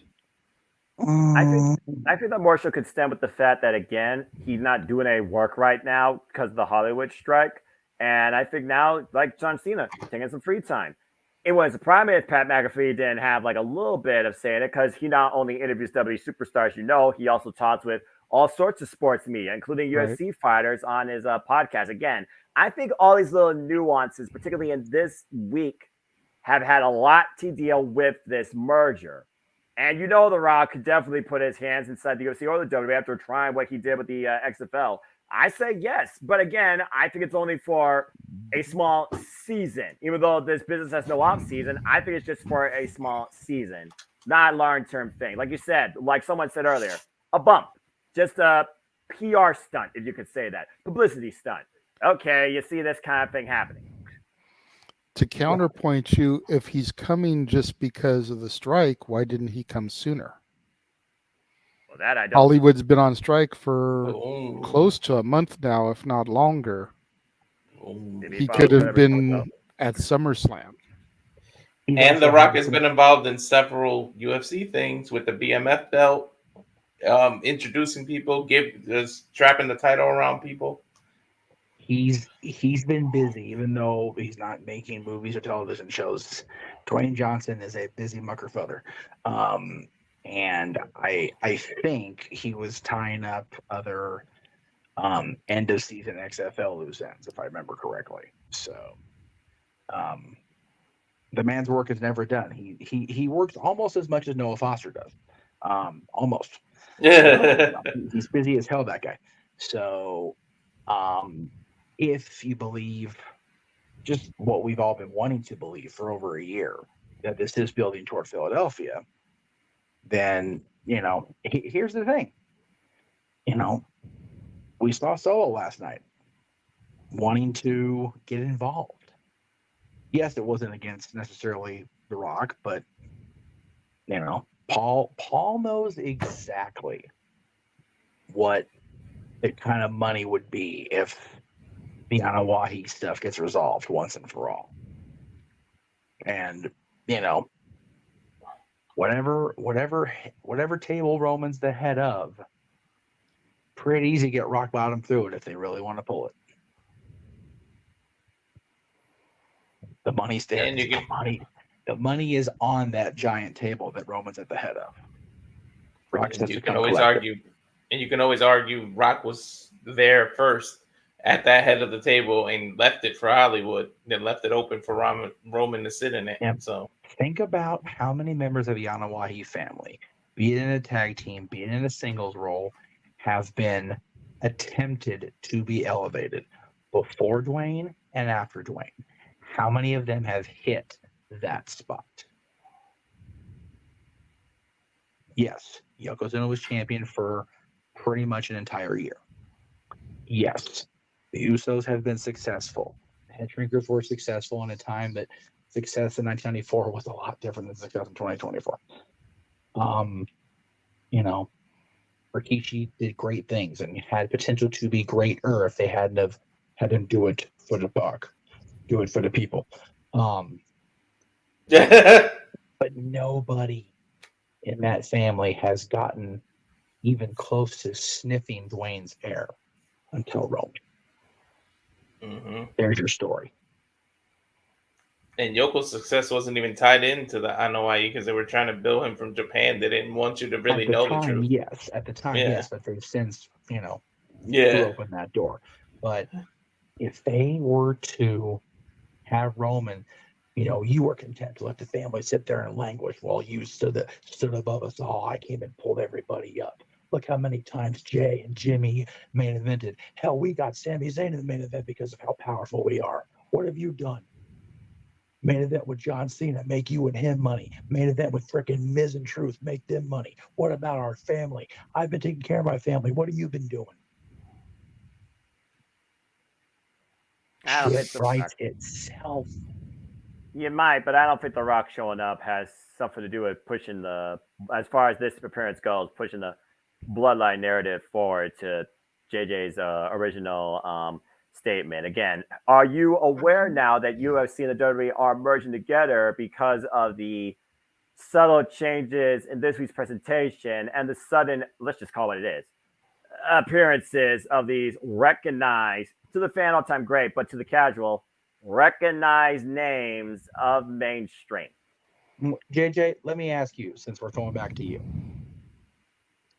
How often have you and I discussed privately, and how often have we discussed in this room and many other rooms, how both companies are just failing to elevate new people? Quite often, right? Grayson Waller got a rub and a half this week. So did Austin Theory. We've all been declared up. Well, not we all, because you haven't. You still believe in Austin Theory like Noah believes in Joe Hendry.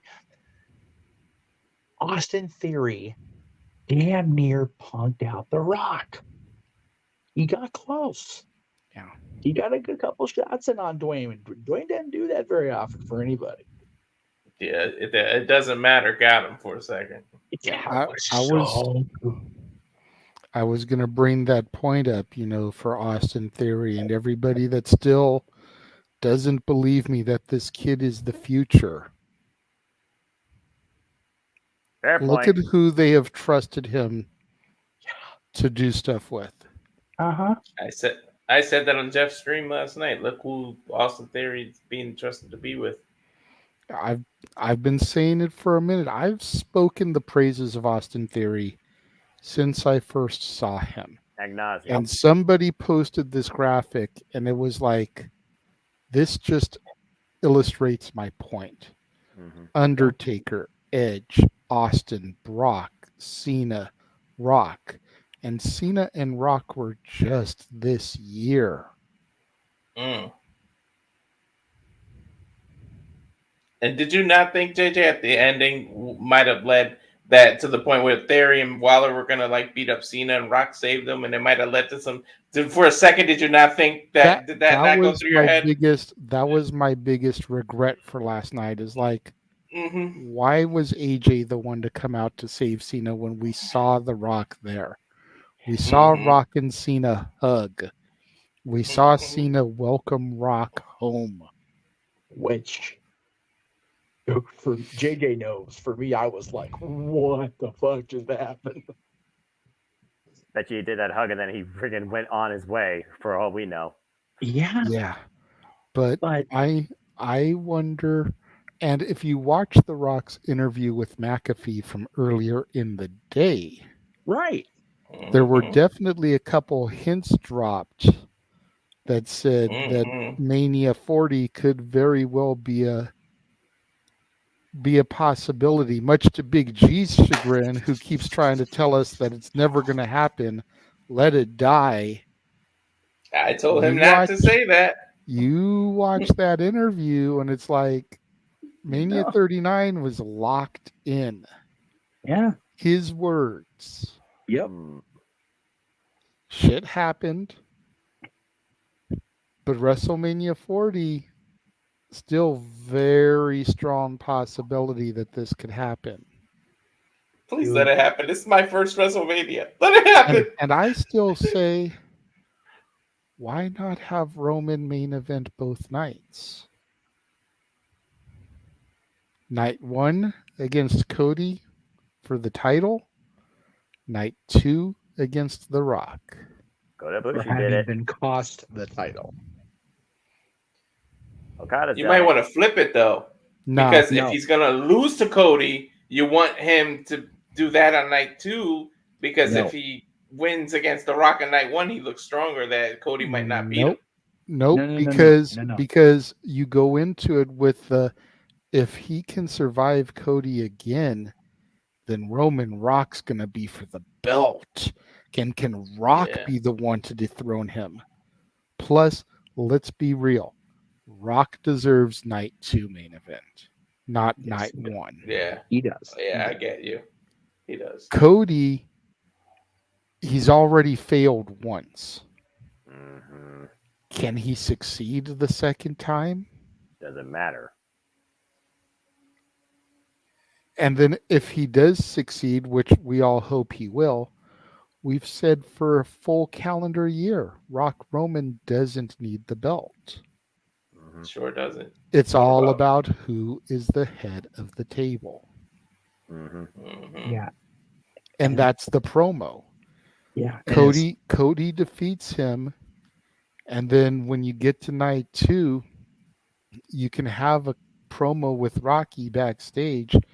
This was never about a championship for me. I don't care that the title isn't on the line. This was all about the claim that Roman was the head of the table. Yep. Yes. And you And had then Rock. you can go into what Jeff said as far as Roman's counter response to it. Yeah. And you have that's when you bring the elders. That's when you bring the family out there and they're Oh, yeah. ringside. And you have the Ulafala be on the line. That if you want a title on the line, have the Ulafala be on the line. Yep. And then you have go ahead. I'm sorry. Go ahead. No, I was gonna say you have him go over the Rock. You have Rock publicly acknowledge him as head of the table, and you finally get that Roman face turn that you always wanted from the company, and actually have the fans behind him. Yeah. The problem is when Rock tried to acknowledge him the first time, the crowd booed. Well, but out that's the damn difference. building. And where did that happen? Philadelphia. But that's what Walter's saying. It's been 9 years since then, and Roman is a completely different presentation. The last 4. Number 1. Number 2, if Rock and Roman is the main event, there's still that point I brought up Thursday night. There's that glimmer of doubt. Because if The Rock, I'm not saying it'll happen, send your hate tweets at _Jeff Meacham. If it happens, then The Rock will have beaten the GOATs, all of them, in his career time on the WrestleMania stage that he could. Bruno was never part of the WrestleMania era, nor was Bob Backlund. But The Rock's beat Hogan, The Rock's beat Austin, The Rock's beat Cena. If The Rock beats Roman at WrestleMania, however much we don't think it should happen or want it to happen, if that is a distinct possibility and that little nugget of doubt sitting there itching at us in the back of our ears, holy shit, what if it happens? Can And anybody the only way that's sit there? believable It's without the title. It's totally believable. It's And without that's the thing. title. It's without the title, it's believable it'll happen. And if it does happen, I don't think even Roman himself cannot say that The Rock is not the greatest of all goddamn time. Because he's beaten the greatest of all time on the greatest stage there is. And then you run it back like Cena, and you have Roman fall dejected and need his rematch come a year later. Which, again, if Dwayne can sustain his body for a year, cool. That's great. And then Roman spends that year still having the edge, still having the attitude, still having the, the swagger. But he's got that chink in the armor like John did for the majority of 2012. But to get to your question, JJ, yes, The Rock. This merger had to do with The Rock because not only did the layoffs freed some money for some big money to pay The Rock. The layoffs freed and this merger freed the money. You said, why didn't The Rock come out earlier? This allowed some free space to write a check to The Rock. Yes. On the surface, no. On the surface, yes, it did have to do with the immediate merger. But JJ's favorite 4-word phrase is what this is really about. And say it to close it out. There it is. Story. Tell. Simple as that. And then he went on his private jet and donated more, God bless him, to those in need, such as with the return of his family. Especially with Paulie being involved with the family as long as he has been. I don't care what part of SmackDown you watched last night. The fear in Paulie's eyes was not about Solo defying Roman. Nope. It's about the fact that Dwayne's involved now. And shit just got real fucking real. Yep. Because just Paul knows. Because Rock's the one member of the family he hasn't been able to coerce. And Paul was even in the background when Jay was talking to the Judgment Day, like, what the hell? This is falling apart. And Paul knows it. Paul's not known as the wise man because he's some jabron. Okay? He knows what's up. And I think slowly, JJ, you know what's up too. Yes. Great main event. Okay. Jesus. Right? So Jeff we're comes on, going we to go take... extra. Huh? Jeff comes on, we go extra again. Right? We're 19 minutes from 5 hours. Well, to be fair, the first hour was Lingo. So. Yeah. Yeah. So really quickly, we're going to run this trailer of our upcoming watch-alongs. Oh, Jesus. All the stuff that Noah gets to lose his voice calling. And then we'll be back to close us out and do our plugs and everything. What am I doing?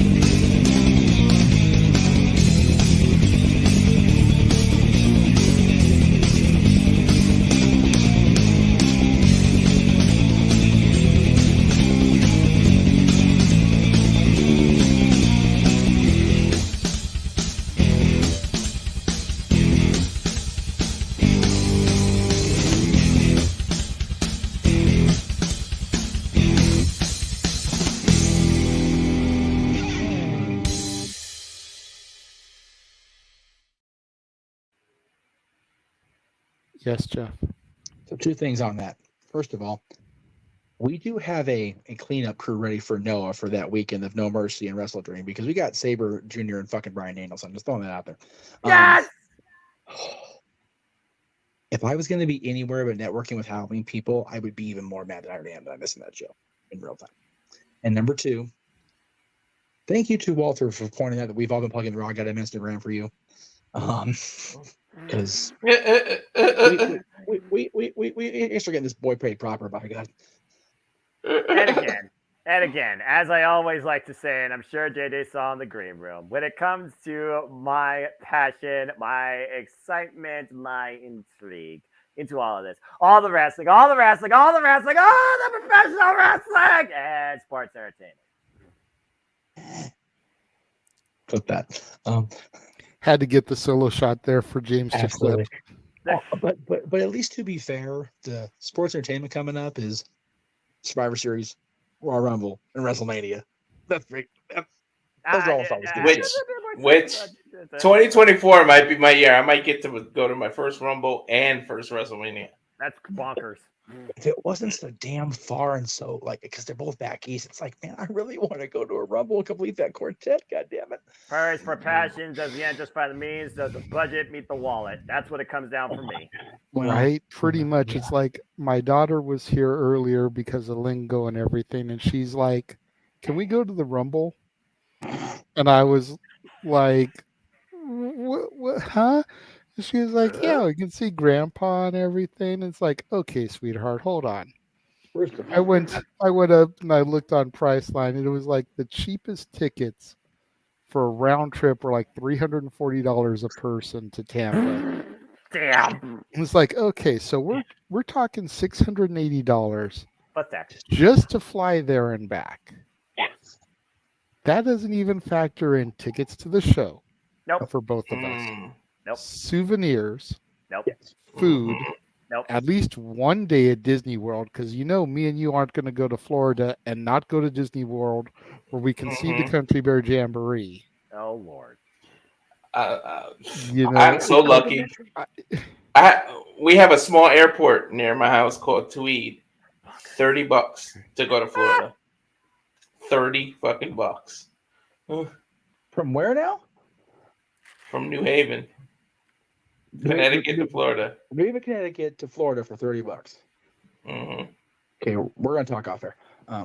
Yeah. So I'm gonna shout there now. Mm-hmm. As far as Disney World, Uncle Jeff can help with the mission in their place. Anyway, just saying. But yeah, and the biggest thing is St. Pete ain't exactly a hop, skip, and a jump from Tampa either. So staying at Grampy's isn't the option there. No. Jeez. Or not, And when not, I not broke Grampy, it down, Grandpa. Wrong. what's that? Grandpa, not Grampy. Sorry, wrong side of the tree. My bad. Right. So after breaking it down for her like that, she was like, "Yeah, okay." She'll also get a better grip when she has that income and realizes I have this. Welcome to the Doghood. I'll tell you one thing. WWE brings back King of the Ring as a PLE. I don't give a shit where it is. I'm going. That was my pay-per-view. That was my pay-per-view. Even if it's across the world. Not if it's Saudi Arabia or some shit like that, but I don't think you can. You cannot have something called King of the Ring in that part of it. It kind of disrespects what they King are. of the over Ring, there. live from Antarctica, featuring Walter Cruz at ringside. With an audience of penguins. Oh, it's Lord. him and a penguin and a polar bear. That's it. That's the audience. King of the Ring, live from the North Pole. Christmas time. Santa Claus at ringside. Oh, God. Seeing is believing. Oh, your ring announcer. All right. Close this thing Mick out. Foley. Dave. Santa Foley. That's enough madness, damn it. That's enough. Let's bring it all in and let's reel it all home and bid everybody a fine adieu after this crazy. Once again, God bless you, JD. Be in the hot seat. Saturday Night Shenanigans and the Sunday morning, too. Yes. So make sure you check out the stuff across the multiverse from our friends and family. Of course, the No DQ review should be up this evening.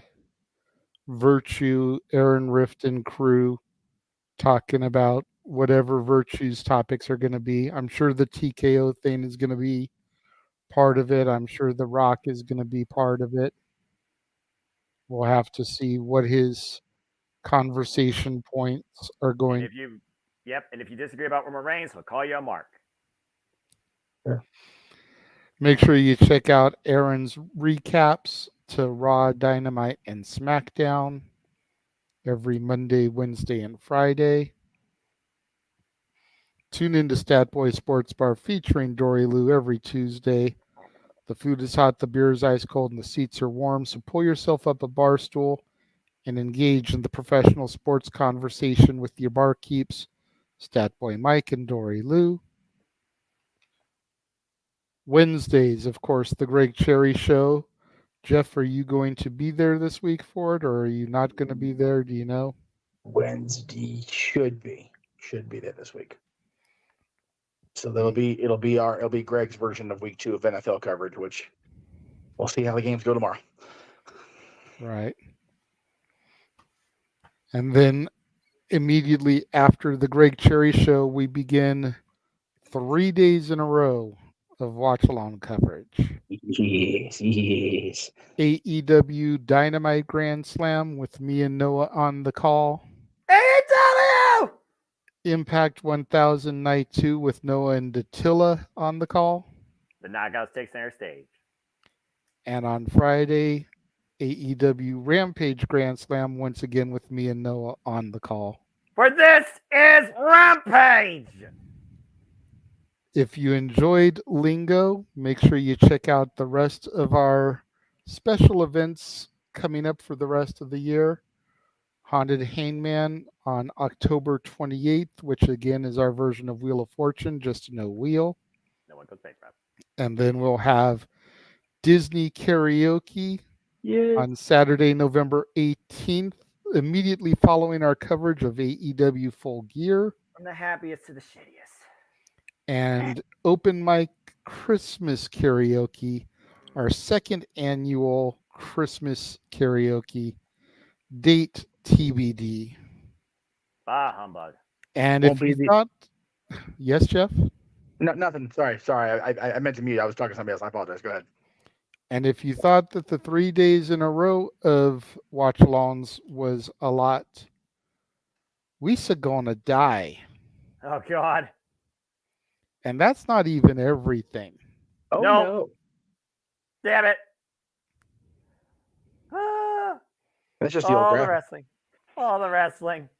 All the freaking wrestling. And sports entertainment. We'll never, ever, ever have a weekend off. Not this year. Well, as of now, we have 2 until December, and then we'll see what December throws at us. Don't do anything Impact and Ring of Honor. Please don't. Well, Final Battle. Damn it. You and saw then somebody. Oh my God! Somebody do War Games. War Games. You saw it during the trailer. Yeah. Follow Walter. Walter, you want to go ahead and plug yourself there?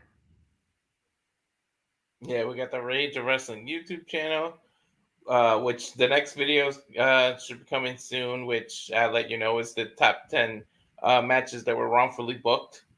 So it's my opinion on matches that should not have been booked the way they have been booked. You got the Cal Fire Farms on Instagram and on X, Twitter, whatever the hell you want to call it, Walter Alex Cruz.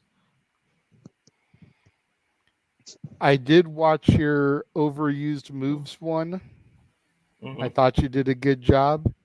The quality of it was a little choppy. I don't know if you did it live or if it was canned, but that was the only thing of note, was that there was a few times where you like cut in and out while talking. But all in all, good job. Thank you. Noah, Appreciate it.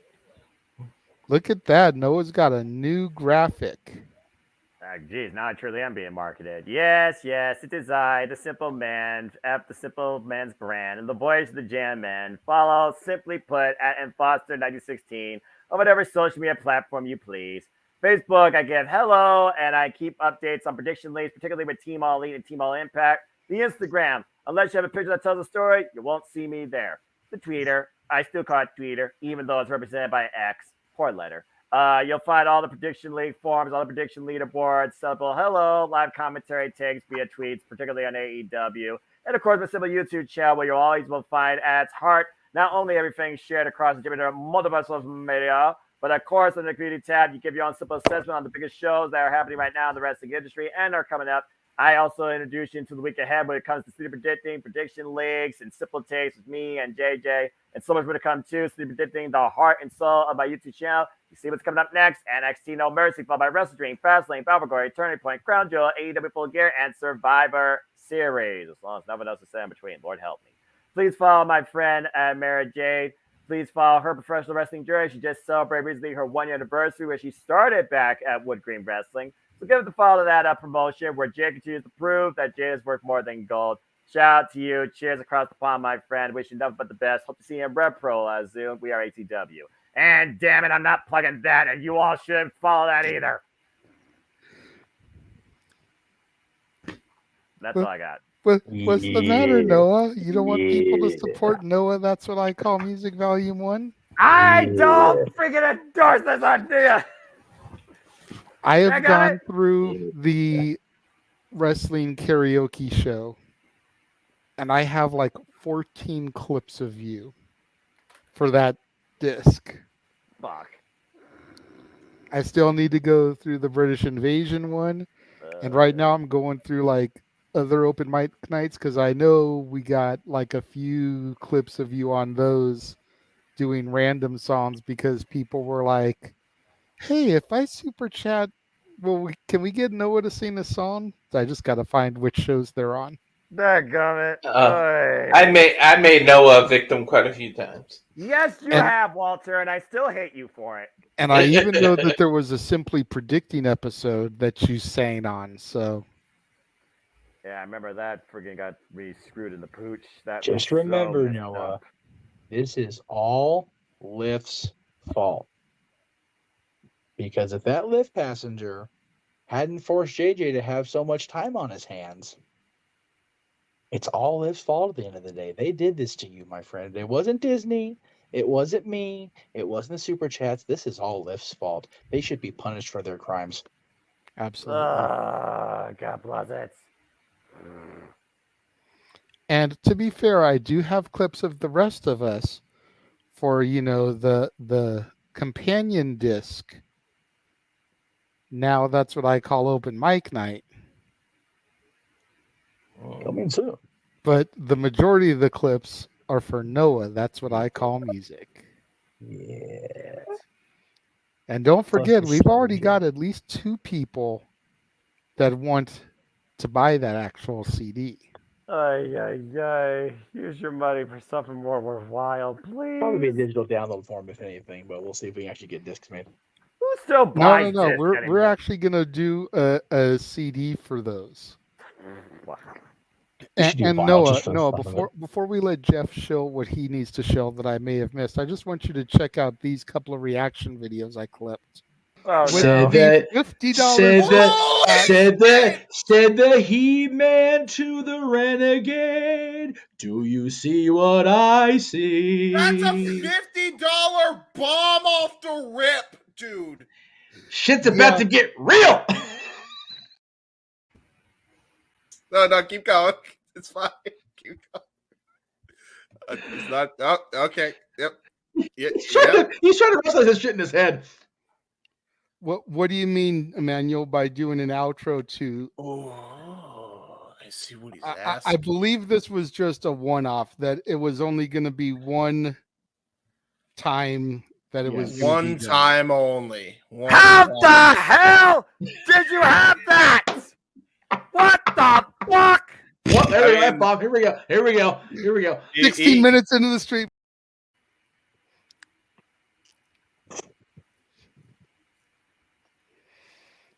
Damn it.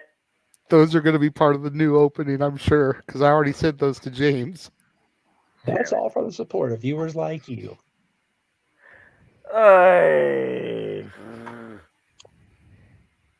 Yeah, pretty much the Fed. Pretty much. Yeah. And Emmanuel's just pointing out that you really should practice the perfect catch dance. I refuse to watch this freaking thing that exists. I refuse to watch. I pray to God this doesn't happen. Someone turn the economy into a recession. We're under 12 weeks. Just throwing that out there. Fuck. You will believe in a goofy Never. I would sooner dance like Prince Nana's TikTok shit than believe in Disney. I would sooner sing as the Warner Bros. Frog than believe in Disney. I would sooner acknowledge Jeff and Karen Jarrett than freaking Disney. And we already know that he believes in Joe Hendry. Yes, I do believe in Joe Hendry. JJ. Oh, just admit he'll acknowledge Jeff and Karen Jarrett, and we have it on film. Yep. Oh my God. That's the cover. That's the cover. That's the title track. That's the first track. Yeah. Oh my gosh. It's the one that. Hell, Disney has to be a king. Why? That'll be Why is more this than a Rainmaker. thing? Noah acknowledging Karen and Jeff will be more of a Rainmaker than the Rainmaker clip. And don't forget, we have him singing both With My Baby Tonight and My World. Fucking hell. Ree-roo. Totally forgot. Then you'll have your solo album called Noah's Ark. Shit. And Daniel's going to try to save money to help you, but if the rest of the multiverse of media wants to punish Noah... Why? He's such a Because good man. Why remember, do they want to for $30, they can pick who they want and what they want them to sing. Oh, gosh. But for that $100 bomb, Noah will do eye to eye with the perfect cast dance. You know, JJ, I think Noah's unlike Billy Joel. We know why he should worry. We know why he should care. If you know, you know, folks. I hope that actually comes up. I hope I get to do that song. Do you have Street Saguafare? Oh, of course I do. Oh, you know, JJ. I've does had that. it since 1988, boy. I saw that movie in the theaters. That is an argument that he and I both raised to this day. That's the beginning of the Renaissance. God damn it. Mm-hmm. To this day, even though Disney recognizes The Little Mermaid as the beginning of the Disney Renaissance, I say it should be Oliver and Company. I love that freaking movie. Because Oliver and Company was good. Great Mouse Detective was good, but not great. When I was once a wee lad, that probably was the last of that generation of Disney movies I actually watched with my mother. Yeah, Great Mouse, I loved as a kid myself. Highly underrated. I always have. Oliver and Company. But Oliver and Company was just another level, and that was really, I think, it was so superstar packed. So, anyway, actually, Emmanuel. Actually, Emmanuel, I think Walter is looking forward to that day. I think everybody's looking forward to that day except for Noah. Dude, I'm gonna be at Mickey's house for most of that day. Freaking I can't. pulling all these strings. I'm gonna enjoy the shit out of myself. I can't wait. That's the one day I'm right with Noah. I whore myself out for the super chats too. You fucker!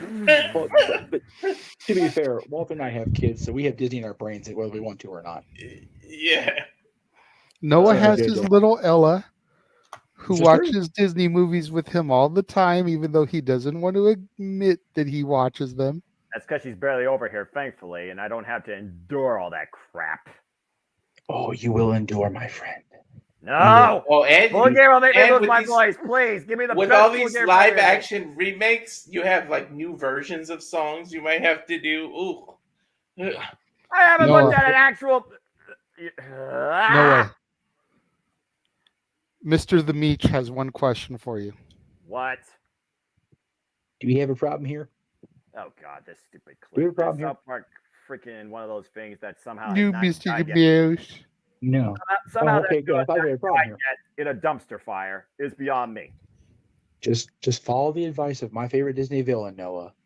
Be prepared for the show of the century. Be prepared for the wildest ride. There we go. Wildest ride. It's the murkiest pride. By the way, the new Little Mermaid ruined Under the Sea. By the way, hot take. But they really We will screwed talk that off up. air about that. I just watched it. We will talk off air about it. I haven't seen it yet.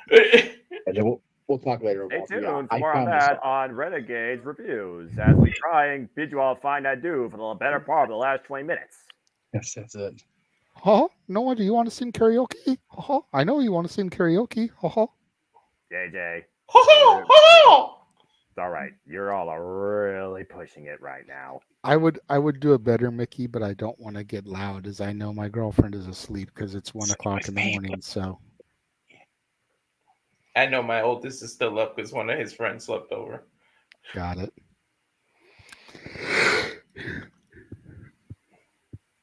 Mickey's looking into your soul, Noah. Jeff, did you have anything else that you wanted to plug that I didn't have loaded in here? Talk Wrestling's on at 11:30 p.m. my time on Monday if I actually get my ass home. Okay. That's really about it.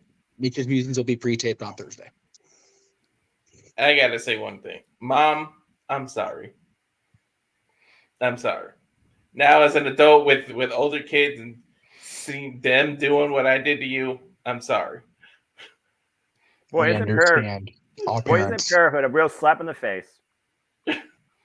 Boys and girls of every age, Noah? Well, while we wrap things up, as Walter is apologizing and sending a shout out to his mama, I would like to take a moment to send a shout out to my stepdad who did have his birthday as we were going live on the air. Nice. Birthday is now over as it's past midnight, but I was hoping I would see the response that they were watching Natalie on Lingo, and I was going to address it while they were watching, but I just wanted to make sure it said happy birthday, Chucky. Respect. So, with all of that being said, for Statboy Mike, for Josh Mansfield, the Meltzer of the Multiverse. 4, the mighty Datilla, who teleported into the command center to join us here today. 2, Natalie and Emmanuel, our contestants earlier. To James, who popped in order to be part of the game show earlier. Thank you very much. For Walter, for the Meech, and then, of course, for the simple man with the spectacular voice, who I'm going to take us out of here momentarily. Thank you to everybody who tuned in for this wild ride and joined us for both Lingo and our traditional open mic night festivities. We appreciate all of you, and we will see you guys come Wednesday for the first of 3 nights in a row of watch-along coverage. Noah, take us out of here. Before I do, for JJ, God bless you for enduring that madness in the hot seat for the better part of 5 hours, especially the last 90 minutes. On behalf of everybody, we apologize. And on behalf of everybody here, folks, thank you for tuning in. This will be just fine, I do. But again, you want to know more about me? Know this, for I am but a simple man and a lifelong fan of professional wrestling. Damn it! But I digress. I only wish to constantly encourage you that there are no winners, there are no losers, there are no betters. Just fans with opinions for this passion we all share. At the end of the day, folks, support one another, respect each other, protect your mentality too, treasure your families, and just enjoy life and enjoy professional wrestling. It is truly as simple as that. Thank you all again for joining us. We'll see you next week for another episode of Open Mic Night. Have a good night, folks.